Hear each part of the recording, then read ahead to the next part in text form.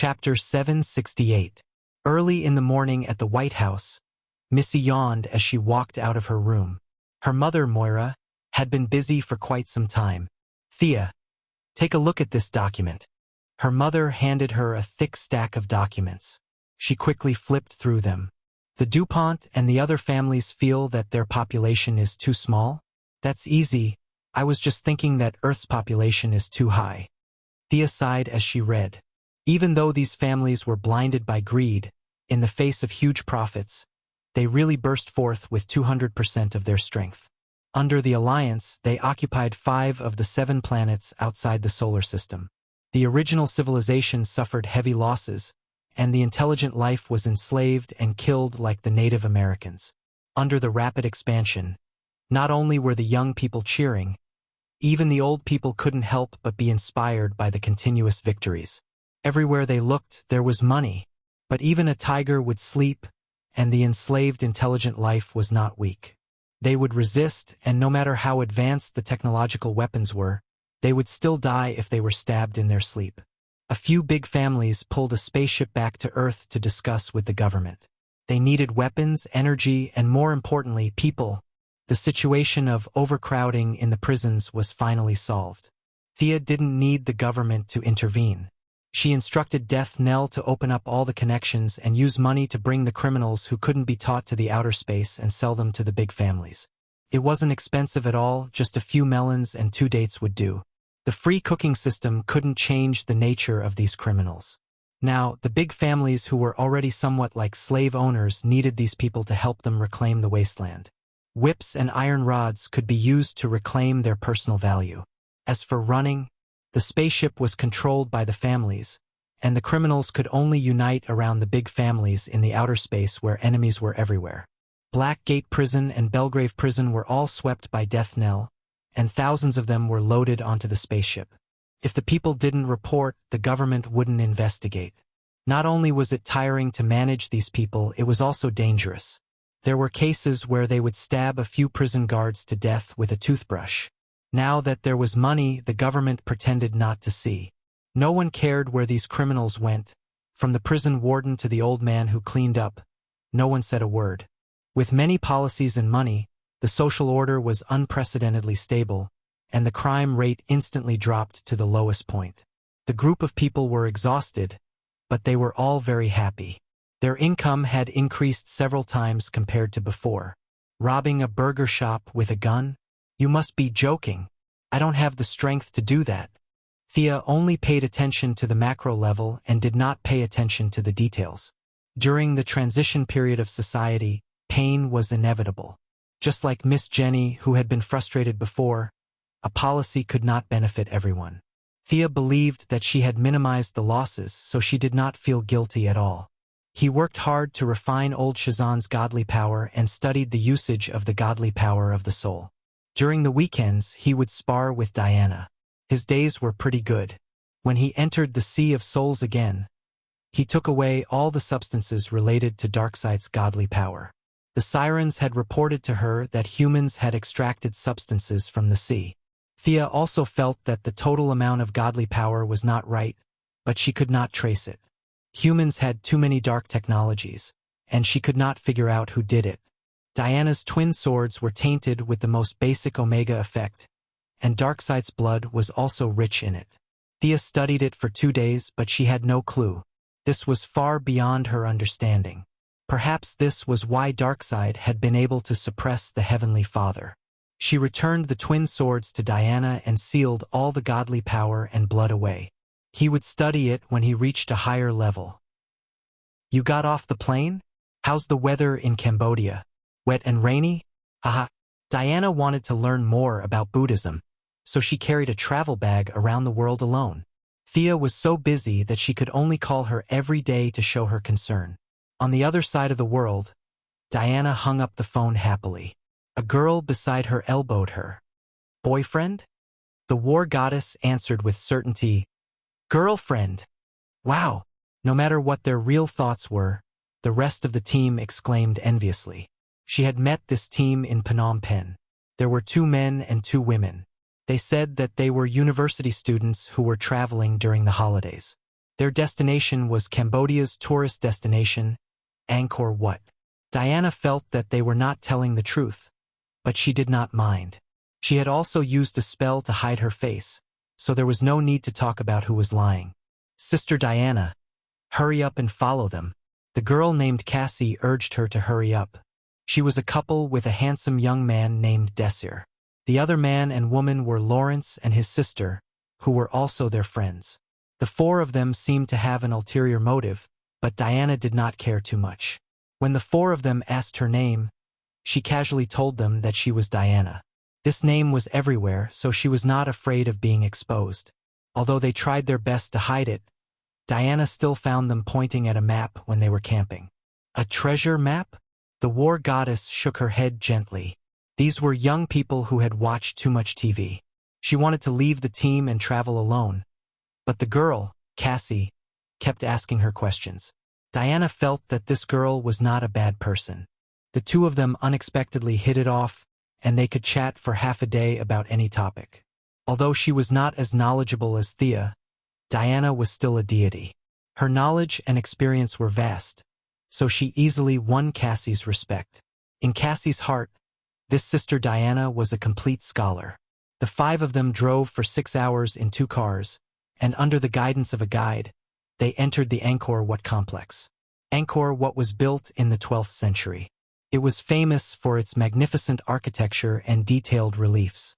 At that time, Hinduism was prevalent throughout the Indochina peninsula.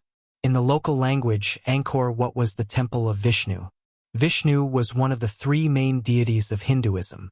Brahma was in charge of creation, Shiva was in charge of destruction, and Vishnu was in charge of protection. His incarnations often changed into various images to save the world. It could be said that his doctrine was the closest to Diana's creed. Unlike the few of them who were just looking at the scenery, Diana carefully observed the rhythm left behind here. As a deity, she could feel that Vishnu had come here before, and most likely held some activities such as lectures. Many of the stone slabs and bricks inside the building were left with the insights of the predecessors.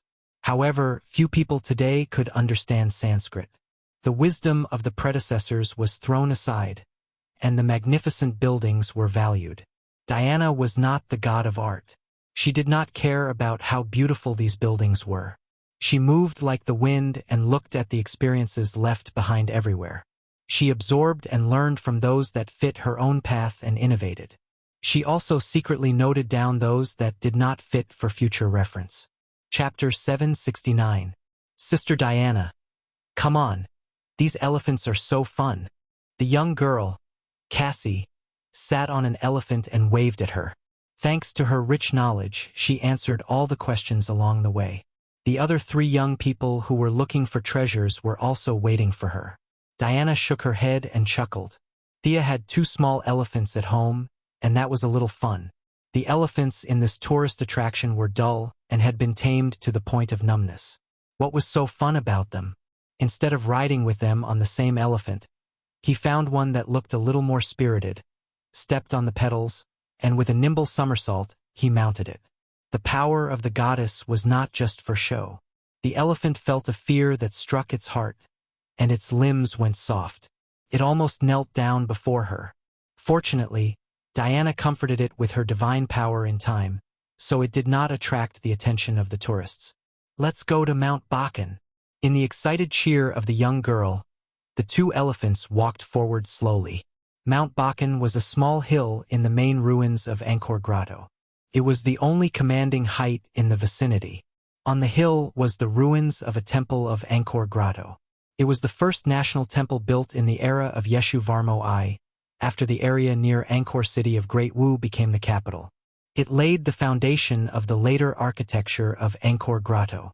The scenery was unique and the view was broad, so it was the first choice of many tourists.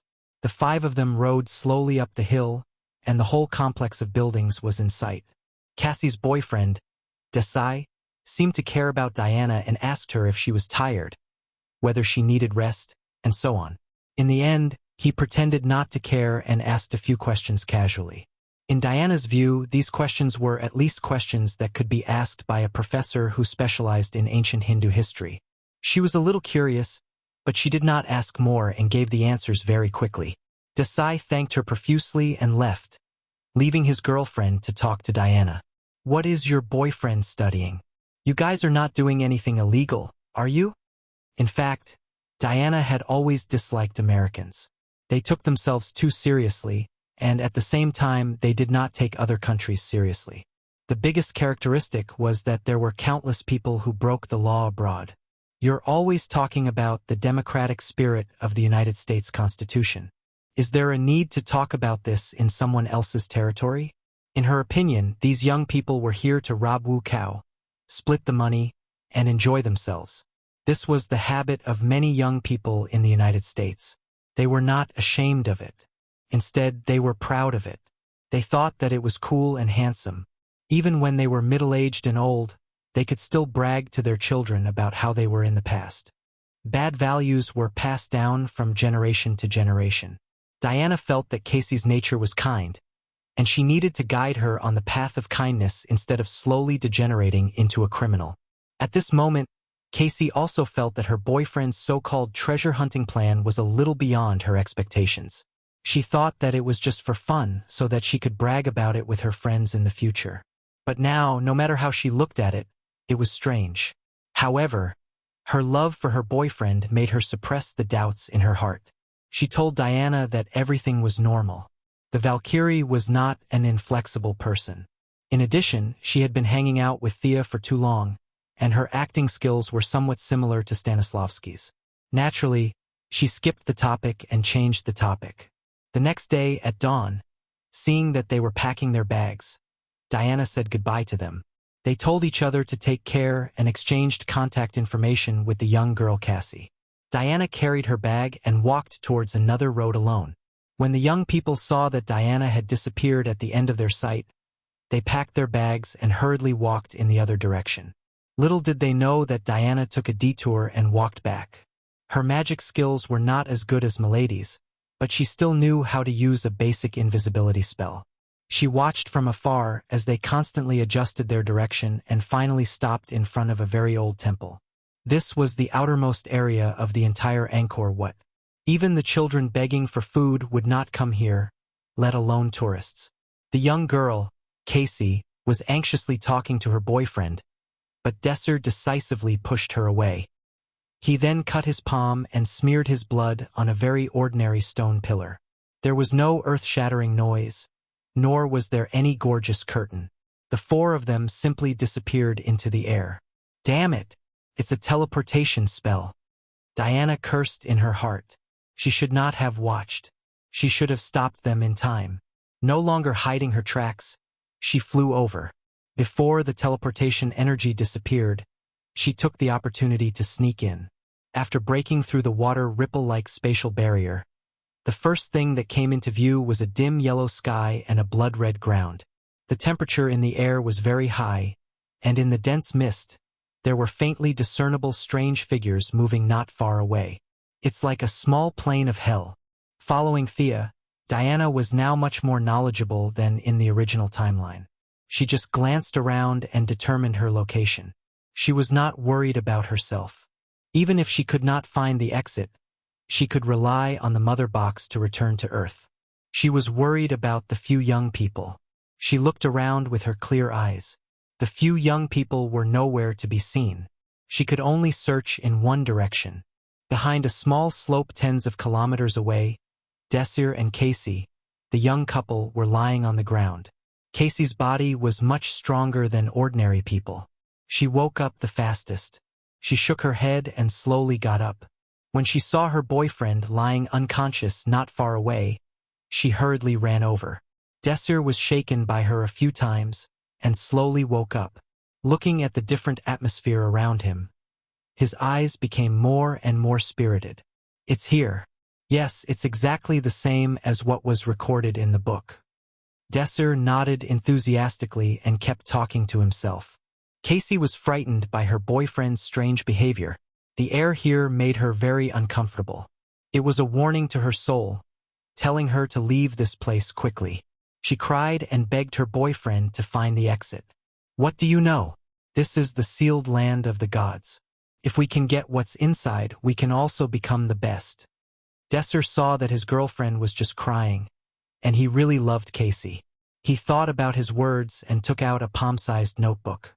This is a record passed down from generation to generation in my family. My ancestor came to this land during the Age of Exploration. He learned about the legend of the Sealed Land from many locals. It was said that there was an unparalleled power that could destroy the world. Unfortunately, he was just an ordinary person, and the door to the mysterious world was never open to him. I thought that I would be mediocre for the rest of my life, working in a garage. I didn't expect fate to favor me. Look at this. As he spoke, he took out a tattered piece of parchment. The young girl, Casey, took it in a daze. She looked left and right but could not understand the crooked words on it. Chapter 770. This was exactly the effect Desser wanted. Did you know this is magical text? Magical text. This piece of paper fell into the market along with a pile of books belonging to the Rockefeller family. I don't know why these large families would abandon so many of their treasures to the market. I only know that it recorded some of the essays of the great alchemist Magnus. In the eyes of ordinary people, it was worthless, but it helped me decipher the secret treasures left behind by my ancestors. Desser held up the notes and parchment. The records of our ancestors, the interpretation of the magical text, and the knowledge of that Diana. All of these together allowed us to reach this place today. This is the arrangement of fate, you shouldn't resist it. As if the words that had been bottled up in his heart for a long time were finally spoken. His eyes emitted a strong obsession, or perhaps it could be called fanaticism. Casey didn't know why her boyfriend had become like this. After all, last month they were still discussing about getting married once they reached legal age, researching about the mortgage and whatever alien trade was too far away from them. Casey didn't understand the relationship between her boyfriend and the Rockefeller family. She only wanted to know how her originally peaceful and happy life had become like this. Follow me. Desser looked at the dusky sky. He was actually a bit scared, but he forcefully suppressed his fear and checked the surroundings with the notes, indicating for Casey to follow him. Aren't we going to look for the Lawrence siblings? Why would we look for them? Desser asked in a cold tone, as if Casey had said something stupid. Casey's face was full of helplessness. She could only follow her boyfriend as they walked through the scarlet ground. Desser kept checking the notes. He walked faster and faster. If it wasn't for the unknown power in Casey's body, she would have been shaken off long ago. It's here, it must be here. In front of a deep pit, there were 5 stone pillars surrounding each other. Desser looked at the patterns on the pillars, as if he had found some kind of treasure. He used all his strength to kick down a stone pillar, but he was afraid that it wasn't safe enough, so he used all his strength to knock down all 4 pillars. He hurriedly ran down and tripped over a stone on the road, but he didn't care as he rolled and crawled into the pit. Desser. Casey stood at the edge and shouted. The warning in her heart was on the verge of exploding. She really didn't want to go any further. Desser turned a deaf ear to his girlfriend's call. He rolled all the way to the center of the deep pit. His hands were like a windmill as he crazily dug into the ground. From time to time he would mutter, My baby, I'm coming." His movements were very fast. In the middle of the deep pit, he dug out a blood-red gem. The stone was as big as a watermelon. It had a bumpy surface, but every edge of the stone was sparkling and translucent. Inside the stone, there seemed to be a dense and splendid cloud of fire moving around. Desser held the stone with a sacred look. His eyes were filled with expectation, as if he was looking at an extremely precious treasure. Neither of them saw that when Diesel picked up the gem, a black mist emerged from the deepest part of the ground and slowly wrapped around Diesel's body. Ah! Desai hugged the jewel and looked forward to his future. Tycoon, president, king, emperor? Who would have thought that a sharp spike would emerge from the gem and pierce his palm with a pu sound, shattering his beautiful dream? He hurriedly let go of his hand in pain. The gem retracted its spike and didn't fall to the ground as he expected. Instead, it strangely floated in the air. The red cloud inside the gem circulated even more intensely, as if a red ink was wantonly dancing in the air. After absorbing a bit of his blood, the ruby became even more resplendent. Fragments of light scattered in the halo, illuminating the area within a few thousand meters. Don't! Desser saw that the ruby ignored him and flew towards Casey. He suddenly thought of something. He was jealous and regretful. His heart hurt as if it was dripping blood. The ruby disintegrated in the air and turned into a set of deep red armor. The surface of the armor was covered with sharp spikes. It was filled with a murderous aura. From afar, it seemed to contain an evil charm. Under Desser's hateful gaze, the armor disintegrated into a dozen pieces in the air and pounced towards the young girl. Casey.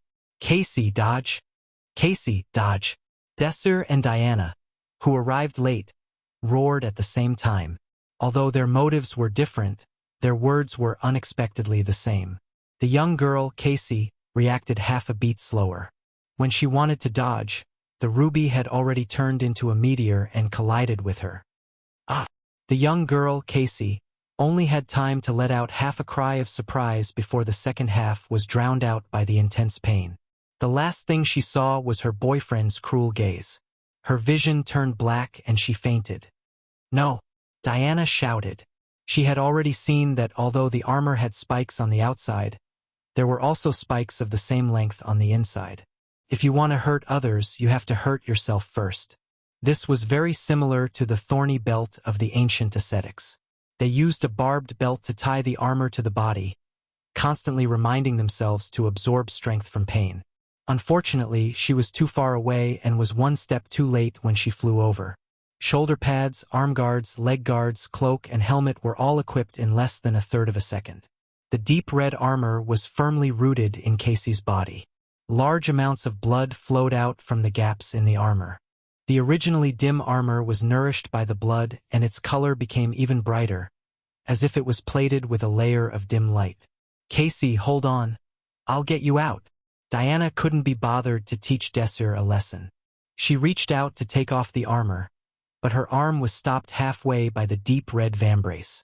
The helmet emitted 2 rays of light. Diana's aura soared. Casey was now completely unconscious and had become the armor controlling the human body. This armor was nothing in her eyes. She raised her strength to 30% and wanted to forcefully pull Casey out. Placing her wrist on the armor's shoulder pads, Diana was ready to tear them apart. The crimson armor's reaction wasn't slow. It lowered its shoulder and retreated, at the same time punching out with its right fist. Diana didn't back down. Her jade-white palm was as fast as lightning. She placed it on the shoulder pads and was about to use her strength to tear this piece off. Unexpectedly, a flashing crimson lasso flew out from the armor's left hand and coiled around a distant boulder like a snake, nimbly dodging Diana's sure-kill attack. The treasure is mine, it has to be mine. You can't take it away. I found it after much effort. Desser's body was hunched and he staggered out of the deep pit. His body was covered in black gas. His gaze was blurred as he looked at the crimson armor in the distance, ignoring the strange aura on it. It was as if he was looking at his true love. Diana, who was about to give chase, stopped in her tracks. There was something wrong with this young man. Something was very wrong. Such dense evil magic power wasn't something a normal person could control. Chapter 771. Realizing that things were getting out of hand, Diana had no choice but to put on her armor and take out her swords. One of them was unconscious, and the other seemed to be possessed by a demon. She no longer needed to hide her identity. Desser growled like a wild beast. Along with the pain on his face was an irresistible power.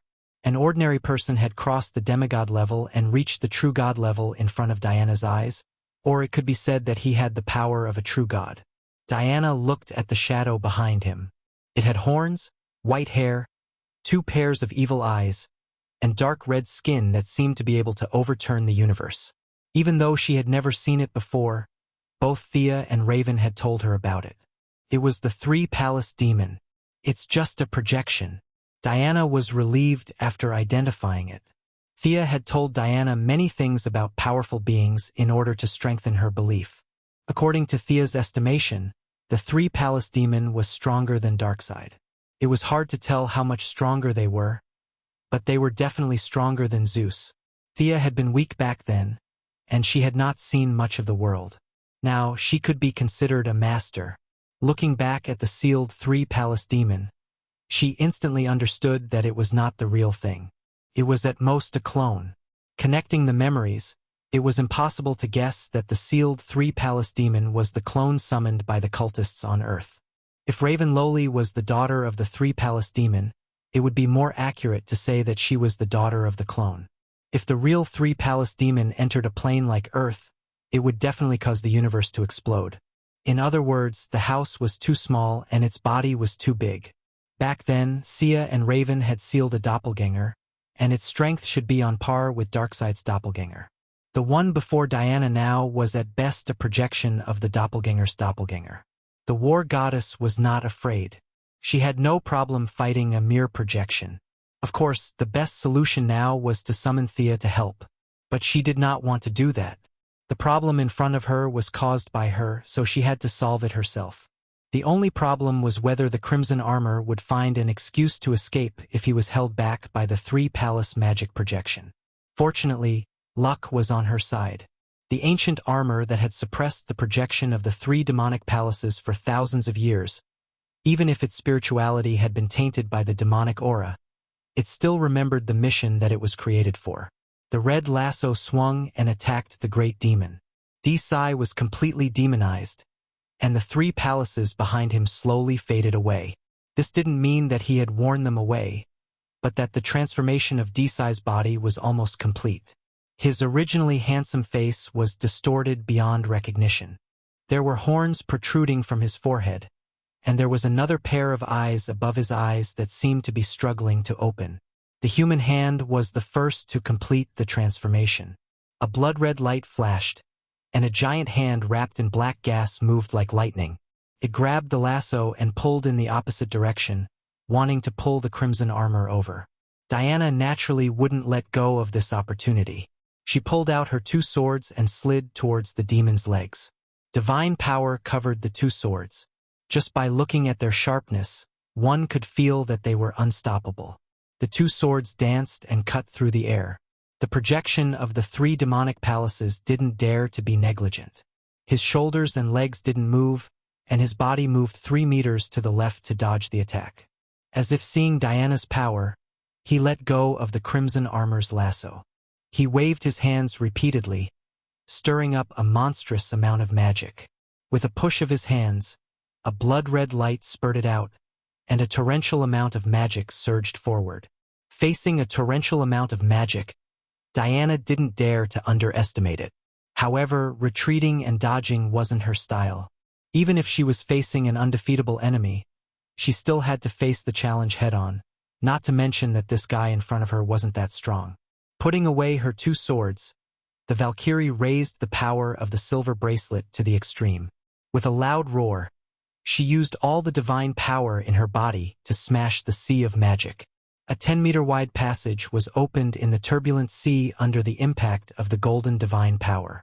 The Valkyrie didn't stop there. She turned into a strong light and punched the three demonic palaces through the sea. The demon, who was at a disadvantage, was still burning with magic flames. At this time, his body had already been transformed. His 4 eyes were looking at Diana, flashing with an evil light. The air within a few hundred meters was so heavy that it was almost stagnant. Diana often sparred with Thea, so it wasn't like she hadn't seen eye attacks before. She stepped on the ground with 1 foot and used the force to fly up. She pulled out her sword and slashed down. The 3 demonic palaces weren't surprised that his eye attack was dodged. His body suddenly grew a lot taller. Crimson magic flames enveloped his whole body. His steel-like hand grabbed the sword and exerted force in his palm, wanting to throw her away. The Valkyrie did a backflip and pulled out her sword. At the same time, she took out her lightning spear and thrust it at his arm. Boom! A crisp sound rang out. Lightning had a great restraining effect on demons. When the 2 sides suddenly made contact, it was like a thunderclap.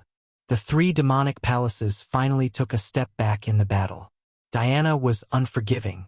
She waved her spear and aimed it at the demon's head. The Valkyrie was confident that this move could take down the demon. She was very careful with her moves. She mostly used the side of her spear to hit the demon. It would be best if she could shake the demon away from Desser's body. After that, no matter what she did, she would be able to move freely. Unfortunately, a crimson lasso wrapped around the tip of her spear.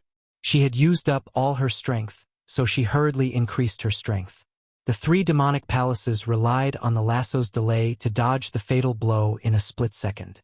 Damn it! Diana was a little angry. This broken armor couldn't distinguish between good and bad, causing her to miss a good opportunity. The demon silently laughed. His eyes filled with ruthlessness. He waved his hand and pulled down 2 meteors from the sky, smashing them towards Diana. At the same time, he spat out a red light from his mouth. The red light scattered in the air and turned into a red cloud. As the haze filled the air, he crazily released all kinds of magic related to fire, darkness, and earth. Diana wrapped herself with divine power. With the spear in her left hand and the shield in her right, she nimbly weaved through all kinds of magic. She was a little anxious. Desser, with his human body as his foundation, wouldn't be able to hold on for long. But no matter how anxious she was, she couldn't rush into the range of the 3 demonic palaces. Every time she was about to approach, she would be interrupted by the crimson armor. She was obviously very strong, but she couldn't display it. This made her suffer. Fortunately, the 3 demonic palaces couldn't completely control the armor. The more he tried to control it, the faster the armor's self-awareness would recover. At first, Diana was fighting 1 against 2, but slowly, it became 2 against 1 between Diana and the crimson armor. But when the armor's magic power was overused, the 3 demonic palaces' control would gain the upper hand. It would turn around and attack Diana again. This cycle was endless. Chapter 772. Among the 3, Diana was the strongest, but she didn't dare to kill 2 ordinary people. She was clumsy, and the fight was a little ugly. The 3-palace demon was the most experienced, and also the most cunning. He repeatedly foiled Diana's attacks, and even countered the Valkyrie's attack with a punch. And the crimson armor was swaying left and right in the middle, helping this and that one moment. Diana used the remaining force of the 3-palace demon's punch to fly out of the battle circle, and with a wave of her hand, she sent a ball of her golden divine power into the armor. She wanted to awaken the young girl Cassie in the armor. In fact, Cassie had already been awakened by the intense pain. Every jump and attack of the armor was like stirring her body. Fortunately, she had a different physique than ordinary people, and the armor's barbs were for training, not for killing. The armor would return a portion of her power after every action. Otherwise, if she wasn't an ancient monk, she would have died long ago without a body as tough as diamond. In a daze, she looked at the battle outside like an outsider. Seeing her new friend Diana wearing the armor and wielding a spear and 2 swords, Cassie knew that her new friend was the superhero Wonder Woman. However, Cassie didn't have the intention to ask for an autograph. She only felt that this was a nightmare, and she hoped that she would wake up soon. Diana's divine power helped her. Warmth, sunshine, and many other precious qualities.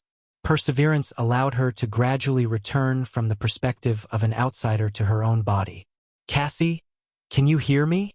Cassie, it's Diana. I need your power. Pull yourself together. Persevere. Control this armor. You are the master. Make it act according to your orders. You can do it. Diana's voice was hazy at first, as if it came from the horizon. Then it slowly became clear, and Cassie finally understood the situation. I can't do it. It doesn't listen to my orders. The young girl wanted to control the armor, even if she could only control a finger, but her body was as stiff as a rock. Her nerves, bones, and muscles were like someone else's. Her orders couldn't be transmitted to her body at all. The young girl couldn't speak. She could only shout in her heart. She wanted to tell Diana loudly that she was just an ordinary girl, not a superhero. She didn't have such strong beliefs.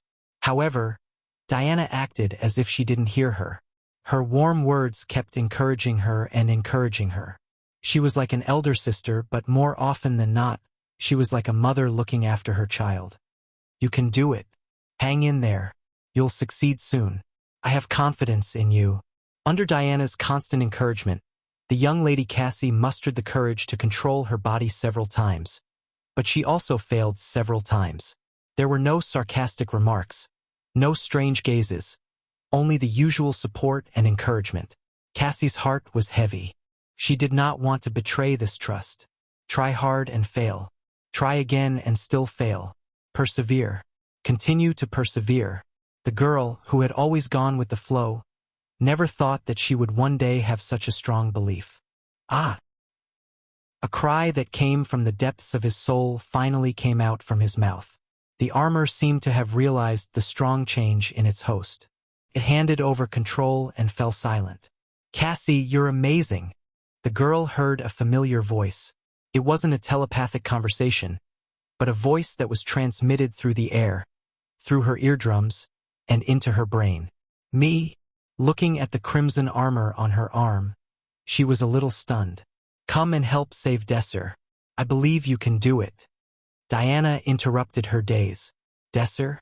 It felt like something that happened a century ago. Took her a while to remember that he was her boyfriend.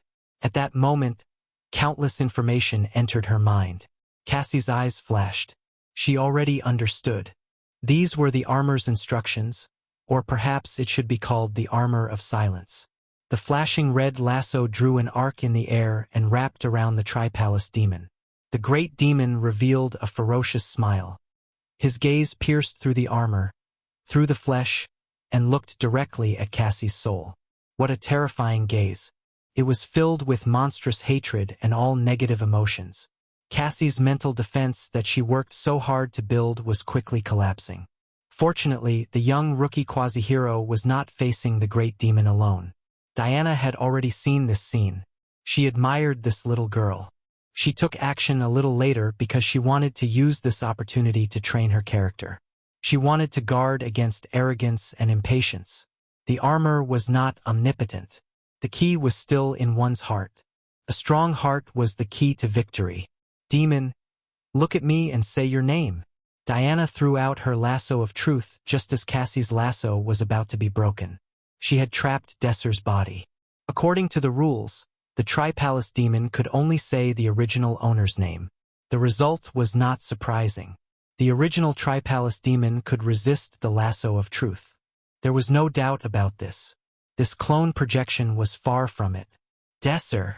The moment the name was said, the Tri-Palace demon projection was kicked out of Desser's body by the power of the rules. Diana did not have time to look at the unconscious youth. She took out the thunder spear and threw it at the projection that had just left the body and had yet to fully condense into a form. Boom! With a loud explosion, the Tri-Palace demon projection was blown into pieces and disappeared from the world. Diana only heaved a sigh of relief when she could no longer see the shadow. Desser. The young girl Cassie could only call out her boyfriend's name from a distance. She was afraid that the spikes on her body would hurt her boyfriend. His body is just too weak. He will be fine after some rest. Diana checked and said with certainty, the air here is very bad. I placed the Lawrence siblings not far away. Let's leave this place first. Diana carried Desir and found the other two people who had been unconscious until now. She opened the sonic tunnel and returned to the place where they had left. They avoided the sight of the tourists and found their own car.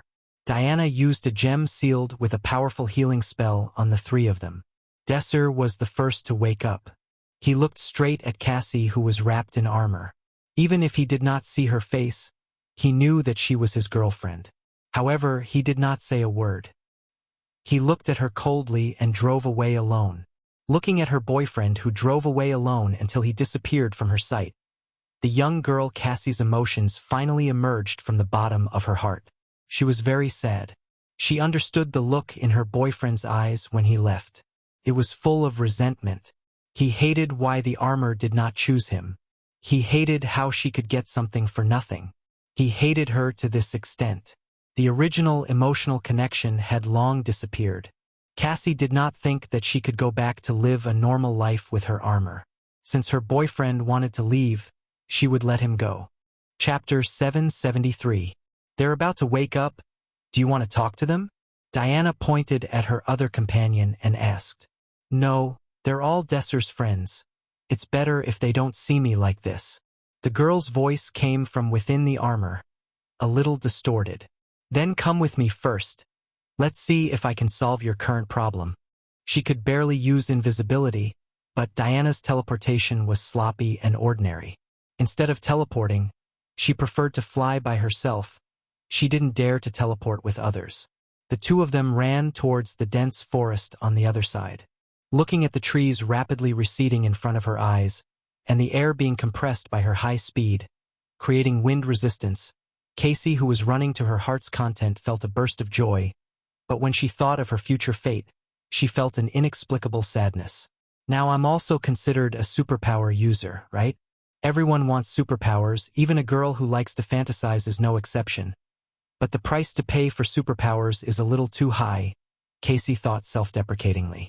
Can I fly? Looking at Diana flying close to the ground, the girl Casey tried her best to forget her worries and diverted her attention to ask.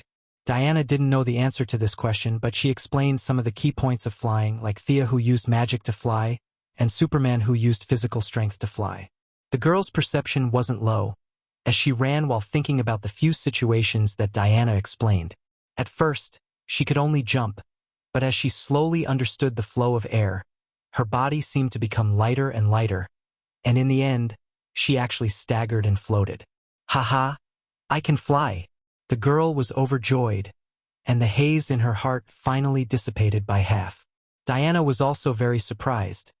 This girl's talent was unexpectedly high, and it wasn't unreasonable for the armor to choose her.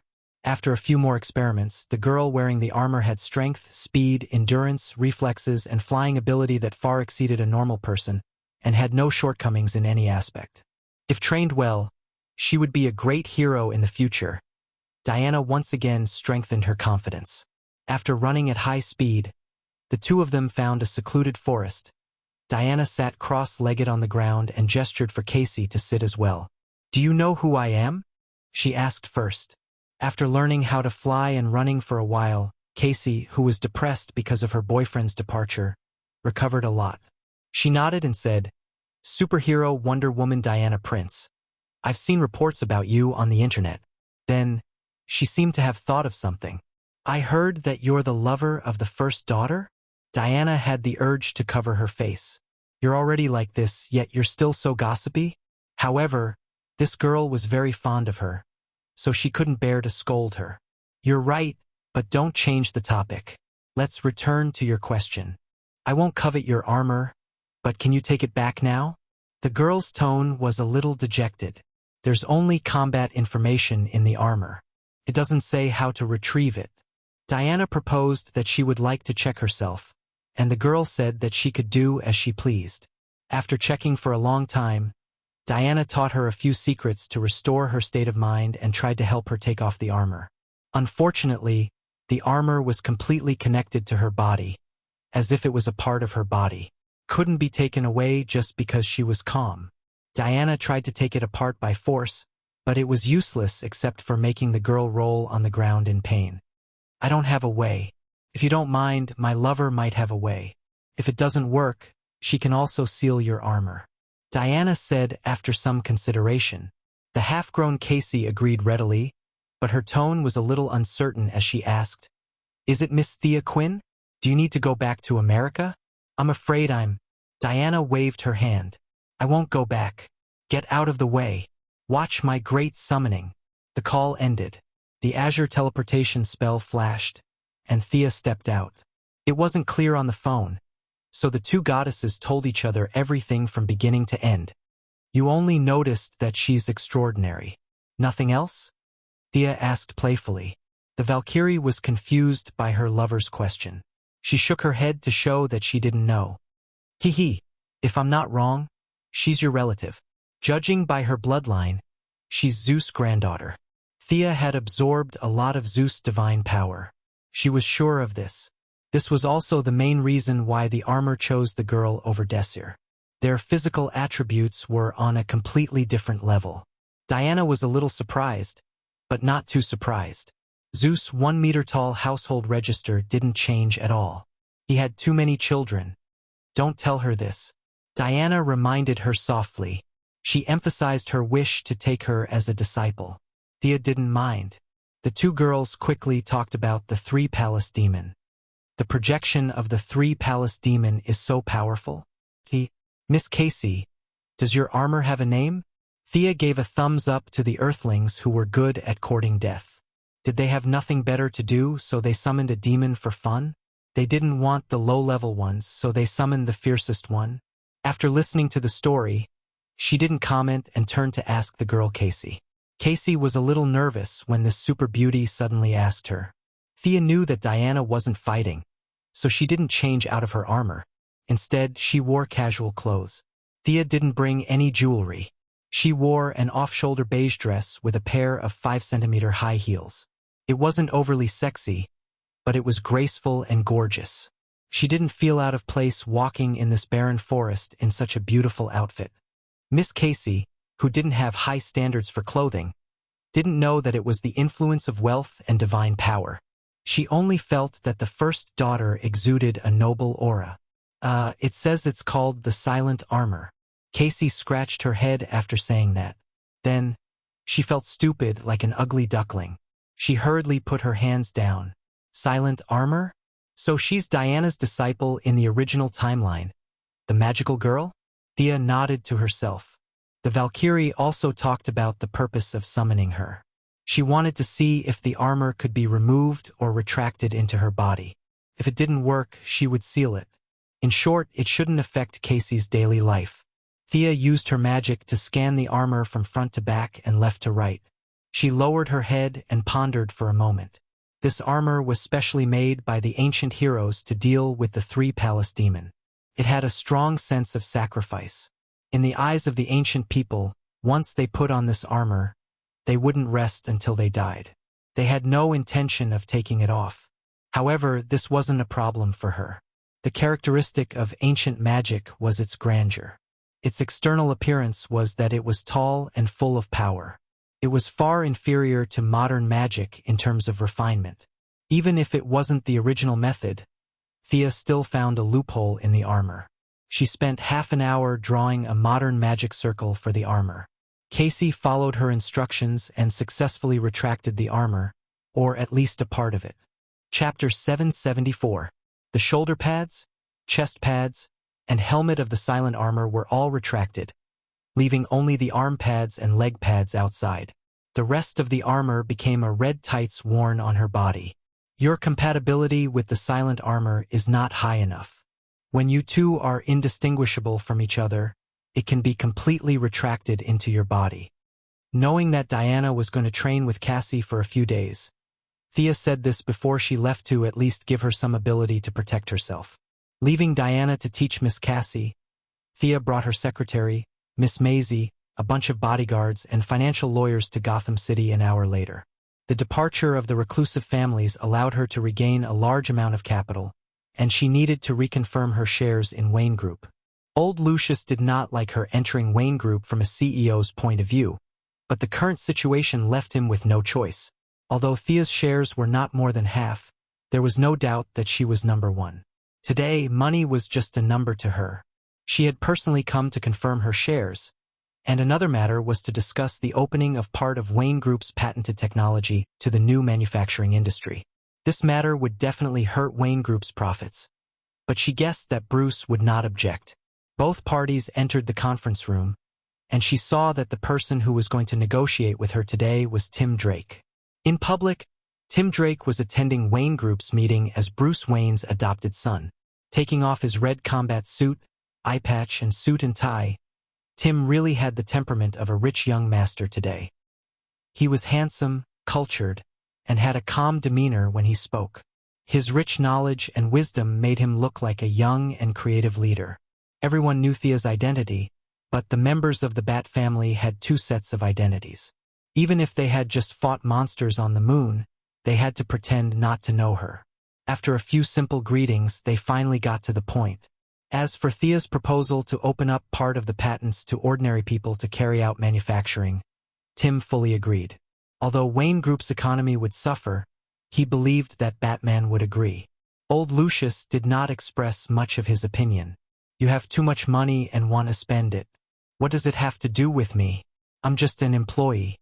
Thank you for the support of Wayne Corporation and Mr. Drake. I will. Thea shook hands with Tim. Even though Tim was known for his calmness, he was still very nervous when this super beauty shook hands with him. Before Thea could finish her words, she suddenly felt an indescribable palpitation. This omen came without reason, like an irresistible hurricane blowing through her heart. On the ground, in the forests, there were countless cries, but the intelligent creatures did not feel anything. Everyone was living and working as usual. What was that? Thea was shocked and glanced at Tim beside her. Old Fox and the secretary didn't notice anything. They were puzzled as to why she looked as if she had seen a ghost. Something must have happened. She was very sure that the signal just now was transmitted to her by the will of the universe. However, compared to the consciousness of Earth 2, which was like a child, the will of this universe was like a titan. She did not understand much. Sia's first reaction was that someone had changed the timeline. Was it the Flashpoint incident? She looked carefully and found that her family was not affected at all. The development of Earth was still the same as it was a tenth of a second ago, stable and peaceful. Barry Allen, who was far away in Central City, was having dinner with heirs and discussing marriage. It definitely wasn't him. What the hell happened? A hurried phone call interrupted her thoughts. Tim gave her an apologetic look and picked up the phone. After saying a few words, he was also stunned. Bruce is missing? What do you mean he's missing?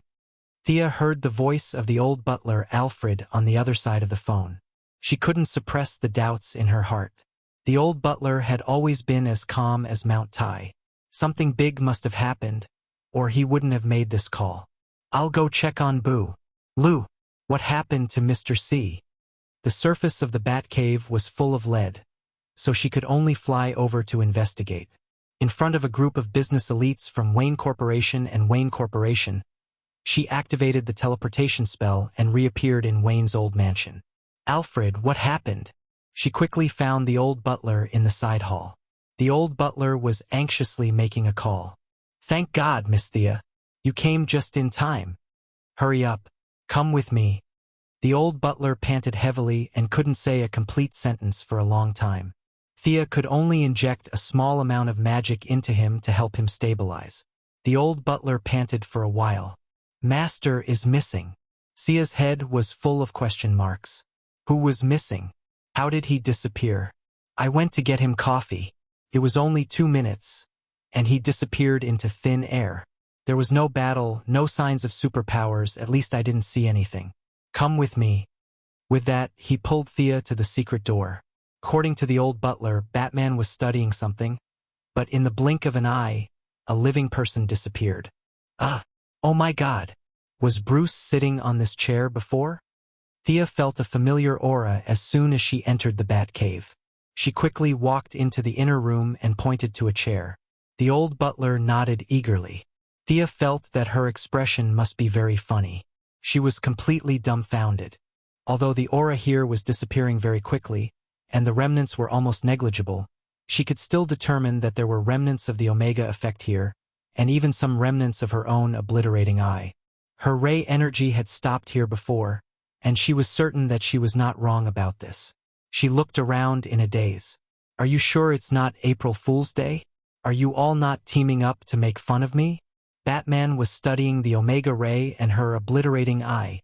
Then he lost himself? Master Bat had dug his own grave. The image of a red light and a green light intersecting each other appeared in Sia's mind, before they smashed into Batman with a boom. The siren had warned her that someone had sneaked into her Sea of Souls, but she didn't take it seriously. Now, the culprit seemed to be Batman. Why was this guy so restless?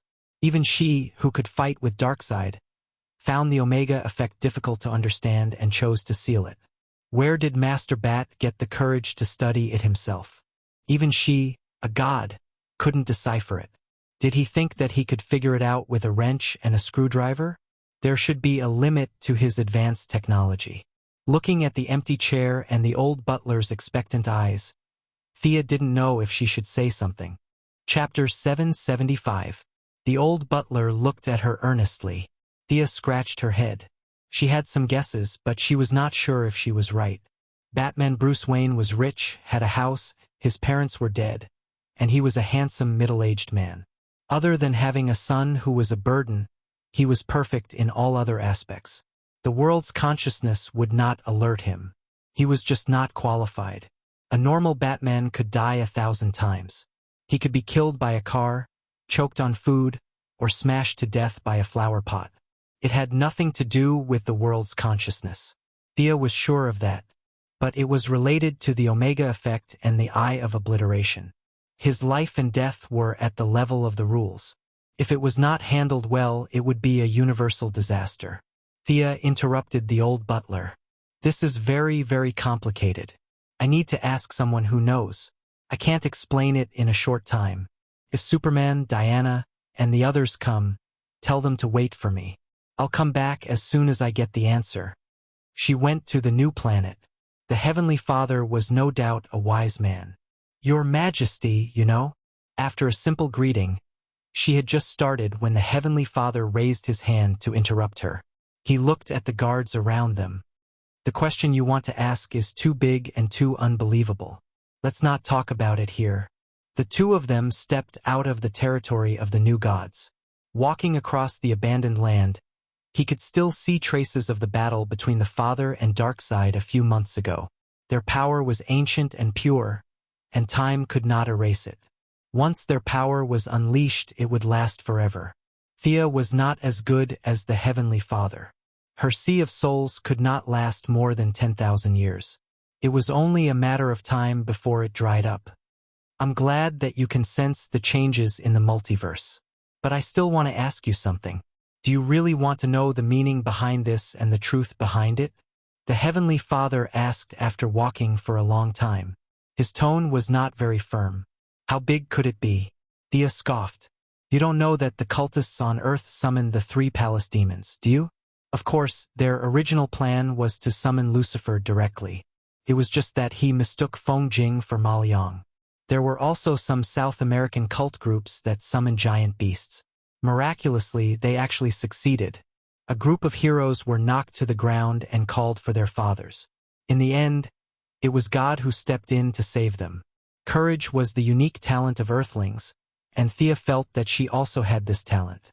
Her eyes were filled with determination as she nodded lightly, indicating that the Heavenly Father could tell his story now. Only Darkseid and I know about this.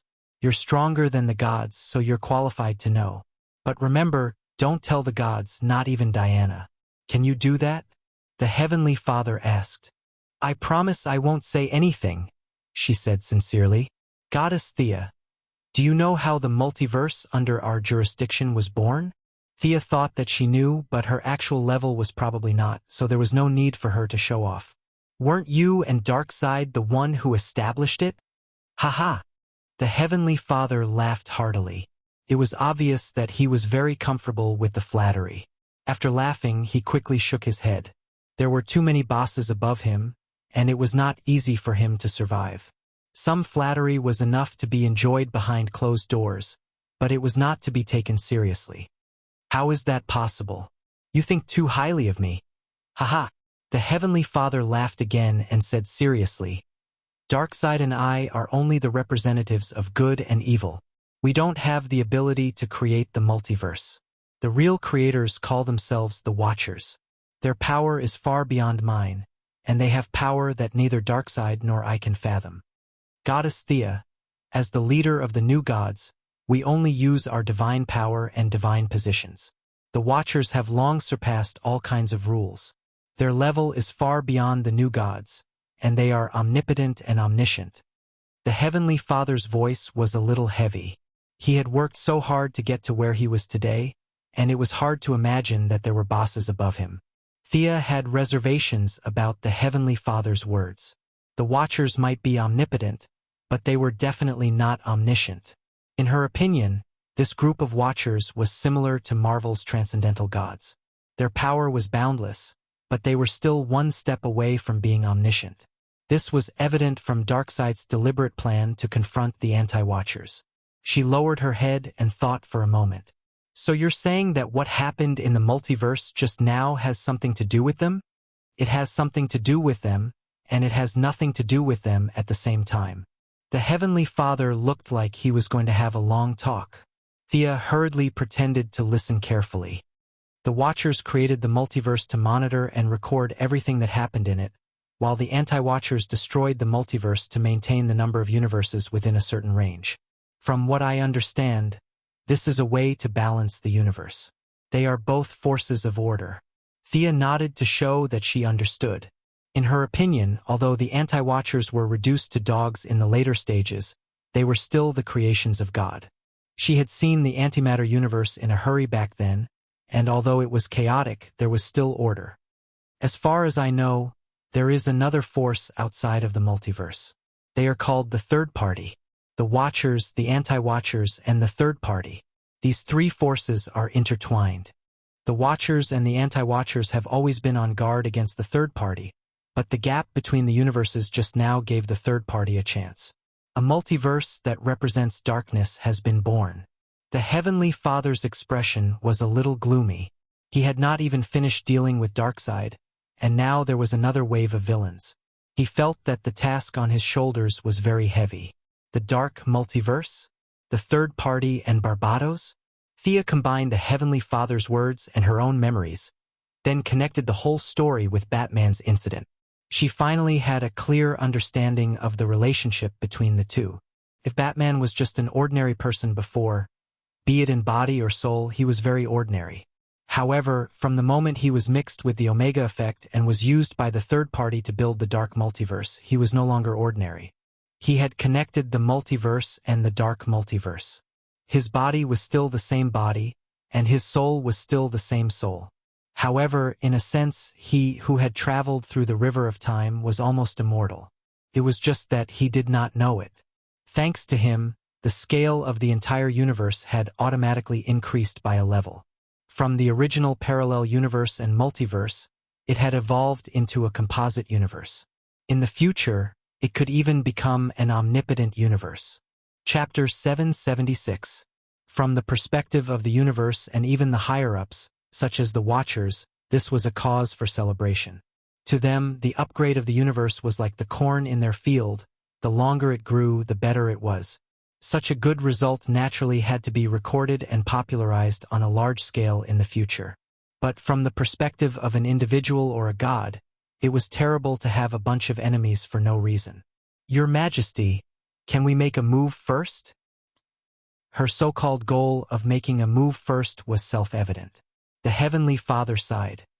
It's not that I don't want to, but that universe is sealed up layer by layer. The flow of time inside is completely different, and we can't enter at all. Maybe 10 years, maybe 100,000 years.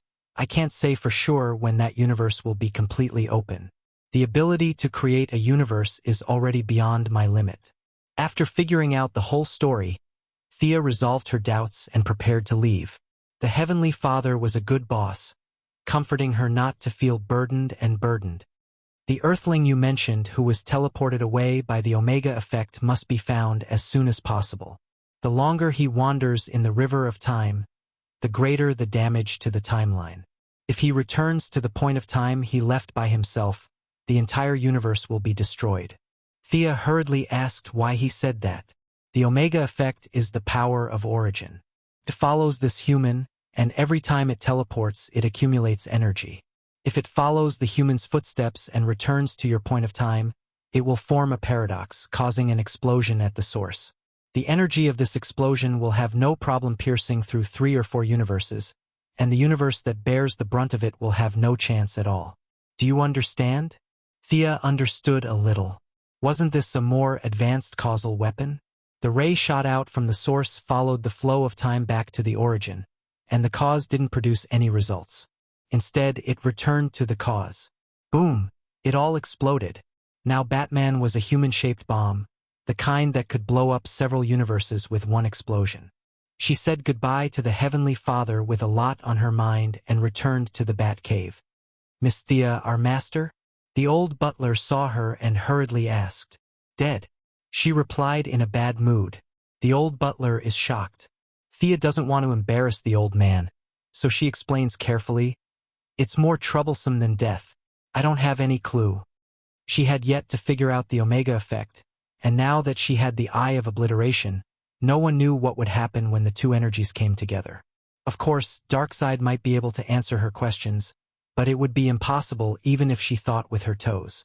The Omega effect would cause Batman to jump around in the river of time. One day he would be in a primitive society, and the next day he would wake up on the battlefield of World War II. The effect of the Eye of Obliteration was to erase a person's existence, making everyone forget that person. However, in the long river of time, Batman was the only one who had forgotten himself. He was definitely suffering from amnesia. Thea sighed. She could only analyze on a superficial level whether the convergence of the two types of energy would produce other effects. She really couldn't estimate the deeper effects. Traveling through time irregularly would lead to amnesia every time you traveled through time, and then amnesia again. Ordinary people would definitely die after traveling through time twice. But Thea believes that with Batman's tenacity, he would find his way home. Her mission was to stop him or even kill him in the flow of time. If there was a glimmer of hope, she wouldn't do this. After all, they were old friends. However, she didn't have a choice. Between the universe and Batman, it wasn't difficult to choose. Bruce won't appear again. You should be mentally prepared. She patted the old butler's shoulder and left the Batcave. Traveling through time wasn't a problem for her. But it was unknown which point in time Batman traveled to and which timeline. It was completely inadvisable to blindly search for him. Thea didn't inform anyone. The people of the Righteous Alliance couldn't help with this matter. Diana was still teaching her disciple. She told the Valkyrie about a race of watchers. They lingered outside the universe and used the infant universe to power spaceships that were vast and magnificent than the Milky Way. They could destroy a universe with a raise of their hand and disinfect the universe at will. In their eyes, the gods were no different from insects in the fields. This was too much of a blow to their confidence. Fortunately, she had already set her sights on the highest. Otherwise, she would also have been devastated. She slightly released her soul power, and all the passers-by ignored her. Thea lay on the lawn in the center of the city. The warm sun shone through the clouds onto the earth. She smelled the fragrance of the green grass in her nose. The busy crowd walked around her. A sense of incompatibility welled up in her heart. "I'd better go home and think about it." Just as she was about to leave, a low male voice sounded in her ear. "I can help you. That's why I'm here." A tall man with golden hair and goggles in yellow and blue tights was standing not far away from her. "Golden Vanguard? This guy is looking for me?" Thea was a little confused. It wasn't that she looked down on him. With her soul power, she didn't want to be seen by others. Not many people could see her. Among those who could see her, there was definitely no Golden Vanguard. Especially when she realized that his gaze wasn't focused on her. She was even more confused. "I can help you. That's why I'm here." Golden Vanguard said the same thing again. Thea didn't move.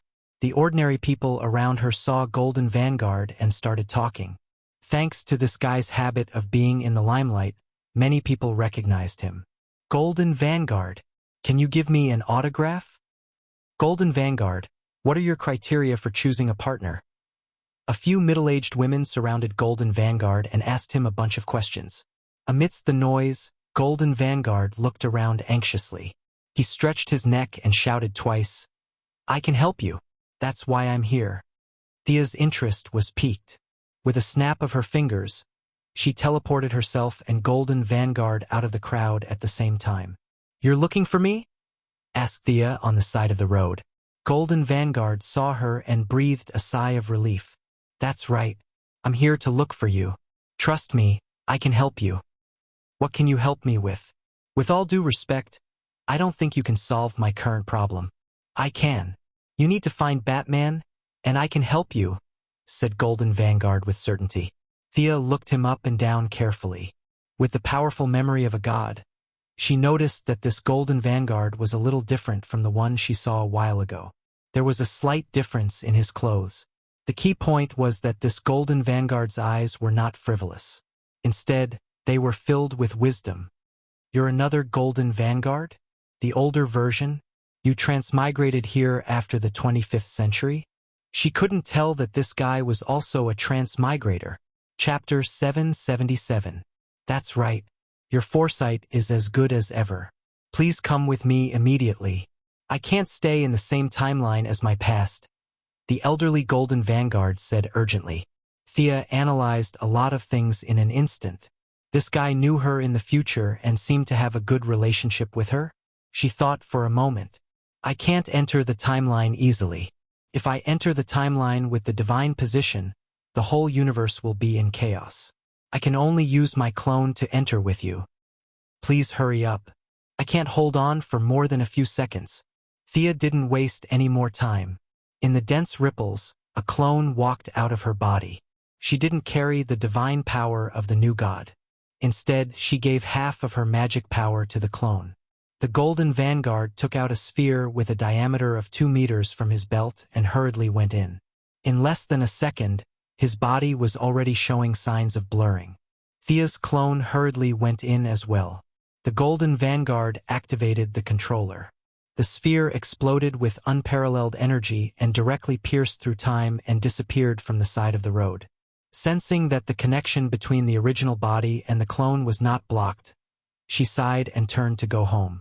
Thea's clone and the future Golden Vanguard began a great operation to find the old man who had lost his footing, Bruce Wayne. Even with the help of the Golden Vanguard, who came from a more distant future to help, there was still no result. At countless points in time, the timeline was like an airtight net firmly blocking the way and silently mocking them. Batman could be at any point in time, and they were painstakingly searching for him like looking for a needle in a haystack. 3 days later, she knew that she couldn't hide it from everyone. She could only choose to tell the Righteous Alliance. If Batman comes back, he will destroy the world? Green Lantern Hal asked in disbelief. Thea rubbed her head. The clone entering the river of time still had an impact on the original body. Her spirit power had not recovered by half and now it was flowing all the way. That's what the Heavenly Father said. I believe him. Everyone fell silent. The same question was in front of everyone. Should they sacrifice their friends or the world? The superheroes lowered their heads and didn't say anything. Although Batman had a lot of bad habits, they still felt uncomfortable when he suddenly disappeared. Since the few of them couldn't help much, Barry suggested that he might be able to lend a hand. Thea hurriedly pulled him back. You should stay at home and think about marriage. Don't make trouble for me. Time flew by quickly, and 30 days and nights had passed. The deep-seated effects caused by Batman's disappearance had yet to be seen, and the short-term problems had finally surfaced. The Gotham criminals who were shrouded in fear of Batman had begun to show their faces. Whether it was Penguin Man, Scarecrow, or Two-Face, these were Batman's old rivals. They had a keen sense of smell. Even if no one told them, they could sense something. Batman was gone. Dead. The skies of Gotham had changed. At first, they only sent their subordinates to test the waters. But when they discovered that only a few deputies were attacking the criminals, and the terrifying black figure never appeared, the criminals began to party all night long. The new bureau chief was in a terrible fix. Thea sent a letter to the Gotham police station through the city government. It said that Sergeant Bruce Wayne was sick.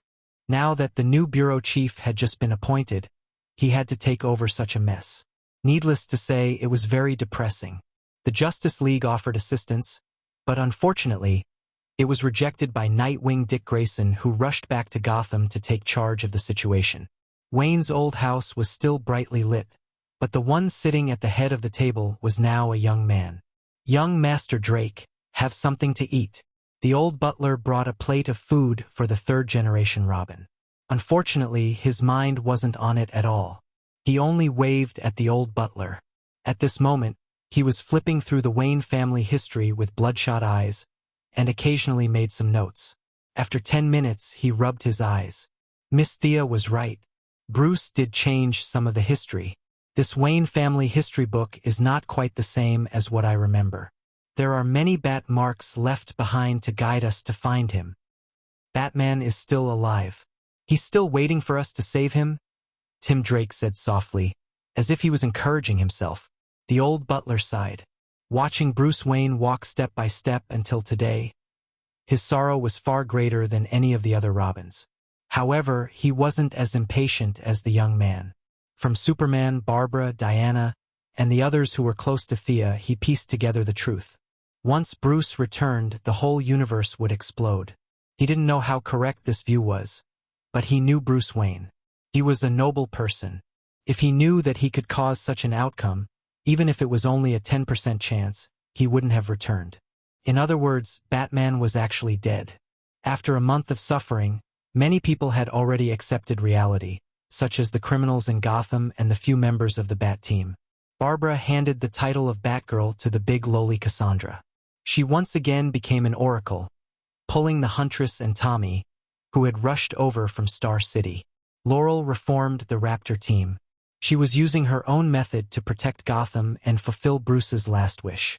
Dick Grayson, who had returned once again, rejected the support of the Justice League. He used his Nightwing codename to shoulder the heavy burden, gathered the remaining members of the team, and went out early and returned late every day to fight the criminals. The only one who hadn't given up was Tim Drake. He still stubbornly believed that he could save Batman. The old butler couldn't bear to tell the truth, and could only silently accompany him. Not long after, it was late into the night. The secret door of the old house opened, and Nightwing Dick and Damian, who had changed into casual clothes, walked out. Jason is too much. He's smearing Bruce's name. I must catch him next time. With his father's death. The brat Damian suddenly returned to his taciturn and unapproachable state. He coldly greeted the few of them and returned to his room to sleep alone. Tim, I need you to help me. Damian's methods are becoming more and more violent. I don't want him to become another Jason Todd. Nightwing stood beside Tim, trying to make his tone less serious as he spoke. Have you all given up? Are you just going to ignore Bruce? Tim asked with a hoarse voice. Nightwing deliberated over his words. You don't understand the consequences. We have to make a choice. I know what your choice is. I'll think of a way. After saying that, Tim Drake closed his book and left the room. Nightwing poured himself a glass of wine and downed it in one gulp. He felt very tired. He was the first-generation Robin, Jason Todd was the second-generation Robin who killed indiscriminately, and the third-generation Robin who had just slammed the door and left. Batman's vision was really unique. Every generation of Robin had a frighteningly strong personality. Each person had a different idea. No one could convince the other.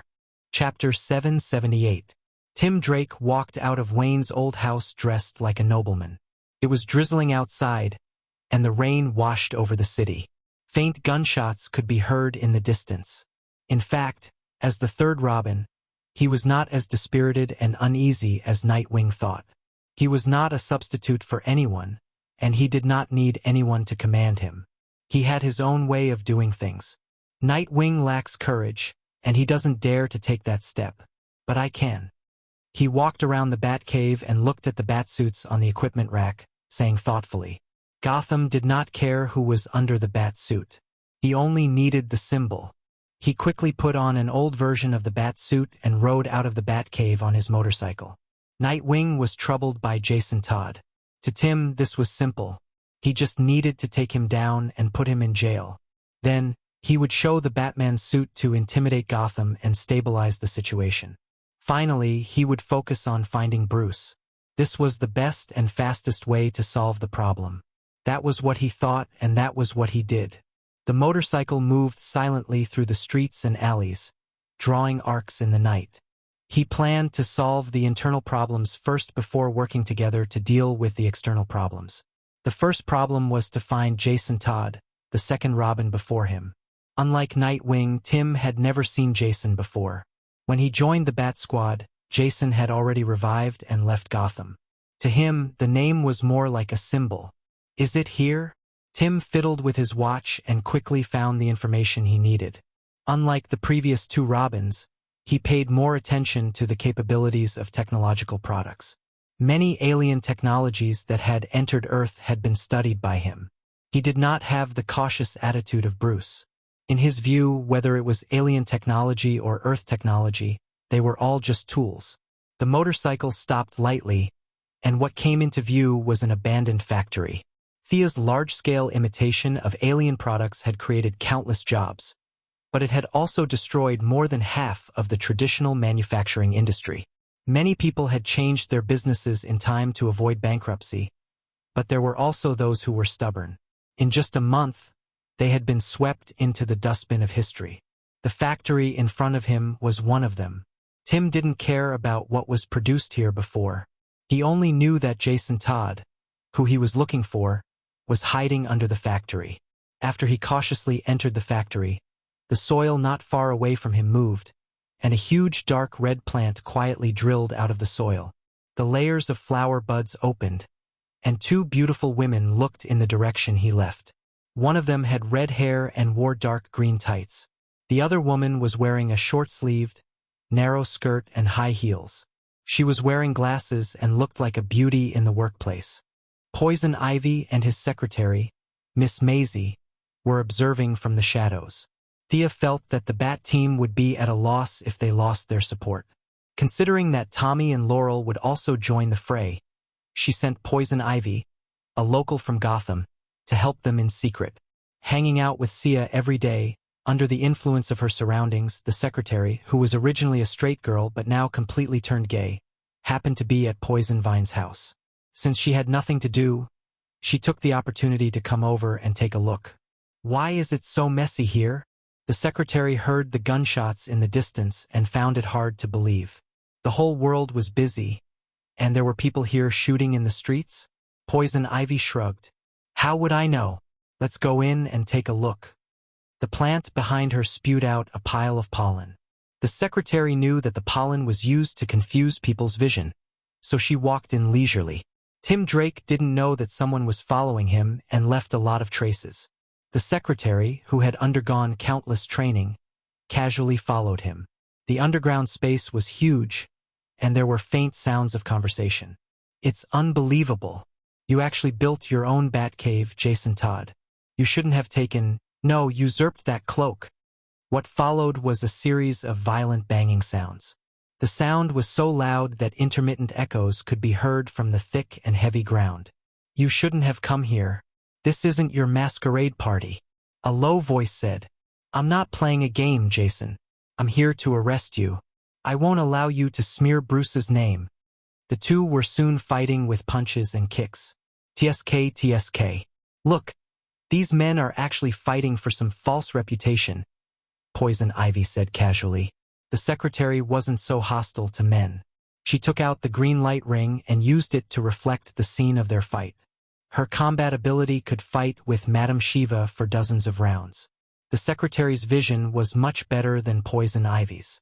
As if she was watching a competition, she began to explain with interest. "This Tim is very powerful. His strength and intelligence have achieved a perfect combination. His strong skills and agile thinking are indeed worthy of being the young talent that Batman values." Poison Ivy was very self-aware. If she didn't mutate, she would only be a university student who stayed in the laboratory. She couldn't be compared to Miss Maisie, who was a trump card that could take on dozens of fully armed soldiers. "You think highly of him?" "No, he lost because Jason didn't show any mercy. One side went all out while the other held back. His ending is already decided." As if she had seen the ending, the secretary was a little disappointed. The sharpness in her eyes disappeared and was replaced with a vase-like smile. As the former bodyguard of Luther, who was good at courting death, her judgment was accurate. Although Tim came with an urgent desire to solve everything, he didn't kill his predecessor. On the contrary, the other side didn't have any scruples and didn't show any mercy. Realizing that he had made a mistake, Tim wanted to salvage the situation. Unfortunately, they were both Bruce's apprentices. Although their fighting styles were different, they were familiar with each other's moves. At least Jason was familiar with Tim's moves. On the other hand, Jason came back from the dead and wandered around the world for many years. He absorbed the essence of fighting from many sections. In countless battles to the death, his martial arts could be said to have improved a lot. His clever mind didn't delay Tim's fate of defeat. He had neither the belief of victory nor the moves to win. The result was self-evident. Your eyes are full of fear and confusion. You're the one who tarnished these clothes, Jason said as he clenched a bat dart and stabbed it into Tim's chest. What a ridiculous outfit. Taking off Tim's bat mask, he looked at the young face that was coughing up blood. He turned and left the battlefield. Tim only felt that his body was getting colder and colder. There were many fractures all over his body. The large amount of blood loss made his consciousness fade. He knew that he had completely failed. Chapter 779. Feeling extremely vexed, Tim Drake lay weakly on the ground, feeling blood continuously flowing out from his chest. He had failed Bruce's trust. He was not worthy of wearing those clothes after all. His eyelids grew heavier and heavier. Filled with unwillingness, he finally closed his eyes slowly. Has he fainted? The two beauties who were watching from afar discussed in a low voice. Let's wait for another 30 seconds. The secretary, who was experienced in killing, calmly pulled Poison Ivy back. The two of them dawdled for a while until Tim was completely unconscious. Only then did they walk out. The bromance between these brothers is really something. The beating was too brutal. Poison Ivy said as she took out a syringe filled with plant vitality and injected it into Tim's body. The secretary, who understood the structure of the human body, also used the green lamp's energy to repair his damaged body. Let's go and save his life. Let his companions worry about the rest. Let's catch up to that ruthless guy. If Gotham had a dark Batman, it would be quite interesting. Poison Ivy and the secretary put on their light rings at the same time, turned on their invisibility function, and flew up to track Jason Todd. Half an hour later, Nightwing, who had sensed that Tim was missing and realized that something had happened, followed the trail of the motorcycle and came over. Seeing that Tim had been beaten to the point where he was barely breathing after a long time, Nightwing was shocked and hurriedly carried him back for treatment. Nowadays, the medical cabins on the market had been upgraded to a very high level, and the one in the Batcave was not for sale. The robotic arm began to perform the surgery and transfused large amounts of blood. It was busy for 2 hours before the patient was saved. As for his successor, Dick understood Jason well. He knew Jason's intentions and, presumably, Jason also understood his thoughts. There was only one Batman. It was either this or that. There was no other way. If he did not accept the challenge, Jason would continue to kill. He had to stand up and fight Jason to the death. After leaving the Batcave, he contacted Barbara and found out about a few places in the city where the gangs were fighting. After some analysis, he headed northwest. At the same time, the two women who had been following Jason Todd in the sky were also talking. It's hard to imagine that this guy was actually taught by Batman. He watched as Jason Todd went on a killing spree. With 2 guns in his hands, he leaped onto roofs and vaulted over walls. He killed one person with a single shot, turning the gangsters into a river of blood. Poison Ivy was in disbelief. The legend of Batman had been a hot topic among the citizens of Gotham for a long time. As an ex-citizen of Gotham, Poison Ivy had talked about it with her friends over tea before she mutated. The principle of not killing was Batman's biggest insistence. However, his disciples had not followed his teachings. Your marksmanship isn't bad. I can tell that you've trained hard. The secretary didn't care about how many gangsters had died. She just wanted to analyze Jason's marksmanship from a professional point of view. The two of them had nothing to do, so they watched the performances and chatted for a while. Without Luther's harassment, the secretary seemed to have opened a door for herself. In addition, Poison Ivy was also a quick-witted woman. As the two of them chatted, the topic of what kind of props they should use at night went astray. That guy is here. The secretary's mental fortitude was much higher than Poison Ivy's. Even though her face was red from chatting, she still maintained her vigilance. She was the first to notice Nightwing Dick approaching from afar. Jason didn't have as good eyesight as the two ladies in the sky. Thankfully, Dick was here to end everything and had no intention of launching a sneak attack. He could hear the sound of the motorcycle from half a mile away. Humph! An unknown sound came from his nose. Jason went all out and finally killed all 19 gangsters. He put away his gun and stood there, looking coldly at Dick Grayson, who was getting off his motorcycle. "Why did you have to be so ruthless to Tim?" "That's a strange question.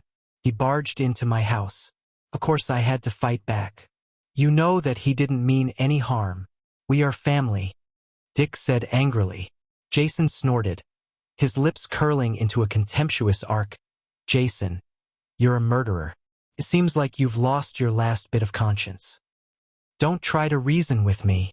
You're not him, Dick Grayson. You're weak and pitiful. The spread of evil in this city is all caused by your hypocritical morals. Let me teach you what you should do." With that said, he kicked Dick's face with great force. Dick was 2 years older and his body was at its peak. He had rich combat experience, so he raised his arm to block the kick. He didn't use the short stick he was good at, but instead, he used Batman's fists and legs to fight with Jason.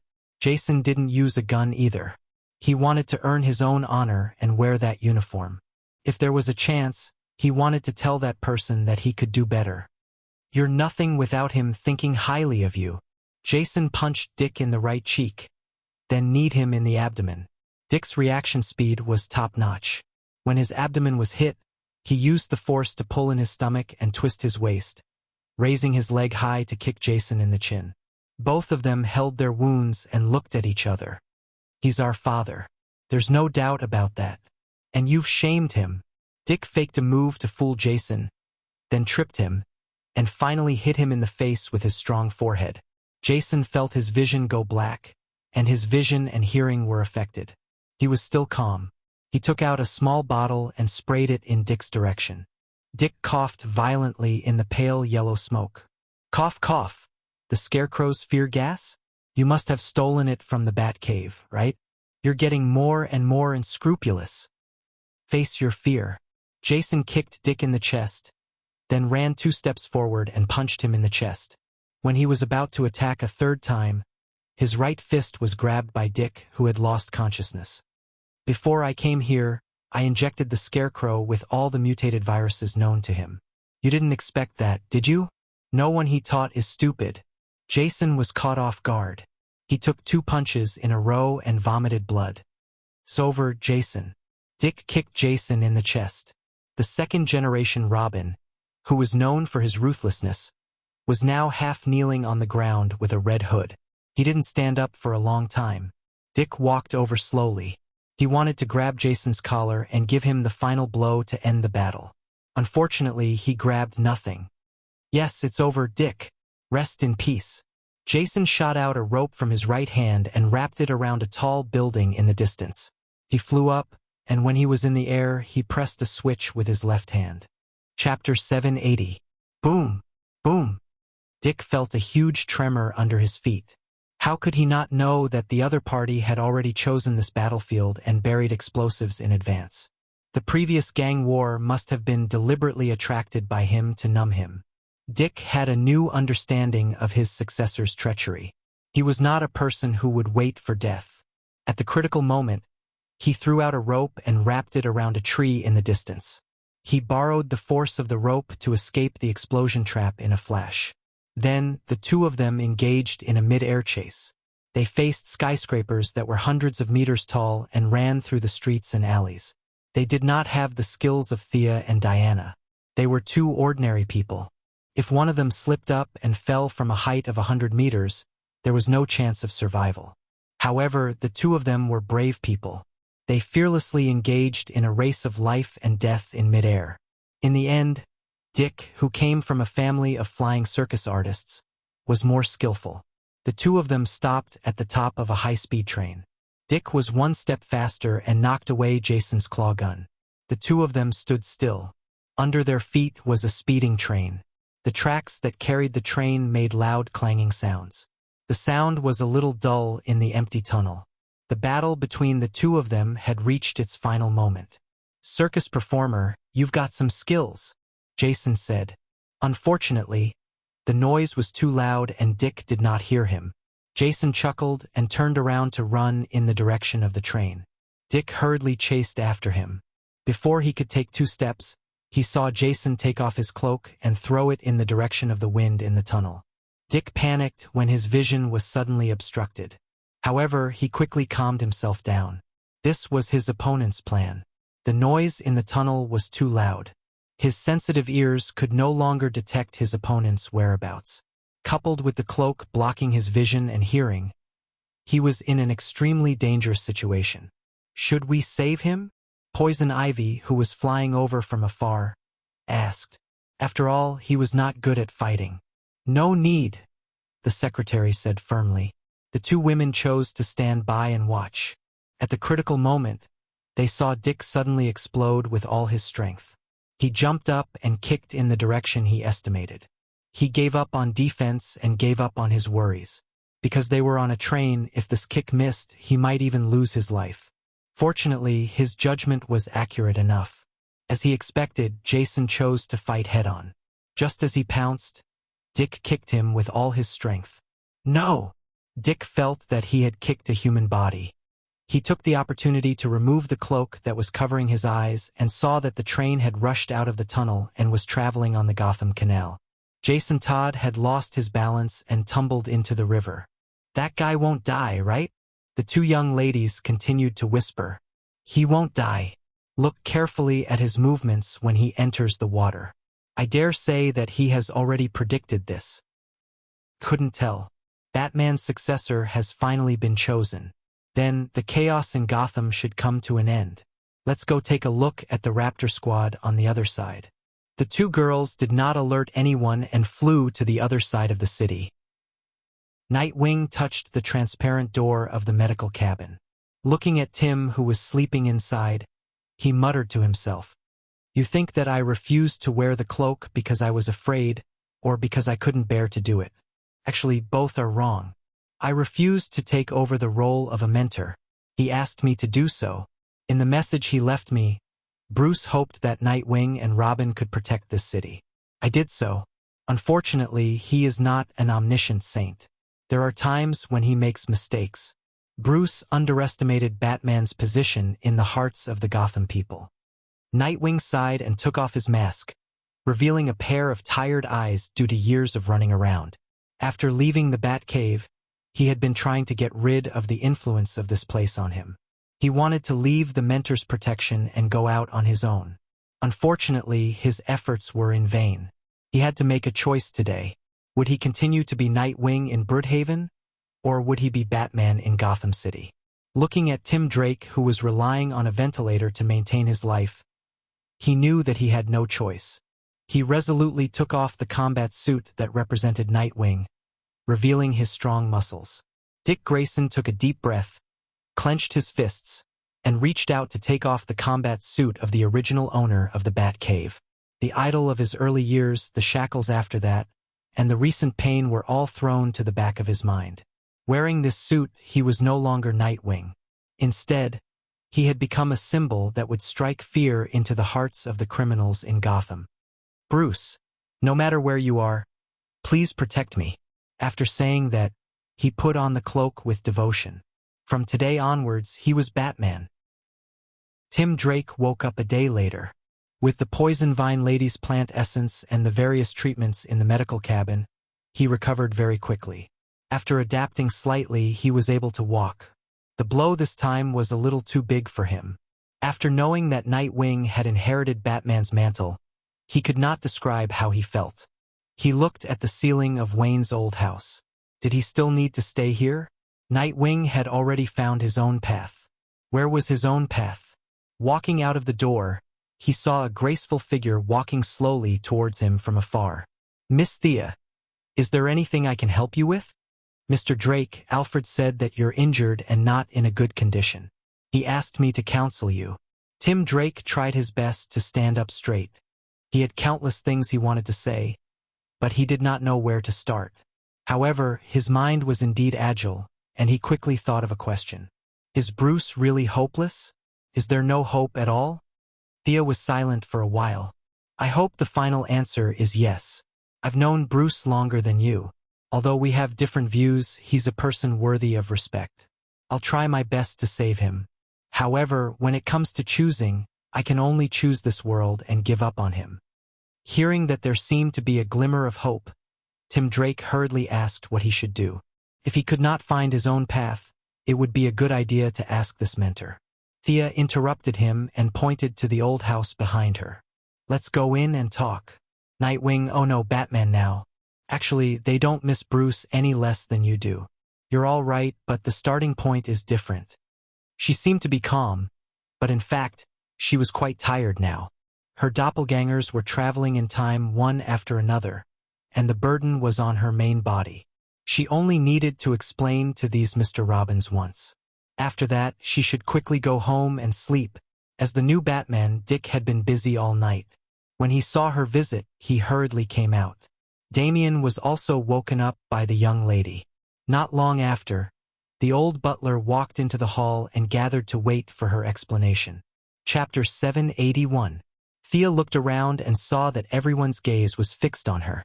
Before we talk about Bruce, let's talk about Gotham. The chaos in the entire country is not as much as the chaos in Gotham.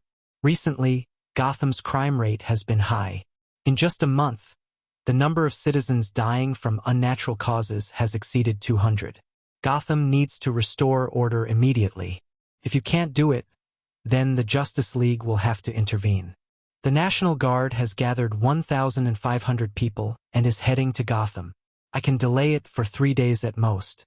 After 3 days, there can't be such large-scale gunfights on the streets of Gotham. Milady slammed the table fiercely. Did she still want to talk about the spirit of the whole country? Gotham is dragging my wealth and divine power down. After explaining the current situation, Thea saw that everyone nodded in agreement, so she let it go. The number of criminals on the streets of Gotham was less than 10% of what it used to be. The reason why the Penguins and Two-Faced Men could survive until today and not be dragged to other planets to dig coal was because of Batman's interference. Throwing a living person to another planet was not something that could be done too openly. Death Knell had tried to play the game a few times, but they were all discovered by Batman at the time. That was why Gotham was in chaos today. Otherwise, if tens of thousands of people were dragged away, the 5 mafia families would not be able to do anything. Batman is a member of the Justice League. You have to attend the next meeting. Thea pointed at Dick and said. Dick nodded. This was something that he should do. Inheriting Batman's position would definitely bring about countless troubles. He was already mentally prepared. Thea thought for a while. The maintenance costs of the Watchtower space base were previously shared by me and Bruce. Now, hearing the question of money, Dick's face turned pale. He waved his hands. I'm poor. I don't have any money. Thea was very unhappy. This new Batman did not even have the superpower of being rich. What was the use of having him? She then turned to look at Damian. His biological son should be rich, right? Damian was just a brat and had no concept of money. He only knew that he could use his father's credit card and didn't ask about anything else. The brat gave her an ignorant look. Miss Thea, let's talk in private. The old butler hurriedly pulled her to the side. They talked about inheritance laws, inheritance taxes, Gotham's prices, and the impact of alien technology on mankind. Legally speaking, Master Bruce is still alive. The old butler's face was full of worry, expressing his helplessness. Thea slapped her forehead. She had forgotten about it. The old butler was right. She couldn't let ordinary people associate Bruce Wayne with Batman. 2 days ago, she had helped forge Comrade Bruce's medical record. The old butler tried to act pitiful again, as if they were going to beg for food next month. In short, they had no money. If you have the money, help me pay for it. Thea looked at this veteran actor and was speechless for a while. Your ability to cry poverty has already surpassed mine. You win. Fortunately, she didn't lack money now. Even if it was a huge hole, it wouldn't be a problem for her to deal with it alone for half a year or a year. All right, you pass. Let's put the matter of the Watchtower aside for now. Let's talk about Bruce. Bruce is in big trouble now. You all know that, right? The few of them nodded in unison. His memories are blocked and he's trapped in the turbulence of time. Can be said that he's in a very dangerous situation. But that's not what I want to talk to you about. Your father's mentor has now become an extremely powerful weapon. Once he returns to our current point in time with his own strength, a huge paradox will appear in the timeline. The entire universe will be pierced through. I don't know if you understand what I mean. The few young people who were valued by Batman were all people with outstanding intelligence. They could clearly hear Thea's unspoken words. Dick and Damien were already mentally prepared. They remained silent. The old butler couldn't hold it in. His eyes reddened as he hurriedly covered his mouth. Really, is there really no way at all? Tim still didn't give up and asked. I wish I could say there is, but there really isn't at the moment. Bruce and I are good friends. Although we have many different opinions, he's a great person. The world still needs his strength. I don't want to go to the end.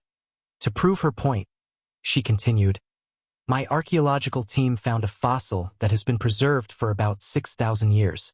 It has the familiar bat mark on it. My clone is looking for clues on the timeline. Perhaps you've already sensed it between the lines of history. Thea looked at Tim. Even if Bruce has lost his memories, his caution is still in effect.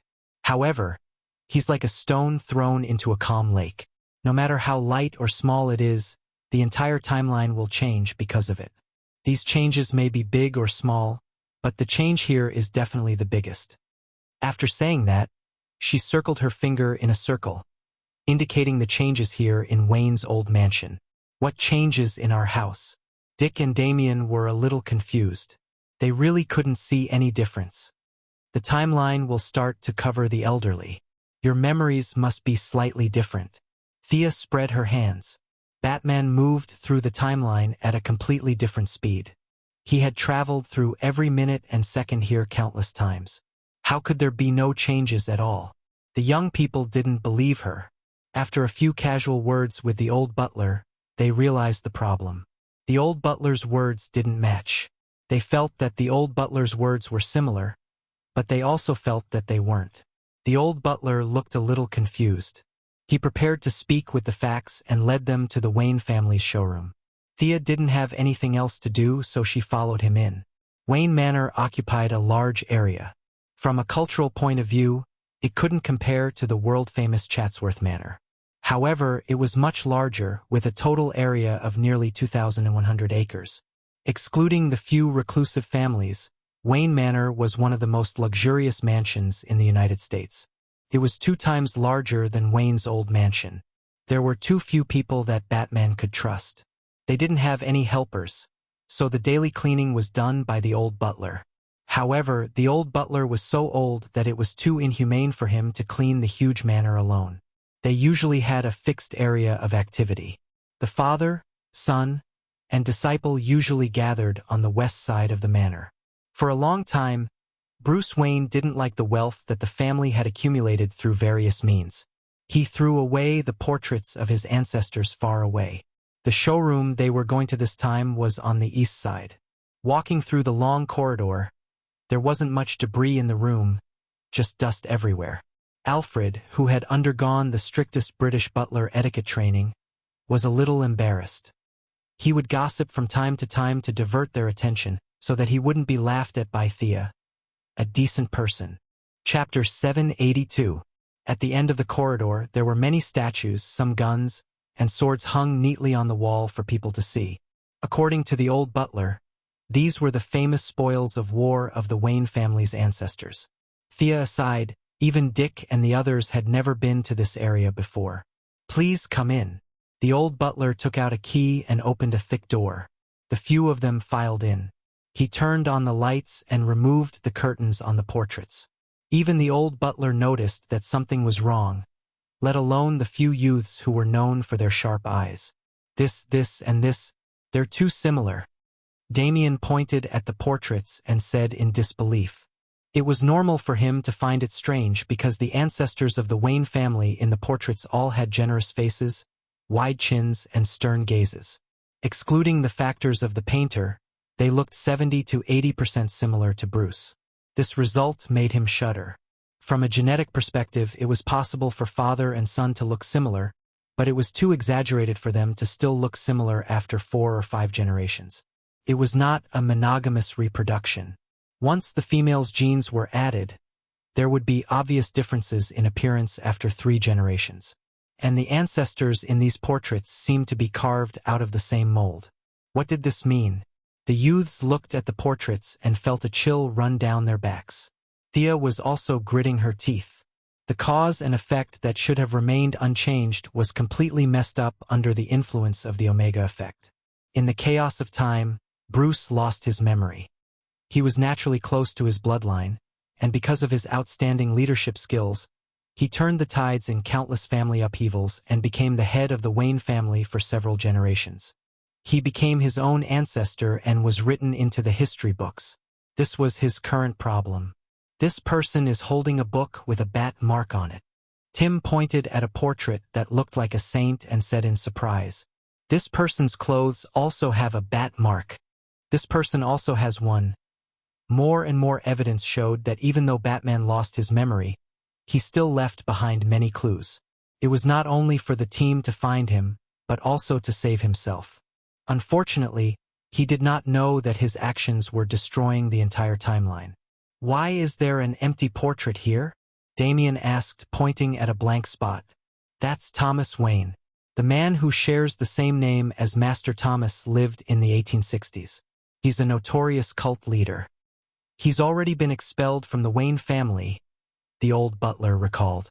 "How is that possible? The head of the Wayne family in the 1860s was Joseph Wayne." "I remember it very clearly," Tim Drake asked curiously. "Joseph?" The old butler thought for a moment. "Young Master Drake, you must have remembered wrongly. In the 18th century, there were only 3 people named Joseph in the Wayne family, and none of them were the patriarch." The old butler firmly believed that he did not remember wrongly. Tim was very sure at first, but after that, he also felt dizzy. Damien coughed twice like a little adult, indicating for them to focus on the disappearing portrait again. The old butler was very concerned about this legitimate heir of the Wayne family and no longer bothered with Tim about Joseph's existence. "The family has very little information about this Mr. Thomas. They only mentioned that he seemed to want to summon a demon named Bashmos in the modern world." The old butler was not sure if these memories were originally there, or if it was like what Thea said, the timeline had changed and they had suddenly appeared in his mind. "Barbados?" Thea asked with an indifferent expression. The Wayne family and the dark multiverse were too deeply entangled. "My father is Thomas? This name is too good." She could not help but mock inwardly. The old butler slapped his forehead. "Yes, it's Barbados. I heard that he's a demon from an ancient tribe, a bat demon." At the mention of bats, he shuddered. Batman and the Bat Demon. Was all of this destined in the 18th century? Bruce returned to the past and left behind countless bat markings, pushing the entire Wayne family to worship bats? "Miss Thea, is that what you mean?" Dick's mind was the calmest, and he came up with a shocking answer. "It's not just that, Dick. If I'm not wrong, the cave full of bats that Bruce fell into when he was young was a sacrificial site set up by this fellow who tried to summon demons more than 100 years ago." Thea did not mention one more thing. Her memories mentioned that there were traces of demons in Gotham. When she arrived at Gotham at the beginning of the year, she even asked Barbara and Catwoman about it. The 2 of them denied it and said that they had never heard of it. Now that she was a new god, even if the timeline exploded, it would not affect her.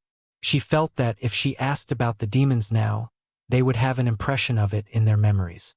There was no need to add to their psychological burden. Barbados was still very far away from this universe. She said softly, "Eastern cultivators pay attention to cause and effect. From the analysis of this matter, Bruce is his own cause and effect. His fate was determined the moment time began to flow. You know the seriousness of this matter, right? This matter should be a wake-up call for you. Don't casually study things that you don't understand." "Okay, I'm leaving. The world is very peaceful now. Gotham cannot continue to be chaotic. You should hurry up and return everything to normal in these 3 days," Thea said as she opened a portal to go back. "Big sister," Damien called out to her. The naughty child hesitated. "Can I go and find him?" Thea was not bad to this eldest disciple. She rubbed his hair. "If you enter the river of time, the Wayne family will be even more chaotic. Trust me, I will think of a way." After saying that, she took a step and returned home. Her doppelganger was still searching in the river of time. The burden on her mental strength was very heavy. Her main body could not do much. After taking a shower, she fell asleep. The Bat team's actions were quite fast. Dick Grayson put on the Batman suit and reappeared on the streets of Gotham. Damian also put on the Robin suit and became the fifth-generation Robin. Batman's deterrence was not to be underestimated. In just 2 days, the criminals all quieted down and went home to be good citizens. A week after Gotham was restored to order, a tombstone was placed in the Wayne family cemetery. It was a small and inconspicuous tombstone beside Thomas Wayne and Martha Wayne. There was no name, no date of birth or death, no burial. It was an ordinary stone that silently recorded the past of this greatest human hero. In order to keep it a secret, a few relatives and friends went to pay their condolences at different times. Thea did not go. After all, she still had to find the person in the river of time and even kill this person as a last resort. It would be too ironic for her to go, so she let Diana represent her. Tim Drake couldn't accept sitting around doing nothing. After he recovered from his injuries, he called himself Red Robin and left Gotham alone. In the American continent 6,000 years away from the main body, Thea, doppelganger, was running with the Golden Vanguard, elderly version. There was a group of barbarians with wild beast fur chasing after them. Woo woo woo, the barbarians shouted with unknown meaning. At least, Thea did not understand the content. She saw the leader of the barbarians, who was 2 meters tall, throw a sharp spear at them. Hey, have you been here before? Where is the cave you were hiding in? She still had her high attributes.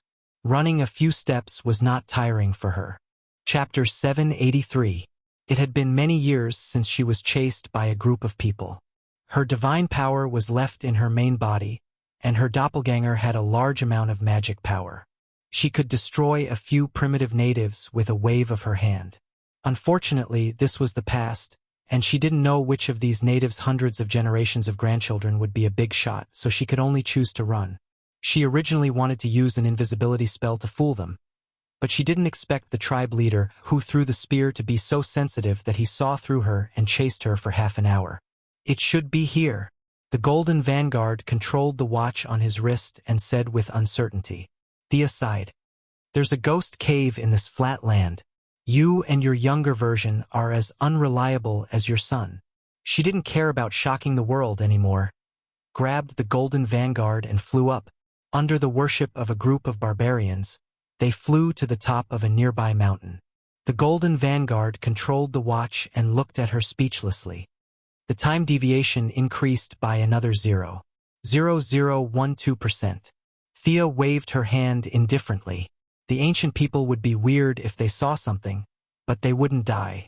Their destruction of the timeline was far worse than Batman's. You know my son? That's right, of course I've seen the famous Time Master, Rip Hunt. She looked around. This Batman was quite persistent. Every time he crossed over to the American continent, he would wander around the palm-sized future Gotham. His obsession was really deep. Hey, this is the 15th time point we've searched. Can the reinforcement of the timeline really work? Thea asked with uncertainty. Of course, you're the new god. Only the timeline that you walk through will be frozen. Even if we can't find Batman, we can still minimize the damage he does to the universe. The frozen time is very stable and won't change. We need to continue moving forward. The Golden Vanguard said as he took out the spherical time machine. Thea sat in it as well. With a boom, it broke through time and entered the river of time. Frozen time? That means there's an irregular time? How do you know all this? Thea couldn't see through the Golden Vanguard. In the past, there was only one universe in this world, and its timeline was fixed. After that, with the rebirth of the multiverse, or rather the rebirth of the 52 coexisting universes, some rippling wormholes were created, and many transmigrators entered the timeline through the wormholes, the Golden Vanguard said unhurriedly. Thea was shocked. The fact that the other party could accurately say the number 52 surprised her. The multiverse was not a neatly arranged display for people to see. They were intertwined and connected to each other. For example, the optical axis connected Earth 1 and Earth 13, the mic axis connected Earth 2 and Earth 3, The cemetery included Earth 3, Earth 13, 15, 1937, and so on, and the other world included Earth 4, 35, 39, 41, and so on. The mother box could open a passage. As for how many parallel universes there were, Thea felt that Uncle Duh could give a specific number, but the Great Plains Wolf and the others might not know. The Golden Vanguard was just an ordinary person. He was neither 51 nor 53. How could he know about this? Who said that to you? Forgive me for being blunt, but I don't think you have such a strong vision. Thea was very serious. The fact that the Golden Vanguard could say this meant that there was a big shot behind him. Who was it? Was it from heaven or hell? Or was it a sleeper? The Golden Vanguard had a strange expression on his face. He stuttered for a long time before squeezing out a sentence. This part of my memory has been sealed. I only know that I am not your enemy. The control system suddenly chimed. The Golden Vanguard was overjoyed. I found the Omega's reaction.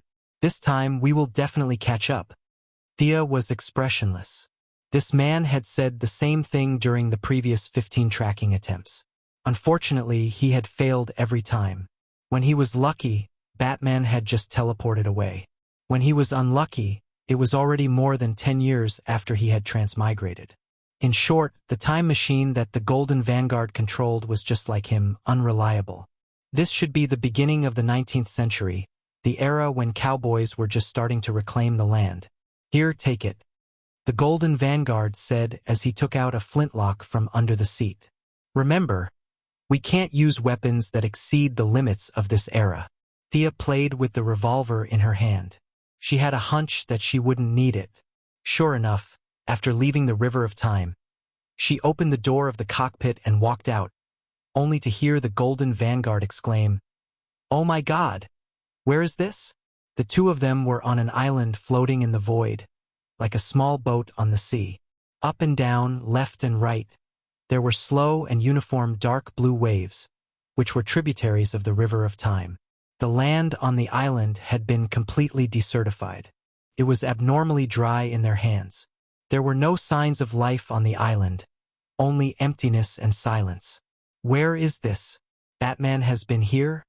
The Golden Vanguard was completely confused. He continued to fiddle with his wristwatch as if he was grasping at straws.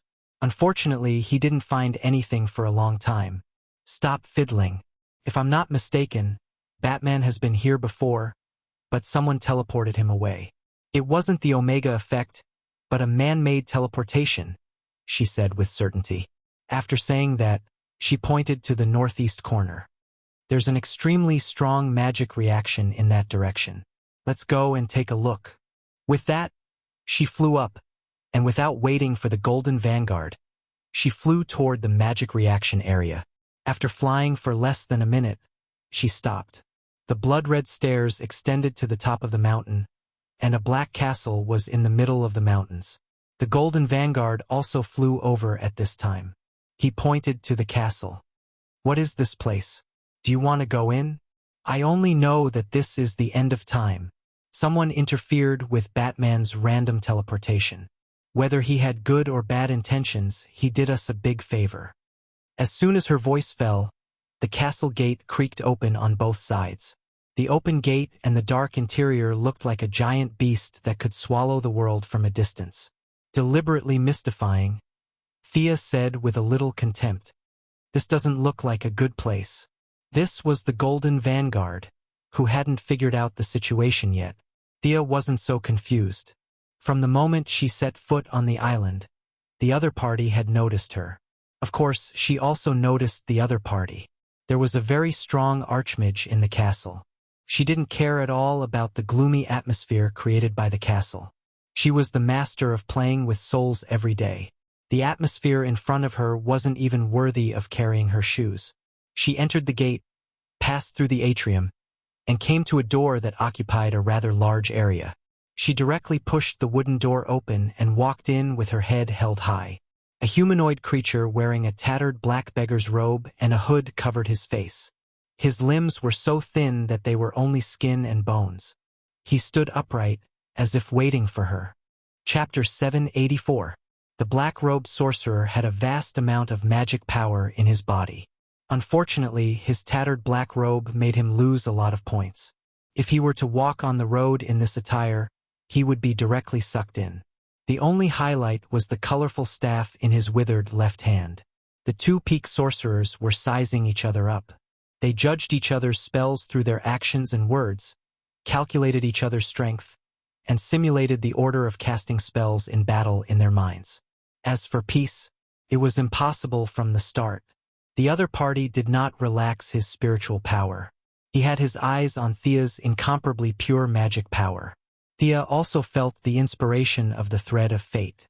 There seemed to be some benefits to be had here. "Who are you? Do you recognize me?" The black-robed man spoke first. His voice was so unpleasant that it sounded like scratching glass. His language was not English. Instead, it sounded like another language that Thea was not too familiar with, the Atlantean language. "Who are you? Don't you recognize me?" Thea asked back. After a simple exchange of blows, the result was very satisfactory. Neither of them recognized the other. There was no psychological burden in fighting like this. The soul fire needed the support of the soul god's position.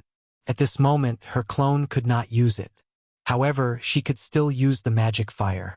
She raised her hand and used her strongest attack, Silver Fire. The silver-white flame extracted from pure magic power, dragging a long tail of flame, crashed into the black-robed man like a meteor. The black sorcerer was a little out of Thea's expectations. This guy was as black as coal, but he was actually a water sorcerer.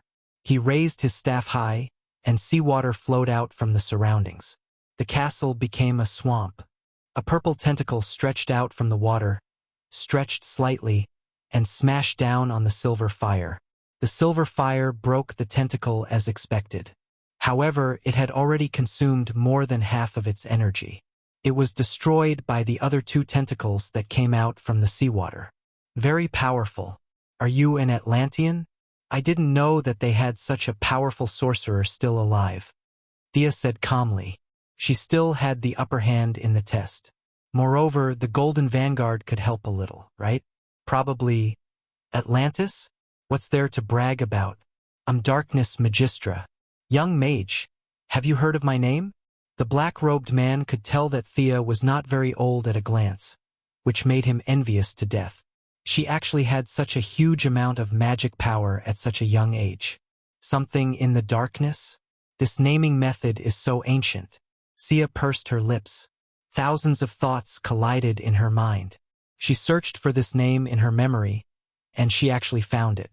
This king of darkness had a common acquaintance with her, the first king of Atlantis, the chosen of Poseidon, the one known as the King of Death.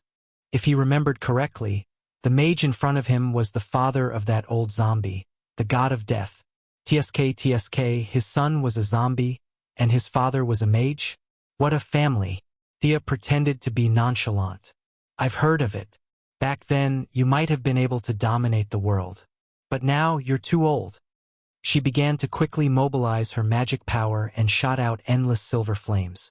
Silver light flickered, and countless magical flames bombarded the dark magi.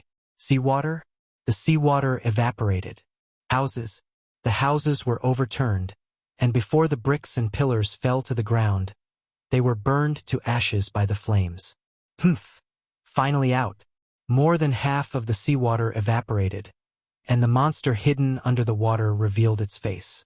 This thing looked like a huge octopus, and its tentacles were thousands of meters long. The whole house, and even the floating island in the void, was made of rocks piled up by its huge body. The monster did not have a head or a face, but at the part where all the tentacles were connected to the torso, there was a big mouth with a diameter of 10 meters. The sharp teeth were divided into 3 layers, densely covering the whole mouth. Its breath was distant and mellow, like a giant beast that had existed since ancient times. Its energy was too strong. Not to mention Thea's clone, even if the original body came, it would not be able to defeat this thing. Fortunately, its energy had been amplified countless times in the river of time, but at the same time, the flow of time had also washed away its intelligence, which was not very high to begin with. His body was too strong, but its soul was too weak. This sea monster could be said to be half crippled. Even the old ancestor of Atlantis behind it could not command it. A sea monster? Or a sea monster with the time attribute? Thea clicked her tongue in amazement. She did not know if it was an ability that she originally had, or an ability that she developed after soaking in the river of time. Gold Vanguard. The young lady was just about to call for Gold Vanguard to help, but she saw this handsome guy, who seemed to have a big boss behind him, being dragged out by the giant octopus like a dead dog. Thea wanted to kick him to death. You're just here to cause trouble, aren't you? Why do I have to spend effort to save you? The dark wizard's face could not be seen clearly, but the silent mockery could be felt by anyone. His magic was strong, the sea monster was too strong, and he had a hostage in his hand. With these three factors, this young wizard had no hope at all. Thea did not care about the dark wizard's thoughts. She took out the fortune bow and casually shot an arrow at the dark wizard. He did not know why she did not use magic, but instead used archery to decide the winner, so the dark wizard chose to watch carefully. He raised his hand and a blue ripple appeared, blocking the arrow. Unfortunately, he underestimated the power of the divine bow and arrow. The arrow pierced through the shield and headed straight for him. He could only use the divine staff in his hand to block the arrow. Thea felt that it was a pity. She had already seen that the dark wizard's key to controlling the sea monster was the staff. Her trade deity position was not above her doppelganger, and she only relied on the divine power in the bow. The probability of this forced trade was a little low. However, she was not in a hurry. As long as there was a chance, it was fine. If one arrow was not enough, she would shoot 10 arrows. If 10 arrows were not enough, she would shoot 100 arrows. What happened next completely confused the dark wizard. It was supposed to be a battle between wizards. How did it become a battle between an archer and a wizard with a pet? Thea was very agile, and she had the style of an elven archer. She was calm as the octopus monster's tentacles hit her, and she used all kinds of angles to shoot at the dark wizard. The sea monster was very powerful, but its brain was already muddled. Even the dark wizard, the original owner, could not control it. The most he could do was to issue a general order, such as attacking a certain area. Only then could he mobilize some of the sea monster's power. The sea monsters were so stupid that they only knew how to attack in a dull manner. They did not care about the effect or the terrain. The castle, which was originally in good shape, was torn to pieces. Thea was very agile. In just 10 seconds, she had already shot hundreds of arrows at the enemy. The divine arrows were so powerful that ordinary magic shields could not block them. The dark wizard could only hide behind the sea monster as if he was playing hide and seek. It was supposed to be a high-level magic battle, but it felt like a third-rate shooting movie. The giant sea monster was a natural cover. One person jumped out from the gap and shot 2 arrows. The other person hid behind the cover and waited for the right time to come out and cast 2 spells. Although they were fighting back and forth, Thea still had the upper hand. Her reaction speed and all her attributes were higher than the dark wizard's. Moreover, her arrows were endless, and the dark wizard's magic power was limited. The dark wizard secretly analyzed the situation and also analyzed this disadvantage. In his opinion, Thea wanted to use this method to exhaust his magic power. At first, the dark wizard would attack from time to time, but he did not fight back. He hid behind and ordered the sea monster to attack fiercely. Chapter 785. He was trying to save his mana, and the opponent was not able to defeat him for a long time.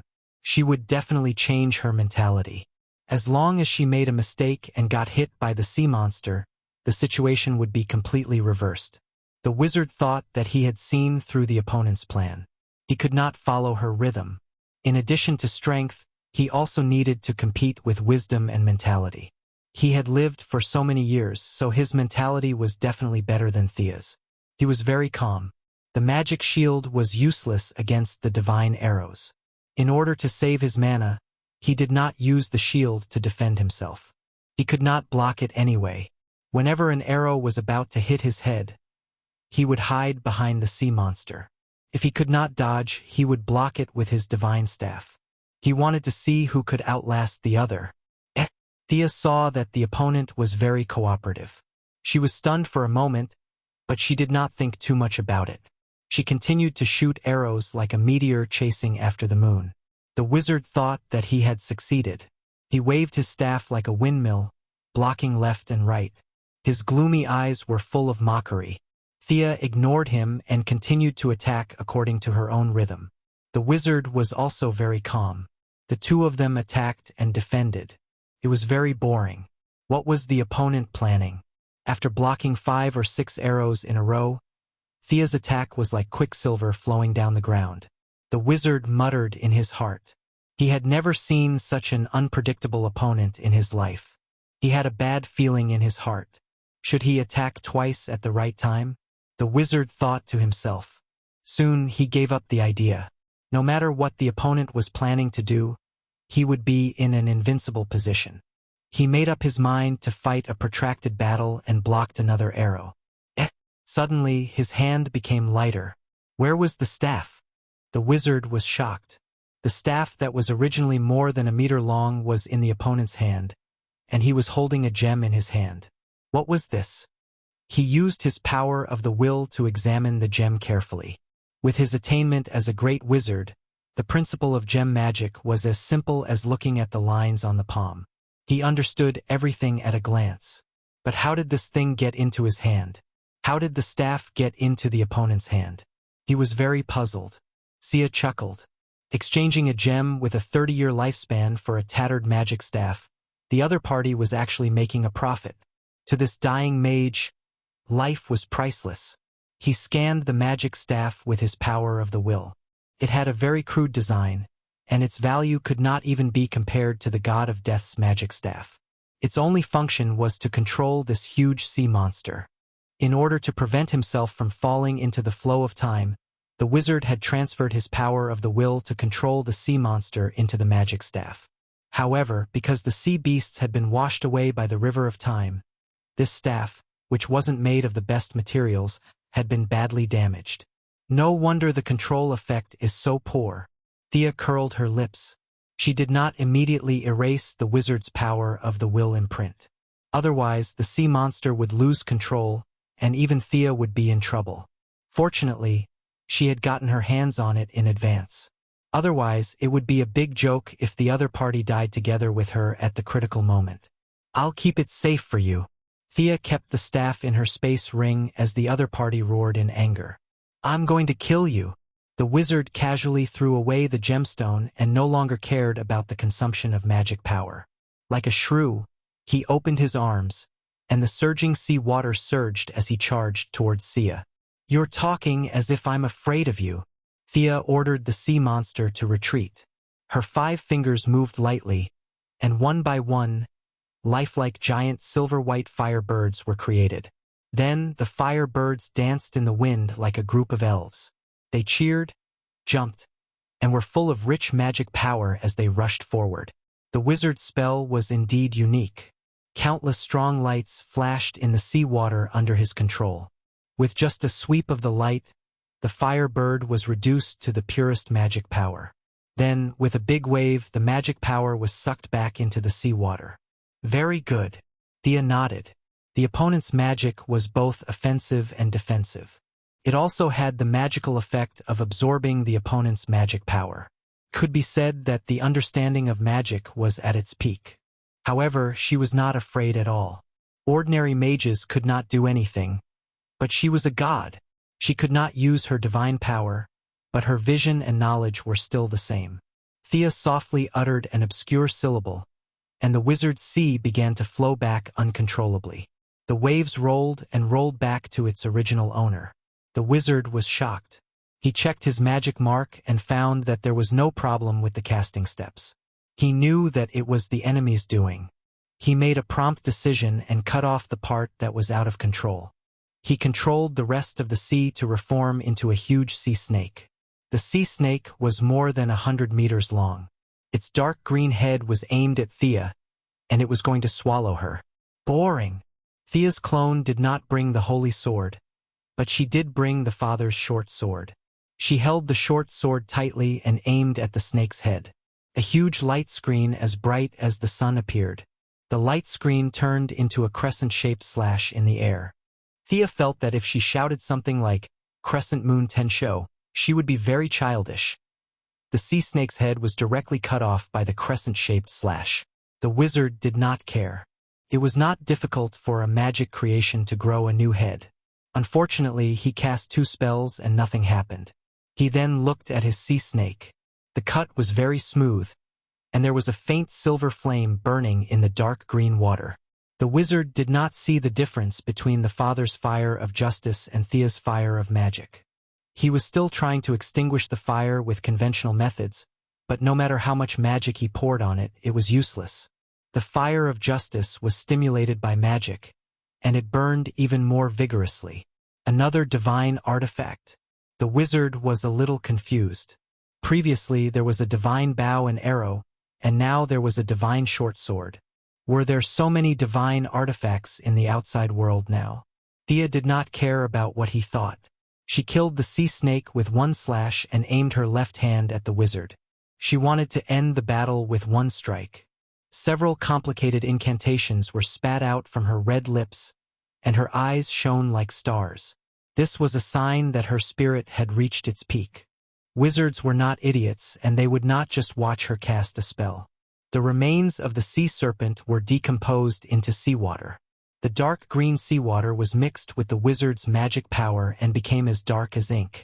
The black water emitted a foul smell, and the air became green. A tsunami of poisonous fog rushed towards her.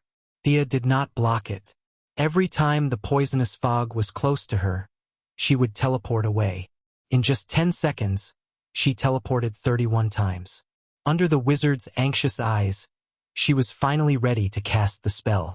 With a soft crack, the several layers of magic shields that the adept had prepared were shattered into pieces. A faint thread connected the 2 of them, and the wizard only felt that his consciousness was a little scattered. Chapter 786. Necromancy? The sorcerer was worthy of his title as an archmage. There were differences between ancient magic and modern magic, but the essence of magic was unmistakable. He instantly knew that the foreign energy had invaded his body. He did not expect this young girl to be a master of the school of necromancy. He was the scrawny one with a black robe covering his face. "Are you kidding me? You're not playing by the rules." That was the last thought in his mind before he completely lost consciousness. Humph. Sucking dark side might take a lot of effort, but it's not hard to deal with you. Thea opened her hand and grabbed a translucent blue soul in her palm. She extracted the soul of the archmage named Dark Malgistra. The extraction process was a little difficult. Firstly, the difference in level between them was not big. Secondly, she could only use her mana to simulate the waves of the soul. After all, this was not a real battle. She did not have the ability to do it. Fortunately, the result was not too bad. The archmage, who could have fought her for a long time, was killed in an instant. The sorcerer's soul was violently extracted, and his consciousness was in a mess. Thea ignored him and threw him aside. She was not worried that the sorcerer would return to her body. As the goddess of souls, she only cared about killing and not burying. She did not think that an ancient Atlantean sorcerer would have the ability to do so. Ha!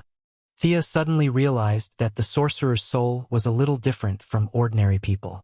At first, it was a little cloudy because it had just been extracted. After the impurities dissipated into the air, the part that was closest to the soul was revealed. The sorcerer's soul was blue. He looked at Thea blankly, as if wondering why the 2 of them looked different. Did souls have attributes? Thea was stumped by this question. Previously, the siren had stolen many souls, but they were all colorless and transparent. This was the first time she had seen a colored one. It's worth researching. Thea found the best gemstone and stored the soul in it. She would give it to her main body for research later. After dealing with the trivial matters, she kicked the golden vanguard lying on the side like a salted fish. This thing kept saying that it was here to help. It was killed by a sea monster in an instant and had yet to wake up. What a pity. Wake up. It's daybreak. She kicked him again. In the end, there was no reaction at all. The young miss sighed. The sea beast's own power of time could be said to be terrifying. The Golden Vanguard was just an ordinary person, so it would probably faint for a while. Thea activated her supervision and looked at the wizard's body. This guy was just a poor guy. He was only wearing a tattered black cloth. Thea burned the body with a fireball. The castle had been torn apart by the aftermath of their battle. The current setting was a little better than the open field, but there was a limit to how much better it was. She looked around for a long time, but the floor was full of junk and worthless. Pauper. The young lady looked at him with disdain and finally took out the wizard's magic staff. The interior of the staff was full of cracks, to the point where it could not be mended. If he wanted to repair it, he would have to use his ability to alter reality. If Thea had this ability, why would she look for Batman? However, she was also very envious of the sea beast's enormous power of time. This guy had stayed in the long river of time for a long time. It had completed the most difficult step of integrating time and body with its strong vitality, which was homogenization. Unfortunately, it did not have divinity. It relied on its own will and intelligence to control the thoughts of countless intelligent beings in the long river of time. As a result, it became mentally retarded. What should she do? It was not her style to let the benefits slip away in front of her eyes. However, she really did not know where to start when it came to things like time. As for obtaining the deity of time, it was even more illusory. The sea beast's lifespan could be traced back to tens of thousands of years ago. It was already alive before the Atlanteans. Its lifespan was long enough for humans, Thea, and Diana. However, it was far inferior to the new gods. For example, the Heavenly Father and Uncle Da's lifespan was measured in hundreds of millions, but they had not seen any new gods obtain the deity of time. This kind of top-level deity of time could not be obtained through accumulation. It required an opportunity. This opportunity seemed to be in the sea beast's body now. However, Thea could only look at it anxiously and could not take it out. The essence of time was a double-edged sword. It gave the sea beast unparalleled power but also made it mentally retarded. Thea had enough foundation to carry the deity of time, but she could not get it. This made her very confused. What if I design a machine and slowly extract it from the deity of time? She touched her smooth, jade-like chin and pondered. No, she quickly gave up on this idea. Not to mention whether she could do it or not. Even if she could do it, it would be useless. Her original body could not enter, and if her doppelganger absorbed the deity of time, it could not leave either. It was even possible that after a long time, her doppelganger would become another new god. This was all possible. The goddess of wealth expressed that she would not do something that would cause her to suffer a double loss. She found a collapsed stone pillar and lay down, resting with her hands on her head as she thought. When she inadvertently saw the terrain of the entire island, a sense of familiarity emerged from her memory. I've been here before. There were some differences in the buildings, but the terrain was exactly the same. This was the place called the Vanishing Point that she and the Legends of Tomorrow had blown up back then, right? The end of time, the island floating in the river of time. Everything seemed to be telling her that she had guessed correctly. The handling of the power of time in the sea beast's body, the all-knowing boss behind the Golden Vanguard, Rip Hunter, the Legends of Tomorrow, the Vanishing Point that was blown up, the floating island in front of her, the Eye of Arcane Core. A lot of things finally connected into a line. So that's how it is. I understand now. After being washed by the flow of time, your memory should have recovered. Everything you know about parallel universes was told to you by me, right? I was also the one who sealed your memory, right? Thea turned to ask the Golden Vanguard, who had just woken up. The other party laughed bitterly. Indeed, Thea murmured softly. So this organization of the Masters of Time was created to fix the time loophole that Batman created? Was it created in my future, or in the next few days? The Golden Vanguard nodded, indicating confirmation. The young mistress was a little silent. Back then, she was wondering who was the boss behind the creation of the Masters of Time, so it was herself. For her, she had blown up the Masters of Time's council in her own timeline, and then created this organization in the present. There was only one explanation for this. She had obtained the God of Time's position in the future. Like Batman and Extreme Speed, they could switch between cause and effect, but because they were still mortals, their influence wasn't that great. Gods couldn't, even the Heavenly Father couldn't create the cause after having the result, unless he could control time. Back then, I thought that the old men in the Masters of Time's council were all useless. You were the one who chose them, right? The young mistress continued asking.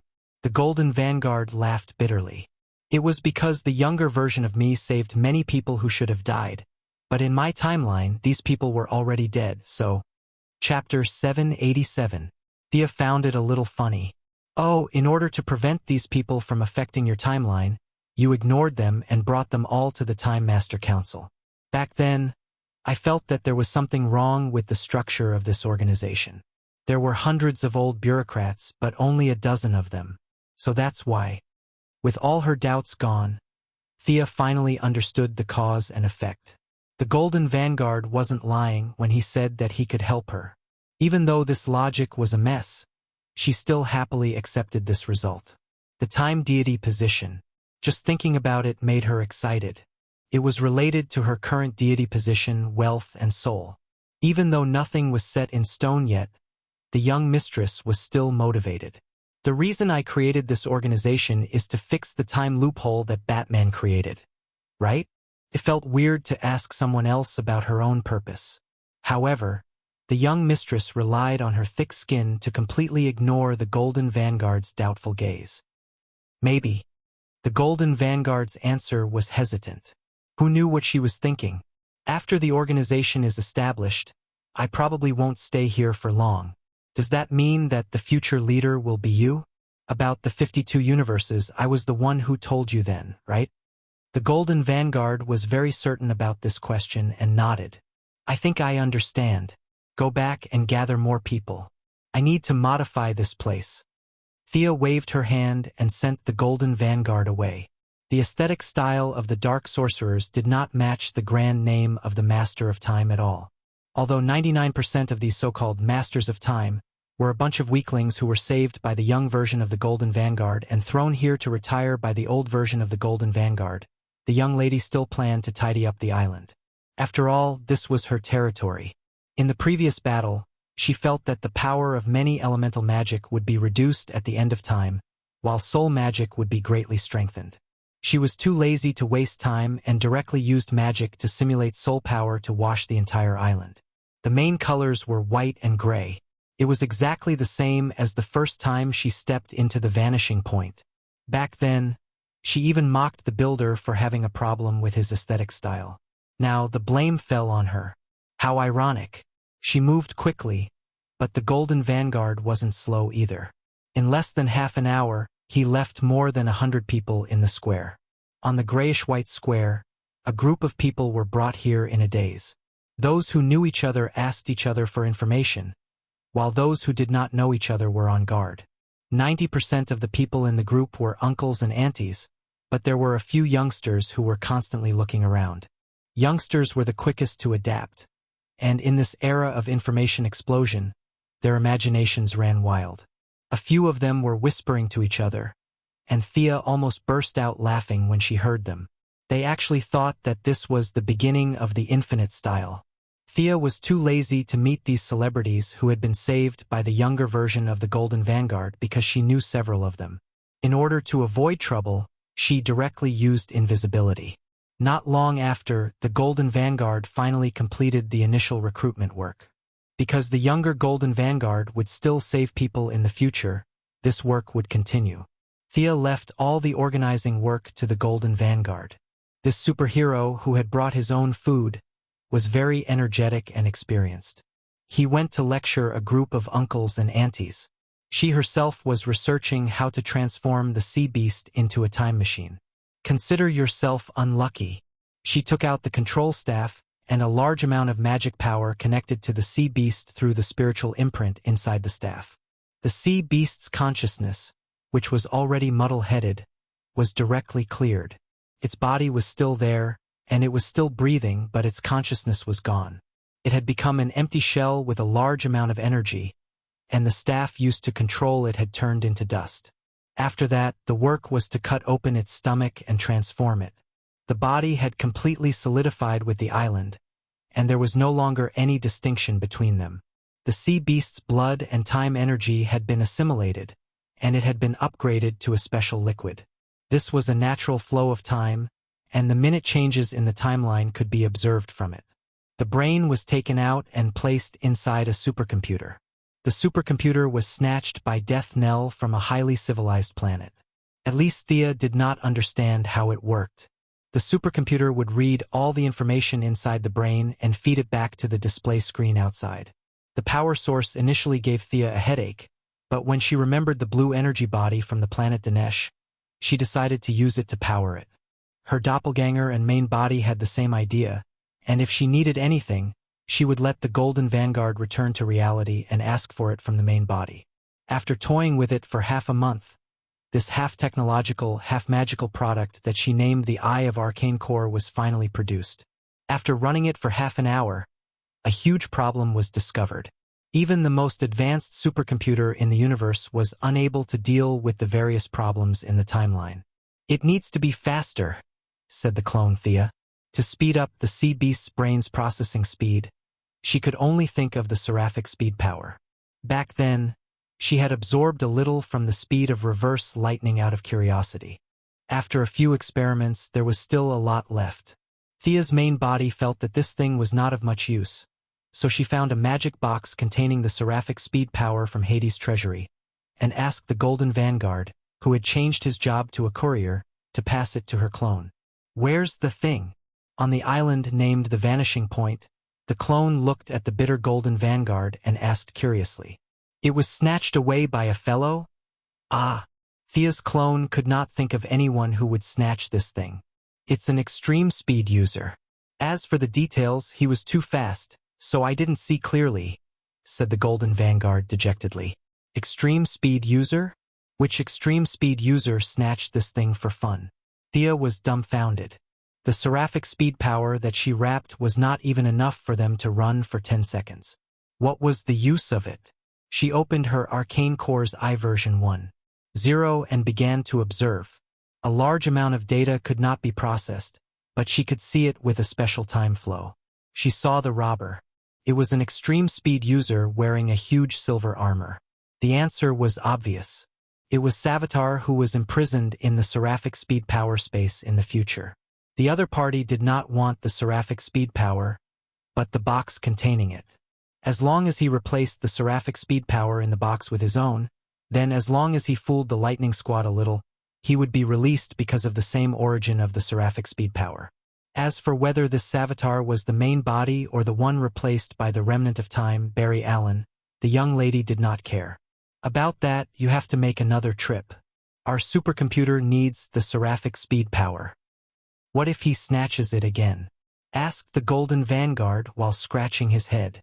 This question really stumped Thea. She did not think it would happen. Savitar only wanted to escape from the seraphic speed power space. Did he have nothing better to do than snatch a bunch of magic boxes for fun? Could it be that he wanted to rely on this to get rich? Chapter 788. But she had to be careful, not to mention that she had to maintain the timeline. The more stable the timeline was, the higher the chance of obtaining the God of Time position. If she allowed the speedsters to travel through the back garden, the timeline would be completely finished. A rotten timeline, even if she thought with her toes, she would know that she had no fate with the God of Time position. If she wanted to get something, she had to pay first. This was an irrefutable truth. The doppelganger and the main body communicated in the spiritual world. Thea instructed the Golden Vanguard to wait for a while. The main body would deal with this matter. This was to prevent Savitar from snatching the box, and also to deter the speedsters from traveling through time for fun. She wanted to set up a group of law enforcers in the River of Time. The rich bureaucrats saved by the Golden Vanguard couldn't do it. They could only do some repair work. Thea needed some law enforcers who didn't know fatigue and could run at high speed. They were the time undead from the original spacetime. The main body was lying on the big bed in the White House. The feeling of having 1 foot in the timeline and 1 foot outside the timeline was extremely satisfying. If she wasn't a magic god, she wouldn't have been able to support this kind of mental energy consumption. The problem of Savitar could be temporarily put aside. In the future, Savitar would kill heirs West. After that, the explosive Barry would create a group of his own time remnants to push him. In the end, Savitar would be thrown into the power of speed. The plan was completed very well. Barry never expected that one of the time remnants would have a bold idea. This remnant, who had the same memory and ability as Barry, went back to the past and turned himself into Savitar. It was similar to Batman, who was blown into time by the Omega Ray, but the result was reversed and became the cause. Sia even felt that this set of theories was something she had explained at the Righteous Alliance meeting. The remnant of time Barry naturally had this memory, and according to this theory, he had turned himself into Savitar.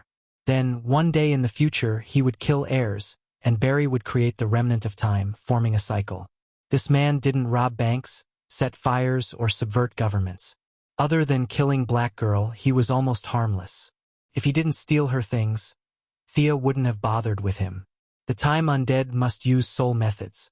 Who else could create such a creature other than her, who occupied the god of soul and also had a foot in the realm of time? However, she was stumped as to how to create a banshee. She had no experience in creating a race.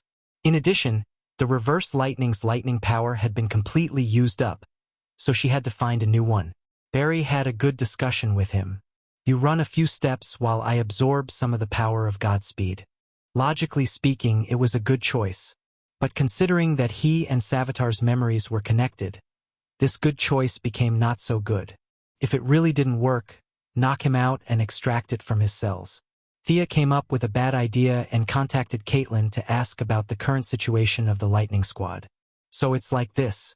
Has Savitar officially revealed himself? His actions are really fast. After listening to Caitlin's story, Thea could not help but sigh. That person was really impatient. He had already thrown out the magic box as bait and was luring the Flash step by step onto the path he had set. Thea knew the details and chose not to show herself. She chose to observe in secret. Savitar sent his subordinates to parade around with the magic box and wantonly create superpowered people. Among them, there was a lucky or unlucky person. Air's Black Devil brother, Wally West. This guy did not know that he would be Savitar's spare tire and enter the space of Godspeed as a scapegoat. Now that he had obtained the power of Godspeed, he was so happy that his eyes were not his eyes and his nose was not his nose. However, the lightning squad around him had a gloomy look. His joy had to be buried in the bottom of his heart. He pretended to be worried and discussed with a few people, but he could not suppress the smile on his face. Thea, who was hiding not far away, looked at him with disdain. After that, the process went smoothly. Wally was like an idiot. He went to challenge Savitar, but was easily bypassed by the other side and was thrown into the space of Godspeed as a scapegoat. Savitar, or Barry Allen's remnant of time, was free. Snatching the magic box at the end of time was the first step. Walking out of the space of Godspeed was the second step. Killing heirs in this time and space was the third step. After these 3 steps were completed, the cycle was formed. He was no longer a remnant of time, but the real Savitar. Thea looked on coldly as Wally was sucked into the space of Godspeed. Whether he would become a superhero or not, the current predicament was a lesson. She was too lazy to save a smug Black Devil. Not only did she not save him, she also hid in the surroundings and absorbed a lot of the overflowing Godspeed. Wally's Godspeed was exactly the same as Savitar's. They were both absorbed by Thea and stored in a new box. She was going to give it to the Golden Vanguard when she returned. The problem of Godspeed was solved. The matter of the time undead was still unclear. She had a premonition that there would be a harvest in the next 2 days in Central City. Sure enough, his brother-in-law was caught by the enemy and thrown into the space of Godspeed. This made Barry feel terrible. He thought that it was caused by his own lack of ability. Thea hid in the dark and watched. Suddenly, she found that the siren was calling her. After thinking about it, she left a message for Caitlin to inform her at any time. She turned around and went to the Soul Trading House. What's the matter? It must be a big matter for the demigod Banshee to pay attention to it. Master, a woman with a deep obsession has entered the trading house. The Banshee said very respectfully. Thea saw the banshee's serious look. Her interest was also piqued. She indicated that she should go and take a look. Both of them used invisibility magic and came to a small town in North Carolina. Other than the flagship store in Hollywood, their sole trading houses were basically in some small cities. Thea saw the person seeking to trade this time. She was a white woman in her 30s. She was wearing sunglasses and a hat. It seemed that she did not want people to see her true face. Judging from the exposed skin, this woman was not ugly. "Honorable guest, we have a lot of wealth and knowledge here, but you don't want them all. I have to say it's a pity," a banshee who looked like a siren said pretentiously. It was the young woman's first time entering such a strange place. It would be a lie if she said that she was not afraid. However, when she thought of the great price she had paid to find this place, she still mustered up the courage to ask. "I have already made my request. I will pay whatever price you want me to pay. I'm so tired, so tired. I just want people to value me, to value my perfect research results. The Mercury Laboratory can't give me that, nor can the Quinn Corporation. Only here can I have everything I've been dreaming of." The young woman was panting heavily. At first, she spoke gently, but later on, she became angrier and angrier. "Huh?" Thea, who was watching from the side, was stunned. "After so long, this woman is my employee?" Chapter 789. Was this young woman a member of the Mercury Laboratory? Thea had an impression of Mercury Laboratory. It was a powerful R&D organization that was not inferior to Reverse Lightning's cutting-edge technology laboratory. The laboratory was indeed under her name, but she had millions of employees all over the world, so she did not know this woman. As the store manager, the banshee knew that her boss and her boss were secretly observing her. She asked the question again cunningly. "Dear customer, if you want to attract attention and pursue an extreme, you need super speed? Is that right?" the banshee asked. The woman's voice trembled. "That's right, extreme speed, the fastest speed." Afraid that she would be deceived by the employee, the woman was very cautious. She said word by word, "I want the fastest speed. Don't try to fool me with the super speed of a normal mutant. I'm also a researcher. I can judge the details myself." In fact, she was just using words to pave the way. If the trading house could not meet her requirements, she felt that she could choose not to pay the price. "This woman is a little cunning," Thea and Siren whispered. "Do you need me to teach her an unforgettable lesson?" The Banshee Queen, who was born with no sunshine and justice, began to condense a soul arrow in her hand. "Haha, don't be hasty. Let's keep her in suspense. It's a fair trade. I want to see how determined she is." Thea stopped Siren, and the two continued to watch the show. "Do you know the Flash of Central City?" The young woman felt that the store manager in front of her was a flirtatious B*TCH. She suspected that the store manager was not in the same dimension as Earth. In the end, she was proven wrong. The Banshee store manager nodded. "We know the Flash." The young woman was a little surprised.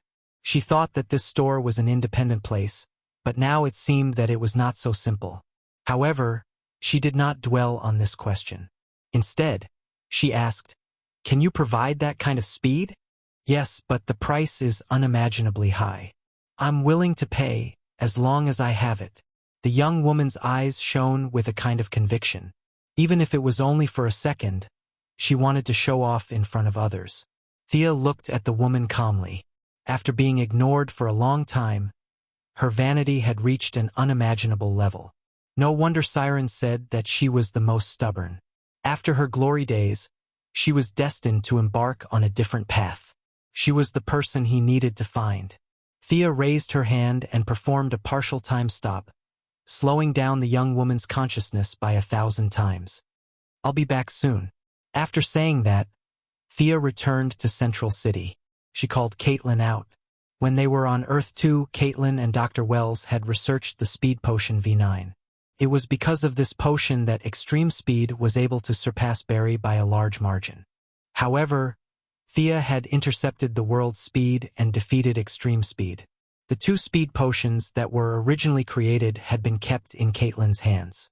Knowing her intentions, Caitlin hurriedly made 5 bottles and gave them to Thea, including the 2 bottles she already had. After returning to North Carolina, Thea had to package the potion slightly.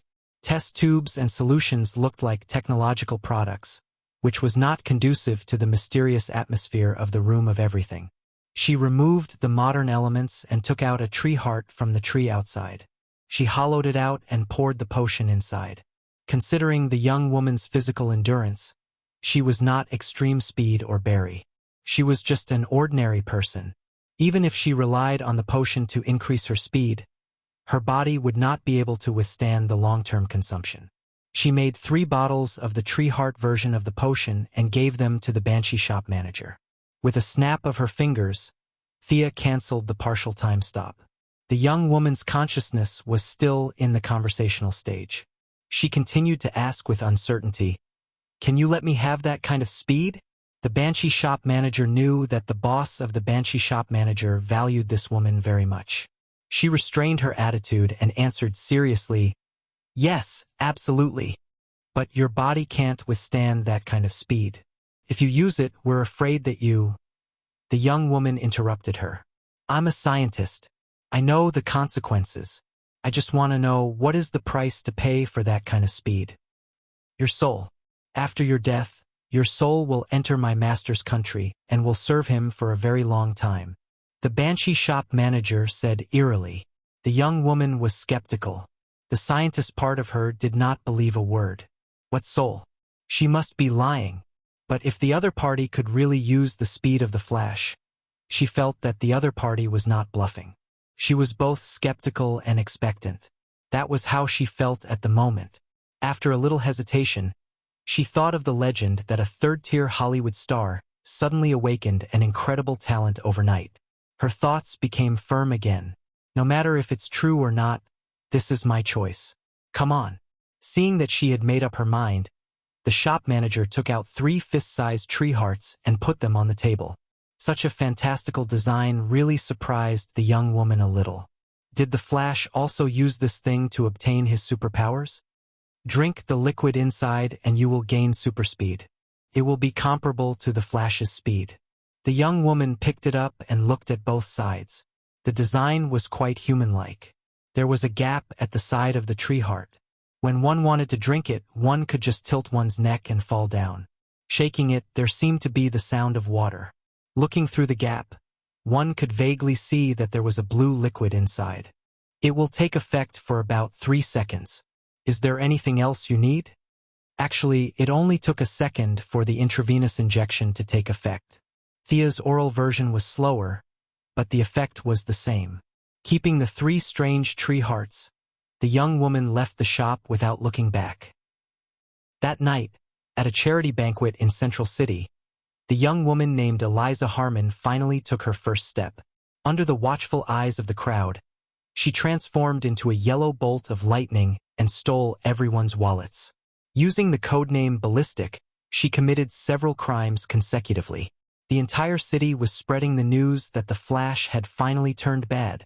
Hearing the news, Barry hurriedly chased after her. A pirated version of her superspeed was definitely not as good as her own son. Harmon fell behind by a large margin. The woman was ruthless and drank another bottle of reagent. Only then did the 2 of them catch up. Barry's words did not dispel her obsession. Instead, it made her walk to the edge of being more radical. Miss Ballistic chose to drink the 3rd bottle of reagent. At the crucial moment, Thea could not bear to see her turn into ashes. With a flick of her finger, she knocked away the magical bottle in her hand. Miss Ballistic clearly recognized her. She glared at her and wanted to scold her. "Let's stop here." Thea pointed her finger in the air. Miss Ballistic, whose body was already on the verge of collapse, had no strength to fight back and was knocked unconscious. "Barry, this fellow seems to have obtained her superspeed through magic. Leave it to me to investigate." Barry had a basket of matters to deal with. He had to beat up Savitar and rescue his brother-in-law. He really did not have the mind to care about this extreme speed that appeared out of nowhere. However, when he saw Thea, he recalled the matter of dealing with extreme speed. Can the method of collecting superspeed be used last time?" Thea very honestly communicated with the will of the world and shook her head. Sorry, the will of the world ignored my request. This is different from Earth 2. Our world did not encounter any danger, so it will not participate in the struggle. Unfortunately, the method from last time cannot be used. Barry was helpless. He asked about Batman and learned that there was no clue. He sighed and waved goodbye to her. Chapter 790. After separating from Barry, Thea dragged the unconscious woman to a house. Yep, the properties under her name were all over the world. She looked at the woman without saying a word. This Miss Ballistic didn't have any potential to be a hero. Once she obtained superpowers, she robbed the rich. It could be explained as robbing the rich to help the poor. However, she then went on to rob the Mercury Laboratory and the Midtown Police Station. This was definitely revenge. If she wasn't a woman, Thea would just hide and watch her turn into ashes. The other party's consciousness was still immersed in the high-speed running state. Thea examined her for a moment and helped her stabilize her soul. Miss Ballistic slowly woke up. "It's you." From her tone, she still remembered what happened. "Looks like you know me. That's good. You were in danger before if you drank this." Thea shook the tree heart potion. "You would have turned into ashes because your speed exceeded the limits of your body." "I'm happy. When did you rich people pay attention to the lives of ordinary people like us? You enjoy everyone's cheers. You're the chosen one, a superhero, and the world's love. What do you know?" "Humph." Miss Ballistic bared her fangs and brandished her claws as if she wanted to eat her. "Miss Eliza Harmon, I've seen your income and expenditure records. In the Mercury Laboratory, there are currently 29 ongoing research projects. As the person in charge of one of the projects, your annual salary is $750,000. After the laboratory was under my name, everyone's annual salary was raised by 10% to 3%. Your income doesn't seem to be at the bottom, right?" Thea snorted. "You can't even find the right point to criticize." Miss Ballistic was indeed speechless. She was tongue-tied and didn't know what to say. Thea continued. "Do you know how much an intern in the Mercury Laboratory earns? I'm afraid you don't even care. It's less than 3% of your salary. What right do you have to say that you're at the bottom? Tell me." The young mistress had already accumulated a lot of anger because of the Batman incident. Now that she slammed the table and glared at her, Miss Ballistic, who used to be a researcher, was immediately intimidated. She didn't dare to talk about the bottom and top anymore. Thea pointed at the tree heart potion and asked, "Tell me, where did you get this?" Miss Ballistic didn't dare to hide anything. She recounted everything from the rumor that she would grant any request to the actual search and the final transaction. Thea frowned as if she had no idea what was going on. There's such a magic? Now that she had calmed down, Miss Ballistic's cautious nature as a researcher reared its ugly head. "They want to take away my soul. Will I die? Would they be enslaved forever? Oh, I don't want to die yet." Her voice was very soft when she said the last sentence. Thea tapped her fingers on the table with an ugly expression. "This is too weird. You didn't have super speed before? Is it all because of this bottle of potion?" Miss Ballistic nodded furiously. "I'm afraid you're in trouble. You have to stay away from those people. The question is, where should I hide? The headquarters of the Justice League?" Miss Ballistic was about to cry. Thea coughed and finally revealed her foxtail. "Miss Harmon, answer my question first. Do you like super speed? Just like the previous level?" "Of course I do. If not, I'll trade my life for it. Am I stupid?" She nodded. "How about this? I'll give you a job in the Justice League. You'll be able to avoid those pursuers and run to your heart's content." Now that the matter was related to the Justice League, it immediately became grand.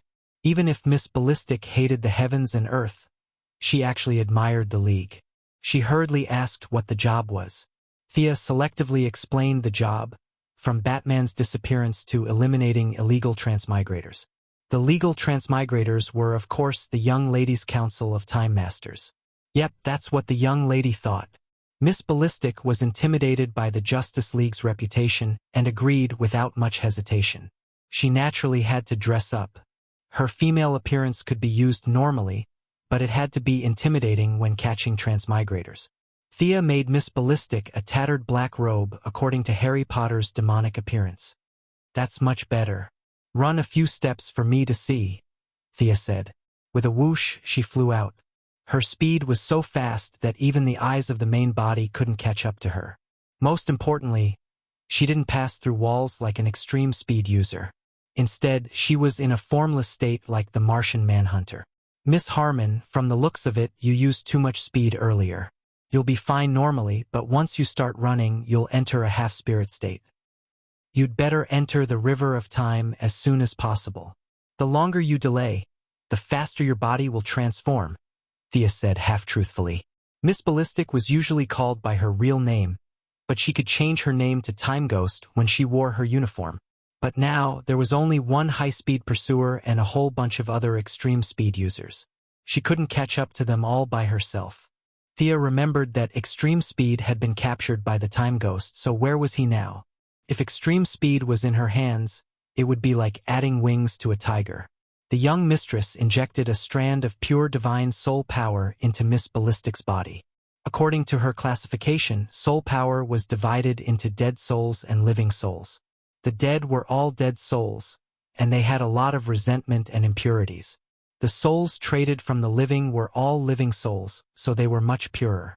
What she was injecting now was precisely the power of living souls. Thea was exhausted from injecting such a strand of divine soul power, but it was worth it. Miss Ballistic had used the power of divine speed, and according to the rules, she should have entered the divine speed space to lie dead. Now that Sia had intercepted her, she had been tainted by the divine power of the soul, and her ownership had changed to the time system of her soul wealth. It could be said that she and the divine speed space represented by speed were two different units. Sigh. The young mistress sighed and opened a teleportation gate that led to the vanishing point. She left the rest of the arrangements to her clone. "Go on in and complete your mission." With that, she sent Miss Ballistic in. "Check your memories." Before Miss Ballistic could even look at this strange place, Sia's doppelganger ordered. The divine soul power didn't just give her some abilities. It also covered her own timeline with Thea's timeline. All the past was based on Thea's timeline. Miss Ballistic, who had already become a demigod, had an indescribable look in her eyes. The timeline stopped in the present, the future was still shrouded in fog, and the past was both clear and blurry. "Why are my memories so blurry?" Miss Ballistic couldn't tell the difference between the clone and the main body. She thought that Thea had come with her. Because there are too many powerhouses in the universe. They walk through time and leave behind traces, but you can't see their true faces, Thea said mysteriously. She had only opened up a portion of the Time Port's authority. Her words were one reason, and another was to prevent Miss Ballistic from knowing the whole story of her purchase of the medicine. In Thea's view, this was to protect her from being silenced, and to ensure that she was in a good mood while working. "Bring him over," Thea said meaningfully when she saw that Miss Ballistic had finished accepting the memories on the timeline. Miss Ballistic's eyes flashed with a strange light. A silver-white vortex spun, and a tall man was thrown out. Chapter 791.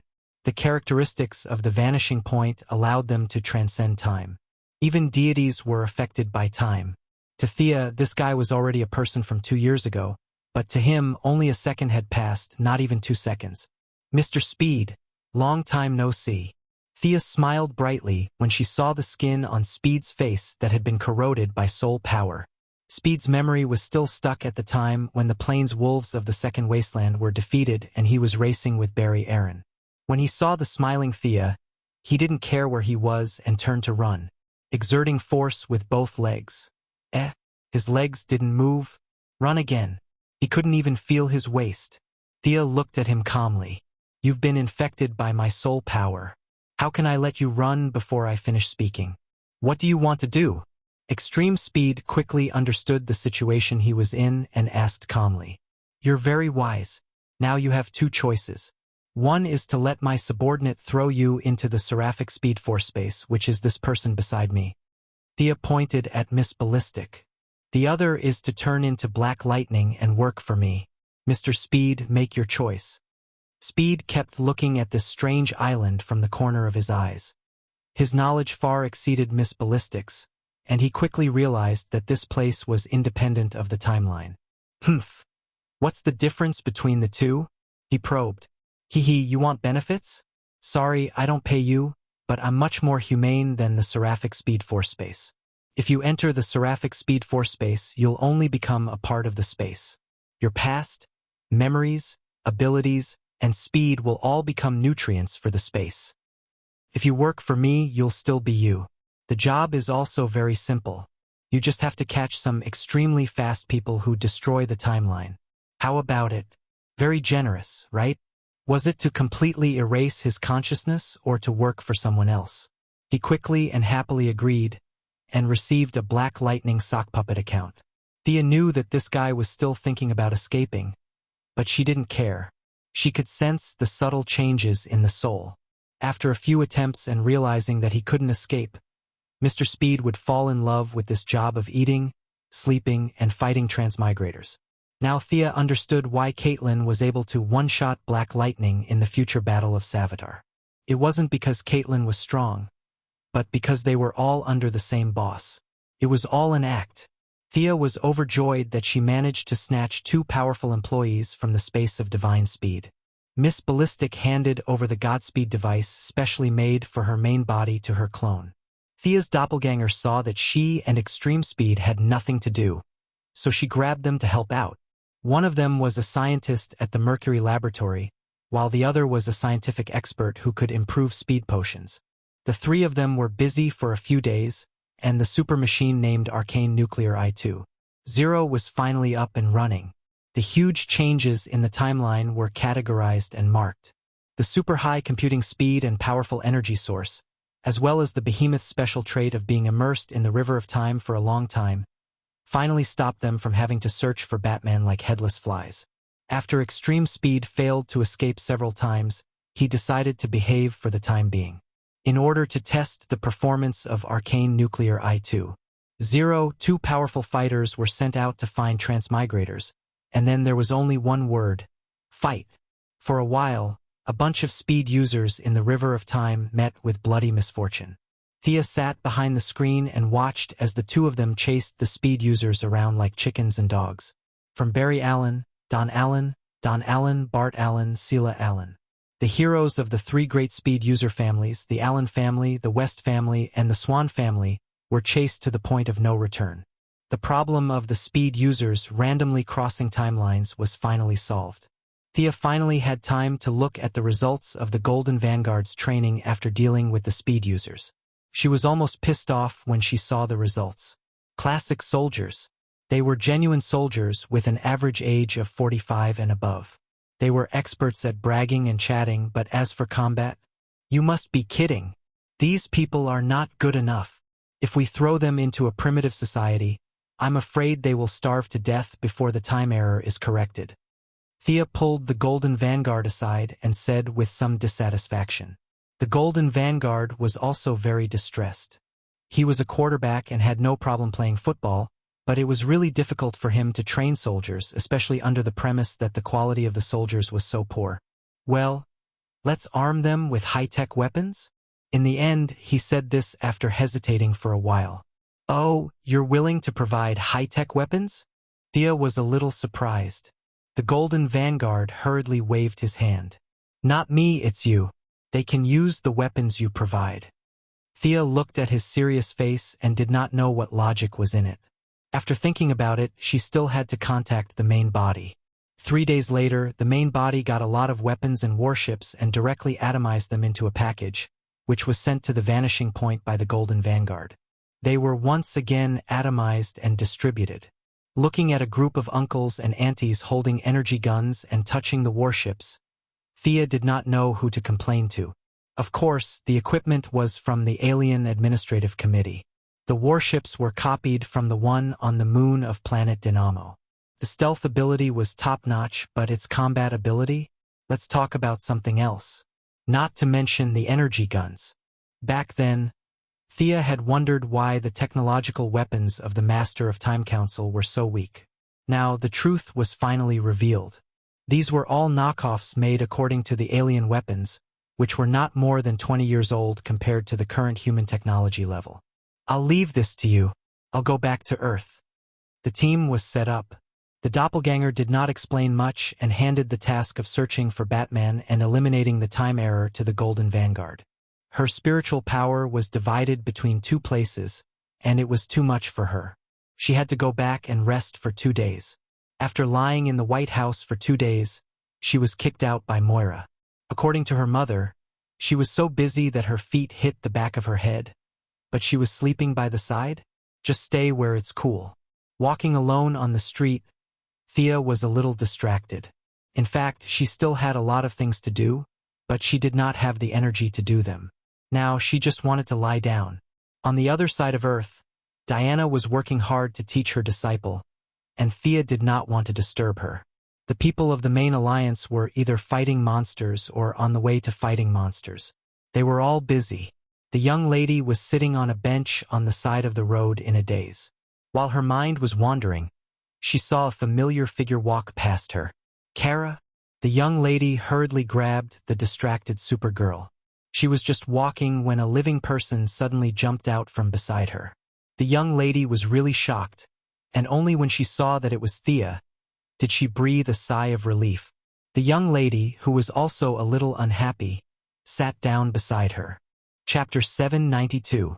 Seeing that Kara had something to say, Thea did not want to sit on the side of the road for onlookers, so she interrupted her. Let's go for a drink.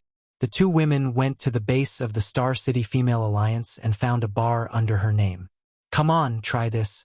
It's the strong liquor of the Teruyans. Even a Kryptonian like you can't stand it. Don't believe me? Try it. Thea put a glass of liquor in front of Kara and motioned her to drink it quickly. Then she quickly told a story.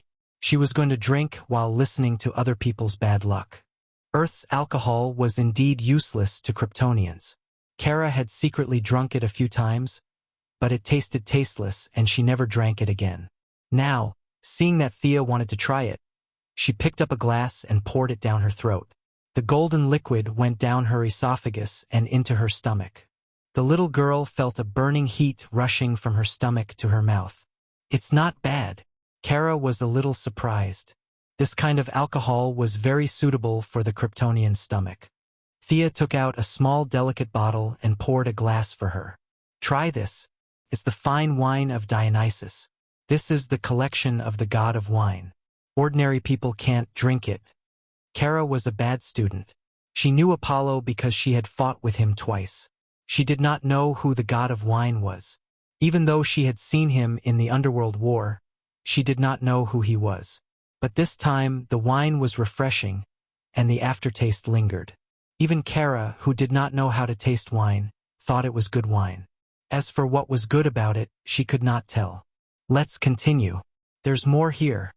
Thea had collected a lot of good wine in her dimensional ring. The bars here were her private properties. No one dared to stop her from bringing her own wine. After drinking all kinds of fine wines, the Kryptonian's body could not take it anymore. Thea did not drink as fast as Kara. Instead, she drank slowly. After a while, Kara's mood finally recovered. She began to tell her story intermittently. Of course I had to take care of the plane crash, right? After that, we were attacked twice. I didn't know she was from the Luthor family. I don't think the Luthor family is all bad people, right? Clark's a busybody, burp. Lena's not a bad person, burp. The little girl was indeed a little drunk. Many things she said were incoherent and messy. However, eldest Mrs. ability to understand was amazing. She slowly pieced together the truth. She didn't know if it was because of the Black Hand in the business war or an accident. But one day, when Lena Luthor was on a plane, the engine stalled and she suddenly fell. Kara, who was passing by, stepped forward and caught the plane. Lena, who was sitting by the window, saw Kara's back as he flew away. Their strange fate began. After that, a bunch of aliens attacked Supergirl and the battle involved Lena. It was yet another melodramatic experience. The two young ladies worked together to defeat a strong enemy. They went through thick and thin together, and after the battle, they left each other's contact information. In the end, Kara chatted with Lena a few times using her sock puppet account, Supergirl. Kara and Lena, who didn't have many friends of the same age, unexpectedly hit it off. This girl said that she had an evil brother, who was under heavy pressure every day. This girl said that she had a cousin who was like an uncle who was restricting her freedom. The two mature and rebellious young ladies started chatting. Lena admired Kara's courage, and Kara envied Lena's wisdom. The two were already very good friends. It was at this time that Superman found out about this matter. Good Samaritan Clark, on the other hand, didn't slam the table and glare at Kara. Instead, he spoke the truth and laid out the truth. He earnestly talked nonsense with Kara for an entire day. In conclusion, there were no good people in the Luthor family. Little Supergirl naturally resisted strongly. In her heart, she was her cousin. How could she be educated by her cousin? Superman's temper was unusually good. What's more, Kara was his only remaining Kryptonian relative. He didn't say anything harsh, but he implied that his son was already 10 years old, and she was only a few years older than him. So, she should listen to him. Kara was very unhappy, but she was amenable to coaxing and not coercion. Superman's gentle words didn't make her refute. She could only run out in a huff and was picked up by Thea, who had nothing to do. Thea considered her words. I've seen Lena. Although she's Luthor's sister, she's not a bad person. You're right. Kara, who was a little drunk, patted Thea's shoulder. She was so strong that an ordinary person would have been killed. From Clark's point of view, there are no good people in the Luthor family. This is too biased. Lena has never done anything bad, and Luthor isn't simply a bad person either. I've dealt with Luthor a few times.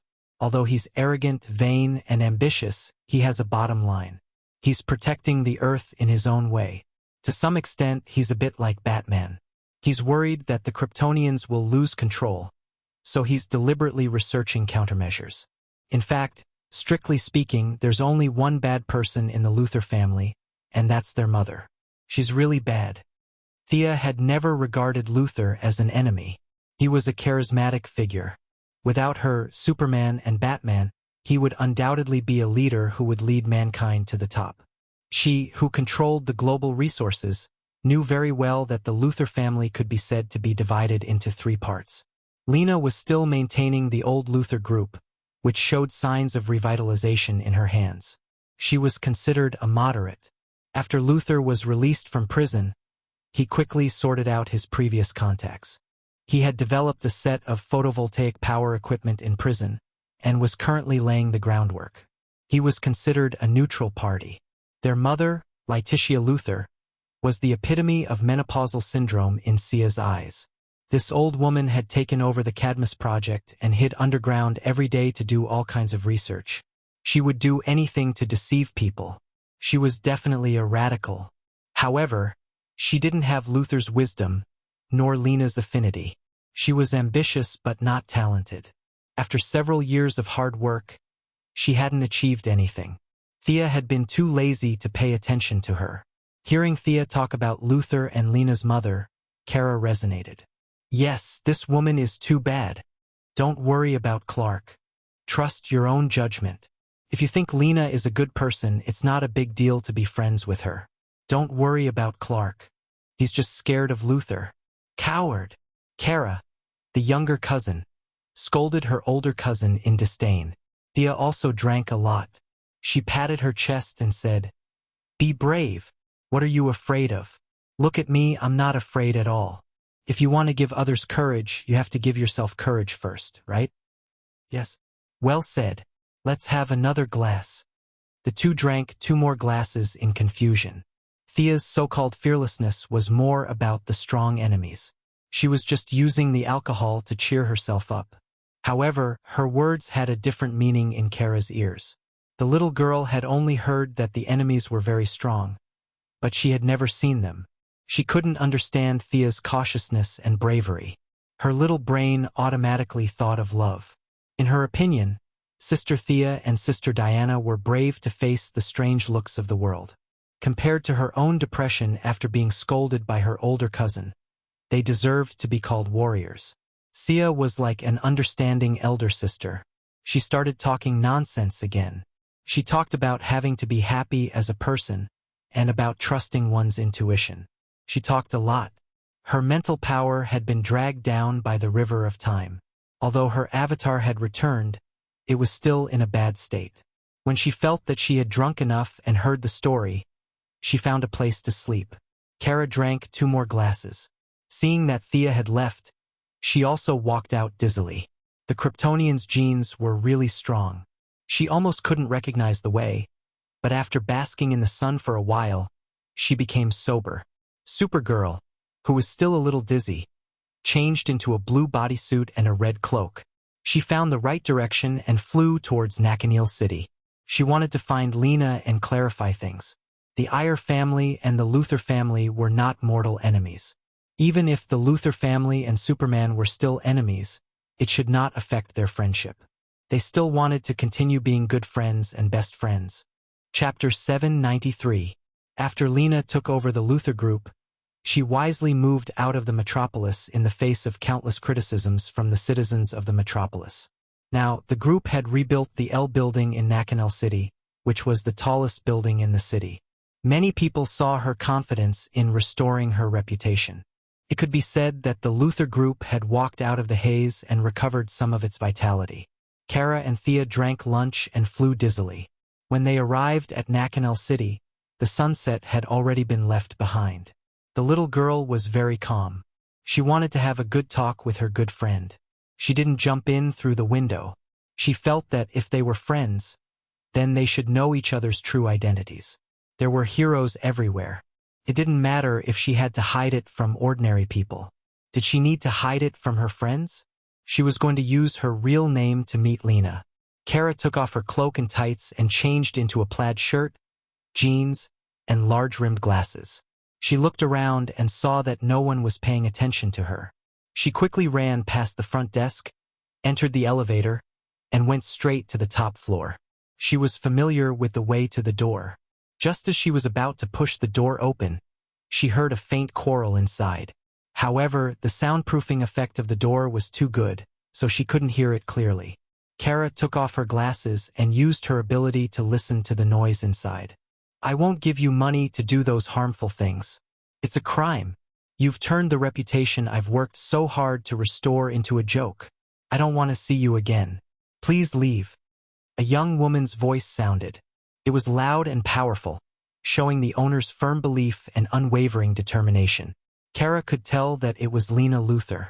Shut up. The whole Luthor group is mine. You're just the adopted daughter of the Luthor family. If it weren't for Lex's protection, you wouldn't have the right to talk to me like that.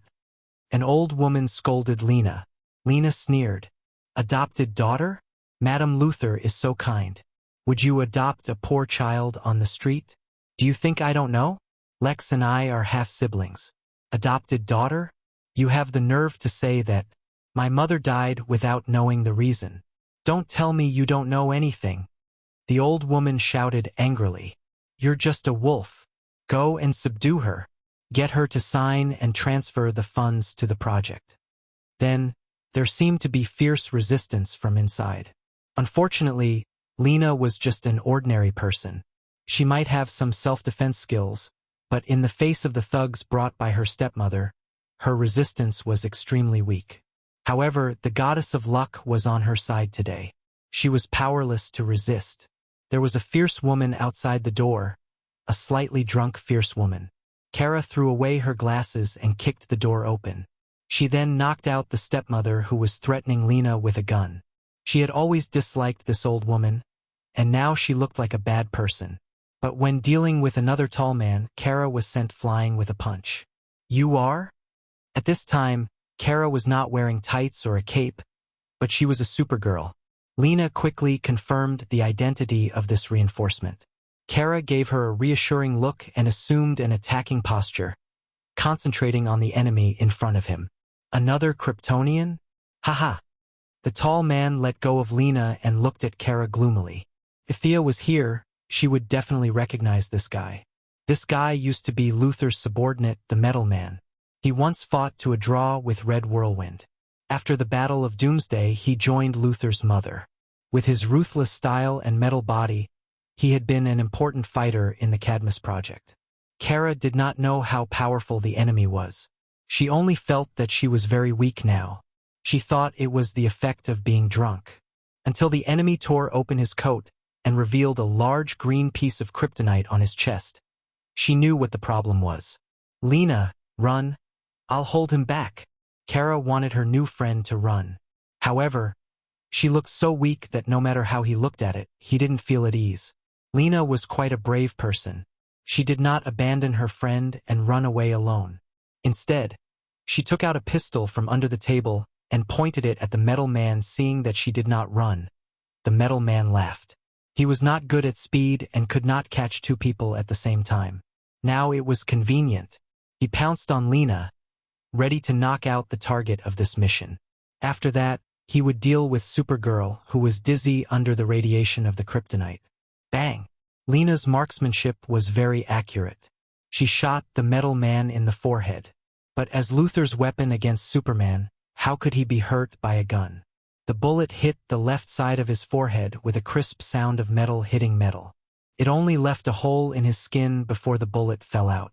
D*MN? Bionic skin? Is this the Terminator?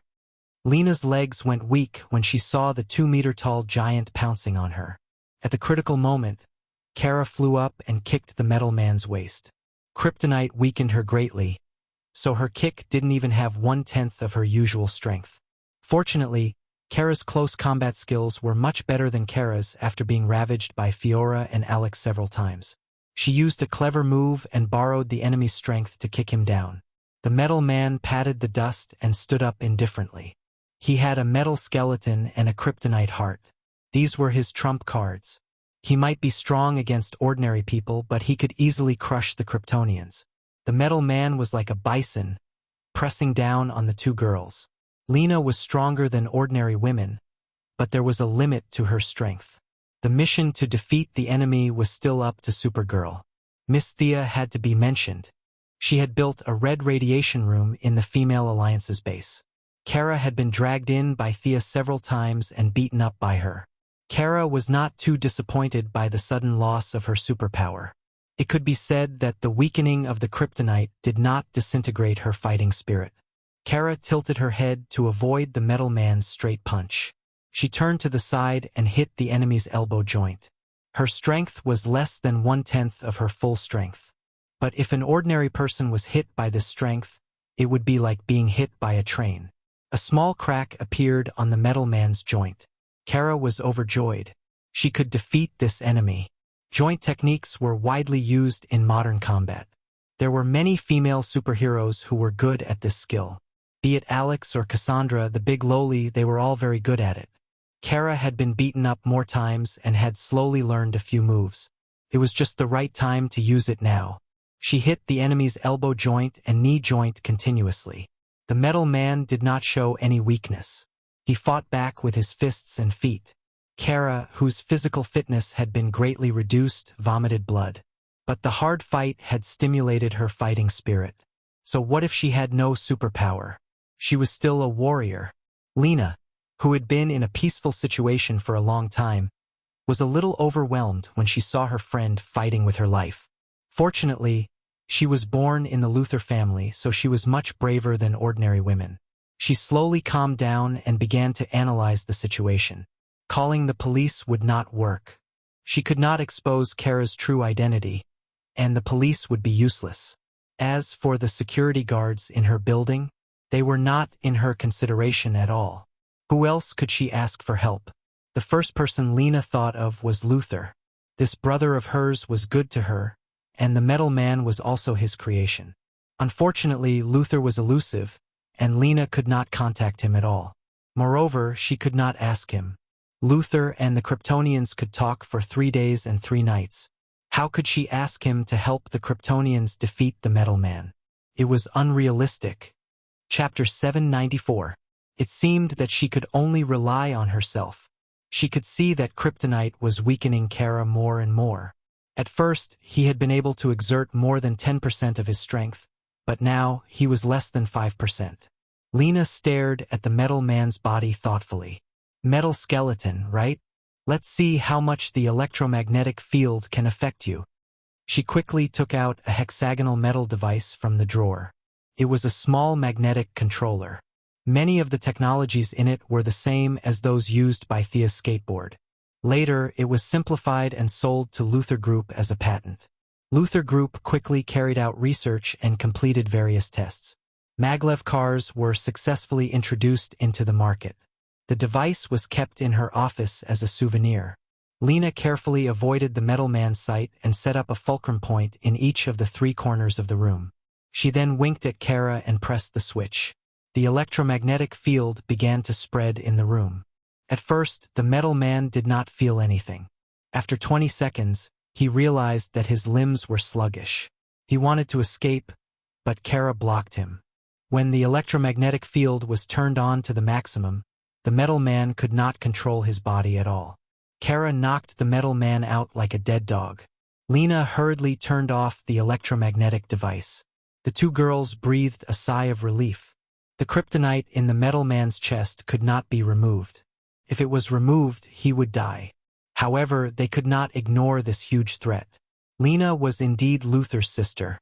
She took out various high-tech devices and tested them. Finally, she covered the metal man's heart with a box made of lead and set a complicated password. If someone tried to crack it by force, the box and the heart would be blown to pieces. Without the influence of the kryptonite, Kara, who was about to collapse, immediately recovered. He called the Martian hunter, who quickly sent a DO agent to take the metal man away. As for Lena's evil adoptive mother, she was taken away by the police for attempted kidnapping and extortion. Lena knew that her adoptive mother was very powerful and would probably be released in a few days. She just wanted to annoy this old woman. Kara and Lena planned to find a place to have a good chat, leaving the warlike office to be cleaned up by the staff tomorrow. Lena had the spirit of making the company her home. She had 2 bedrooms on the same floor as her office. Kara was badly beaten up. The radiation of the kryptonite had disappeared, and his body's self-healing ability began to take effect. Although his head and face were covered in blood, his body had already recovered by more than half. As his sister, Lena had seen many of Luther's experiments and knew a lot about the Kryptonians. She asked Kara to change her clothes. "I'm fine. All right, I'll go wash up." Kara was just about to say that he was fine, but when he turned his head and saw his face in the mirror, which was covered in blood, he hurriedly took back his words. After a simple wash, Carla tied her hair into a bun. Her clothes were all torn, so she could only wear Lena's long dress. She was much taller than Lena. Her long dress was like a short skirt, and her thighs were exposed. "Wow, you're completely fine?" Even though he knew that the Kryptonians had a freakish recovery ability, he was still so surprised that his mouth was wide open. Was he the one who had been beaten to the point of vomiting blood? "Haha, of course, I'm fine." Kara was so happy that he puffed out his chest like a proud peacock.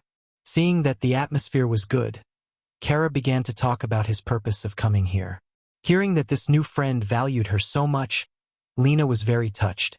In the business world where everyone was trying to cheat each other, sincere friendship was simply a luxury to her. She did not expect that she could also receive such a generous gift. "Come on, we're acquaintances now. Let's celebrate." Lena had good taste. Even though it was just a temporary residence, she had a small bar with many world-famous wines on the wine rack. She was going to open a bottle of good wine to celebrate with her new friend. Kara thought of something and rummaged through his clothes. Finally, he took out a small bottle. Shaking it, it seemed that there was still a lot of wine in it. Kara was very happy. "Come and drink this." Lena took the small bottle, which looked only the size of a fist. How much wine could it hold? She was a little bit amused, but she did not say it out loud to save her friend's face. Well, this bottle is very delicate. It looks like a work of art. I got it from Sister Sia's place. I heard someone brewed it." Kara tilted his head and scratched his cheek for a long time. She really could not remember the smelly and long name of Dionysus. She only remembered that the wine was very delicious. Thea said that she would give it to her to drink slowly. At that time, she was dizzy and directly put it in her pocket. She did not expect that the small bottle was still intact. Hearing that it was Thea's, Lena was a little bit moved. Luther and Batman were quite similar in some aspects. Luther had collected a lot of information about Milady. As his sister, Lena also knew a lot of legends about Milady. Soon, she discovered the magic of the small bottle. After filling 2 glasses and shaking the bottle, the wine was still in the bottle. Even the weight of the bottle did not change. Drink it, drink it. As a poor student, Kara did not care about the weight of the bottle or the scientific problems involved. She just wanted to let her new friend taste the wine. Lena also put down her doubts about the wine bottle.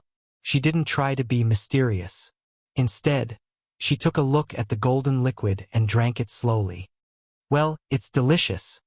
The mellow liquid slid across the tip of her tongue. This was a kind of wine that quietly warmed the blood. Lena was sure that she had never drunk such good wine. Come, let's celebrate today's victory. Kara also drank a glass. The 2 of them drank 1 glass after another. At this moment, the enmity between the Iyer family and the Luther family was thrown to the back of their minds. The dispute between Earthlings and aliens was no longer the main point. They were just 2 young girls under tremendous pressure. How dare he control me? Who does he think he is? I must teach him a lesson next time. Kara had drunk too much. The wine of Dionysus was famous for its lasting effect on Mount Olympus. If she fell asleep like Thea after drinking it, it would be fine. Unfortunately, Kara had a big fight with the metal men first. When her blood was boiling, she drank a second round. At this time, she was a little out of control and spoke incoherently. Fortunately, she remembered that she could not expose Superman's name, so she referred to him as him. Compared to Kara's strong body, Dionysus's wine was even more unbearable for ordinary people like Lena. She was known for her calmness and wisdom. At this time, she had forgotten her surname. Hearing Kara's self-righteous words, she echoed loudly, "Yes, they are a bunch of nosy people. We are good friends. Burp, don't worry about them." After saying that, she put her arms around Kara's neck drunkenly. "Supergirl, you? Tell me the truth. Do you have a boyfriend?" Kara drank another glass irritably. "There are too many people who care about me. The boys in school are so tacky. They only care about appearance. Have you ever kissed?" Lena whispered in Kara's ear like a demon. "No, have you?" Carla answered honestly. "Neither have I. Do you want to try? Try? Or not?" After all, Kara had a strong body. In fact, there was still a trace of sobriety in her heart. Lena's words made her hesitate a little. But when she thought of the courage that Thea had talked about, she finally decided to try. Lena was a trustworthy friend. It would not kill her to give it a try anyway. The 2 women were self-taught. They tilted their necks and smelled each other's breath. For a moment, they were a little intoxicated. 500 words are omitted here. Chapter 795. The sun shone through the thick curtains and shone into the room. Kara, who was a little dizzy, finally woke up. She had never experienced a hangover before, but she felt uncomfortable. Did she catch a cold? She had never been sick, and she had only seen people on Earth fall sick. She thought that she must be sick. Kara was about to touch her forehead, but she didn't expect to touch a smooth body. She looked to her side mechanically. Lena? Why is she here? The fearless Supergirl was so scared that she almost screamed. She quickly covered her mouth with her other hand and shrank back into the bed like a quail. She looked at the ceiling with her big bright eyes, and she couldn't calm down. What happened yesterday? She was confused. After a long time, she recalled the part where they fought the metal men and drank together. What did I do after that? She seemed to have asked Lena if there was any secret to becoming bigger. Lena said to just rub it. Kara didn't know if she did or not. Her memory was fragmented. She only saw the 2 of them naked now. What happened after that must have been a combination of theory and reality. God, how did it become like this? Kara used her superpower to the extreme in an instant. She saw the moon with her supervision. Very good. No one was paying attention to her. She listened with her super hearing. No one was talking about her. Thank goodness. She turned around and saw that Lena hadn't woken up yet. She quickly got down and picked up the clothes on the ground. She didn't care if they were hers. She put them on and flew out. As soon as she left, Lena sat up. Lena had already woken up. After all, she was an earthling. She had to socialize in the business field. She was more resistant to alcohol and she didn't drink much. It was just that she didn't know how to deal with this matter. Her best friend and best friend seemed to have become even more close now. She, who had always prided herself on her intelligence, wasn't much better than Kara. Both of them had chosen to be an ostrich. It was a little cold in the morning, but Kara couldn't care less. She ran home as fast as she could and poured herself a glass of water. She needed to calm down. Cold water poured into her stomach. She felt that she had finally regained some ability to think. Her friendship with Lena seemed to have developed too quickly. How should she deal with this relationship in the future? She was originally a very simple girl, but now she was completely in a mess. Just when she was at a loss, she noticed that her sister, Alex, wasn't there. The two sisters shared an apartment, so there was no reason that Alex didn't notice her rushing in. Where was she? When Kara was wondering if something had happened to her sister, she saw Alex sneaking into the room with a pair of big sunglasses. Haha, you're up so early. Seeing Kara standing at the door, Alex's face was filled with embarrassment. Carla was simple, not stupid. She looked at her sister suspiciously. What do you mean? You didn't come home last night? Alex didn't notice the change in her expression. She was completely immersed in her own affairs. After a long time, she seemed to have made up her mind and sat on the sofa. Kara, I want to talk to you about something. She hesitated, not knowing where to start. Kara's attention was diverted by her sister's safety. She temporarily put aside the matter between her and Lena, preparing to solve her sister's problem first. No, she felt that she could deal with any enemy. She needed a battle, a blood-boiling battle. Kara, do you remember that I had a good friend in high school? Alex said slowly. Yes. She was called Jessica or something. Yes, we were very close at the time. I used to stay at her house many times, and I really liked the smell of her house. I thought it was friendship, but now, it doesn't seem to be, Alex said, weighing her words. Kara was a little confused, but her strength was that she didn't think about things that she didn't understand. She nodded and signaled Alex to continue. I recently met a police officer, Maggie Sawyer. You've met her too. Kara's little head didn't understand why Alex's topic changed so much. What happened to this police officer named Maggie? Was he dead? Had he gone mad? I was with her last night. The whole time. Alex clenched her teeth and finished the sentence. Then she lowered her head like a criminal waiting to be sentenced. This sentence was a little vague. If Kara had been asked yesterday, she wouldn't have understood. But today, especially when she was also troubled by this question, it took her only a fifth of a second to understand. She relaxed a little. She was so lucky. The troubles of the two sisters happened on the same day. As for hiding it, Kara naturally thought about it. But when she thought of Thea's courage, she felt that since Alex had the courage to talk about it, she should have the courage too. Moreover, it wasn't a heinous thing. In the era when most Kryptonians chose to have test tube babies, it wasn't a big deal. At most, the Al family was a little more traditional. She had to admit that the good traditions of the Kryptonians gave her confidence. Plus, with the previous incident with Thea and Diana, she really didn't think it was a bad or ridiculous thing. She just felt that it was a little difficult to know where to stand when facing Lena. Alex, listen to me. Last night, She roughly told her what happened. Alex was stunned. She never thought that telling her family about her coming out of the closet would bring her such news. She wanted to scold Kara, but she realized that she was in no position to say anything. Do you love her? She's a member of the Luther family. Kara scratched her hair, looking very distressed. We were just very good friends. I don't know what's going on now. The Danvers sisters were in a daze. Lena spent the whole morning in a daze. She arranged a bunch of tasks for her assistant and chased her out. Lena picked up the phone and was about to find someone to ask about it indirectly. The evil old lady had just been locked up in prison, so she gave up on this option. What about Luther's brother? Lena thought. If she talked to him about it, he would explode. She gave up on this option too.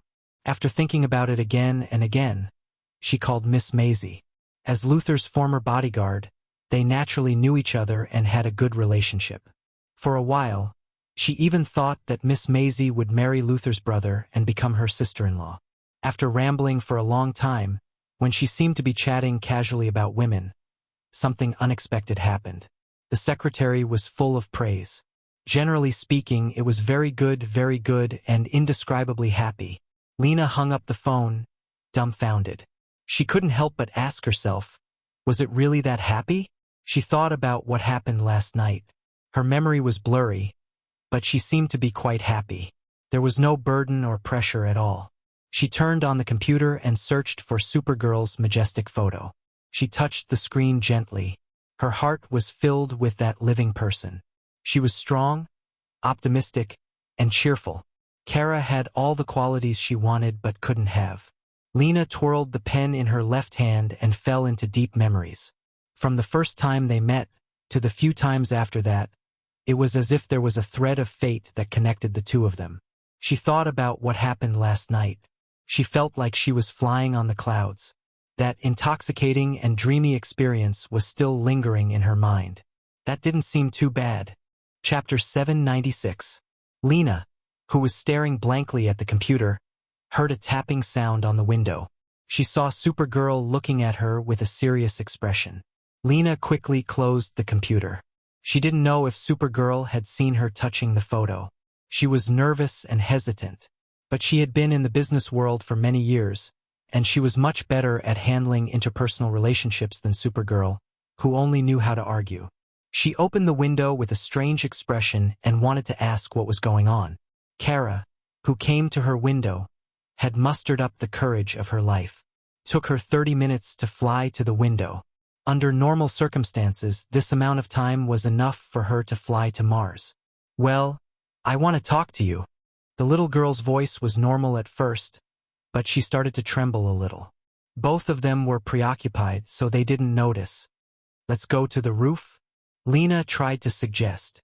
Okay, I'll wait for you, Kara said and flew up with a whoosh. Lena was also nervous. She patted her cheeks gently and tried to relax, trying to regain some confidence. Unfortunately, no matter how calm she was still a weakling in the face of this matter. Not everyone could be as calm as Diana and Thea. She ran to the roof as fast as she could. The whistling wind made her a little unstable, but she didn't care at this time. Kara was sitting on the eaves, looking into the distance. The background was lonely and pitiful, like a small injured animal. Lena wanted to call her over, but she swallowed her words after opening her mouth twice. What was there to be afraid of? It's just the eaves. She took a deep breath and walked over with firm steps. Lena was confident that even if she fell, Kara would save her. This had nothing to do with their relationship. It was purely her kind nature. Wow, why are you here? Kara was shocked to see Lena sitting next to her. She was a Kryptonian, so she was not afraid. She would be fine even if she fell from the moon, let alone this height. But Lena didn't have that ability. If she fell from this height, even her parents wouldn't recognize her. To be honest, Kara was a little touched. She didn't know about love, but she knew that someone cared about her and her feelings to the extent that they were willing to risk their lives for her. For a moment, words seemed to have lost their meaning. The two sat side by side, enjoying a rare moment of peace. Do you like me? At this moment, Lena, who had the bloodline of the Luther family, was the more manly one. The two of them sat quietly for a long time before she finally broke the silence. Being rational to a certain extent was madness. Lena, who had always been rational since she was a child, was ready to go crazy today. Chao Nu was shocked by her straightforward question, and her eyes widened. Shouldn't we say something to ease the atmosphere first? Why is it so explosive right from the start? Lena looked at her confused eyes and felt as if her heart had been stabbed by a knife. She loosened her hands, leaned forward, and fell to the ground. Kara's mind was blank, but his body still reacted. He grabbed her arm. Let go. Lena's tone was very calm. Don't Lena, why? Carla was so anxious that she was about to cry. It was as if she was the one hovering in the air and Lena was the one saving her. Her mind was filled with helplessness and panic. All she could think about was Sister Thea, Sister Diana, or Uncle Martian Hunter coming to save her. Do you care about me? Nonsense. Come and hug me. Not on the ground, but in the air, Lena ordered domineeringly. Kara hugged her waist mechanically, afraid that she would fall. The two of them floated in the air together. It was already working hours. The pedestrians on the street noticed them. Some took pictures with their phones, some called the police, and most of them were discussing. However, they were too far and too high to see clearly. Are you willing to be with me? Kara Danvers. Sorry, I don't know your Kryptonian name. Kara Zoair. Kara Zoair. Are you willing to be with me? Lena asked domineeringly again. She could see that this guy was a little out of ideas. If there was no one to push him, who knew what would happen in the end? Chow Nu had already noticed the various pedestrians on the street. Without saying anything, she carried Lena and flew into the distance. This feels so good. Is this how it feels to fly? Lena trusted Kara. She opened her arms and enjoyed the pleasure of leaving the air behind her. Say you're willing. Say you're willing. Say it, she said a little coquettishly. I'm willing. I'm willing. Kara finally said what was in her heart. It was as if a huge rock had been lifted off her shoulders. Then fly faster. I want to play for the whole day. Faster. The two of them flew across the sky, leaving behind a string of laughter like two happy children. They did not know that there were people watching them from above the clouds. Thea and Superman appeared at the same time. The secretary had reported to her about Lena's unusual behavior 3 minutes ago. After that, Gideon saw the two girls confessing their feelings in the sky through the satellite. Thea was a little confused. Young people were so brave. She felt that she was getting old. She did not know that the courage in her words had played a major role in yesterday's drinking. The secretary had also helped her in time to strengthen Lena's conviction. Perhaps there was also the rebellious mentality of a young girl. In short, there were several factors that led to today's incident. She immediately instructed the secretary to clear all the records and teleport herself over. Superman arrived a little earlier than her. The two of them silently watched Chow Nu and Lena fly away. Lena is not a bad person. Kara should have her own happiness. You're very open-minded. Superman smiled bitterly.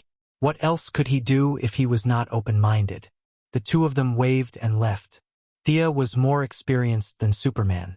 She could see that Kara had admitted to 90%, but still had some misgivings in her heart. As her sister, she felt that it was her duty to help her strengthen her conviction and go further on this path. The Daxam in the original spacetime looked ugly and was obviously not a good match for Kara. However, she still needed to think about how to proceed. When she returned to the office, the secretary gave her another piece of news. Kara's sister, Alex, was with a woman named Maggie Sawyer last night. You have a good relationship with Lena. Do you think we can help? Thea asked the secretary. The secretary pondered for a moment. I think Lena is not ready. Maybe we need to push her a little? How about this? Let's hold a party and let them put down their burdens. The Missy decided on the plan. She picked up the phone and started to contact everyone. She first called Batwoman Kate Kane. She was Batman and Bruce's cousin and an old senior in the lesbian circle. She had confessed her sexual orientation 20 years ago and was later expelled from West Point. Now, her lover was Gotham policewoman Renee Montoya, the future second-generation questioner. The two of them were only acquaintances, but when she heard Thea's purpose, Batwoman agreed without hesitation and prepared to use her villa as a meeting place. Thea contacted a few more people and prepared to hold a small party. There weren't many people at the party. As the hosts, Batwoman and Montoya, she and Diana, the secretary and Poison Ivy, the Danvers sisters, and finally, the Sea King's little friends, Yavara and Cassina. Well, a total of 12 people. Chapter 797. Considering that the Danvers sisters needed some time, there were also some who lived far away. such as Yavara who lived in the jungles of South America. Some had jobs, such as Renee Montoya and Maggie Sawyer, who were both police officers, decided to hold the party on the weekend. 2 days later, in the Hall of Justice, Thea welcomed the newcomers to the Alliance as an elder. The Green Arrow, Oliver Queen, and the Atom Knight, Ray Palmer, had officially joined the Alliance. The original Batman was replaced by Dick Grayson, which no one had a problem with. However, the new Batman had no black technology, no money, and was 99% useless. Thea felt that it was enough to treat him as a mascot. The other replacement was the Green Lantern. The Guardians of OUA had reached the end of their patience with Hal Jordan and forced him to return to the main planet to wait for a new appointment. The new Green Lantern was given to a newcomer, John Stewart, a former Marine and a black Green Lantern. "You don't look at me very kindly, young Green Lantern." Thea glanced around and saw the new Green Lantern looking at her angrily. "Did this guy not take his medicine today? You are the leader of the Yellow Lanterns, and the Yellow Lanterns are evil," the new black Green Lantern said, a little annoyed. "Ha ha." Thea smiled and stopped Diana and Oliver, indicating that she was fine. Her bell-like laughter echoed throughout the hall.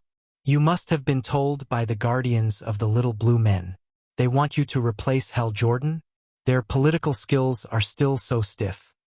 Thea immediately put a big label on the black Green Lantern. Although Hal had a lot of bad habits, he got along well with the Alliance. Whether it was the Flash or the Green Arrow, they were all very good friends. Now that they heard that he was transferred away because of political strife, the few of them looked at John Stewart unkindly. The black Green Lantern did not realize that Thea was using Hal Jordan's popularity to isolate him. He was still talking about how evil the Yellow Lanterns were. "The Yellow Lanterns sacrificed a lot in the last war. They are not evil." Diana stood up immediately. If this newcomer didn't say anything, she would teach him a lesson. Thea pulled Diana back. Why would she use her fists when she could defeat the enemy with just a few words? "You keep saying that the yellow lamp is evil. Do you know who built the yellow lamp? Don't try to quibble. I know it's Sinisto." The green light thought that she was trying to shirk responsibility and felt that he had seen through her verbal trap. "Yes, you're absolutely right, evil Sinisto. Is that what the Guardians say?" The black Green Lantern nodded, as if mentioning Sinisto's name tarnished his honor. Thea found it a little funny. "I'm afraid the Guardians didn't tell you that the powerful lamp ring on your hand was worn by evil Sinisto when he was in the Green Lantern Corps, right?" "Haha." John Stewart's expression instantly turned interesting. At first it was disbelief, then suspicion, and finally horror. However, his dark expression didn't make it obvious. "Why didn't you throw away such an evil thing? Buried? Destroyed?"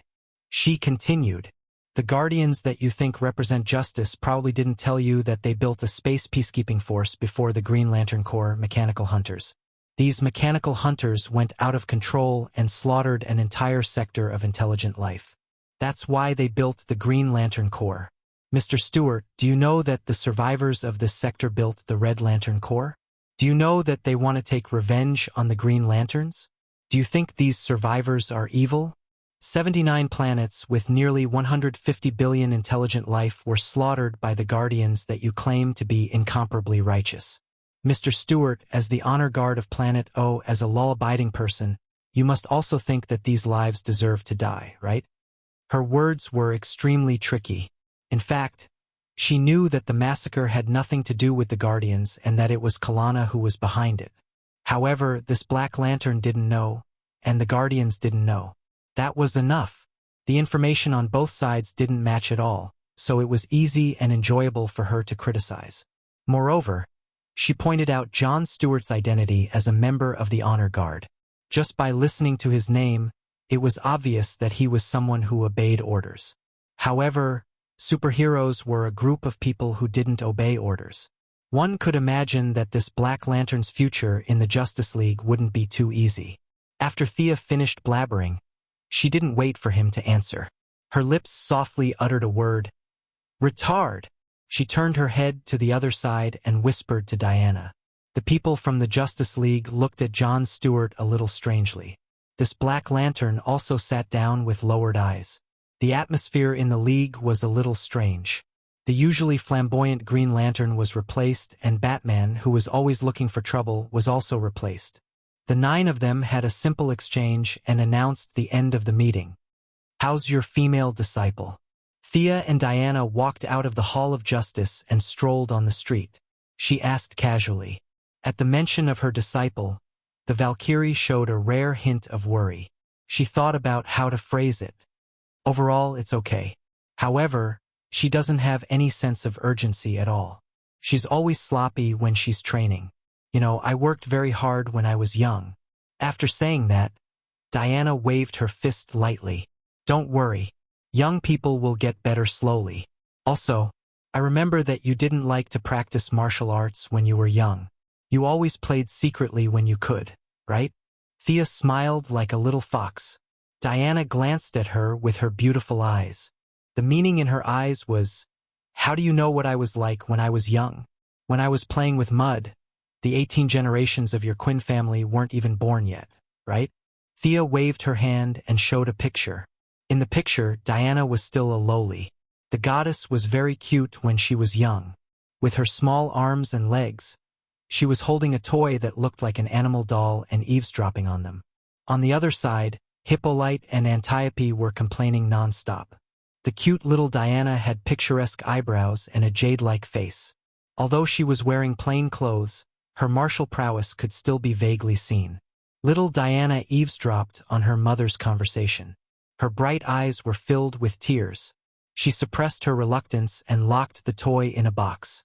She took out a small knife and a small sword and started practicing by herself. She said that she worked hard when she was young. Reality proved that it was obviously nonsense. "Ah!" Diana hurriedly dispelled her water curtain spell and looked around. Seeing that no one was paying attention to her, she exclaimed, "How did you see these pictures?" "Ha-ha!" Thea was overjoyed. Her arcane core I-2.0 had just come online. She had watched Diana's childhood through the River of Time and saw many of the Valkyrie's dark history. As for the issue of using public resources for private purposes, she said that it didn't exist.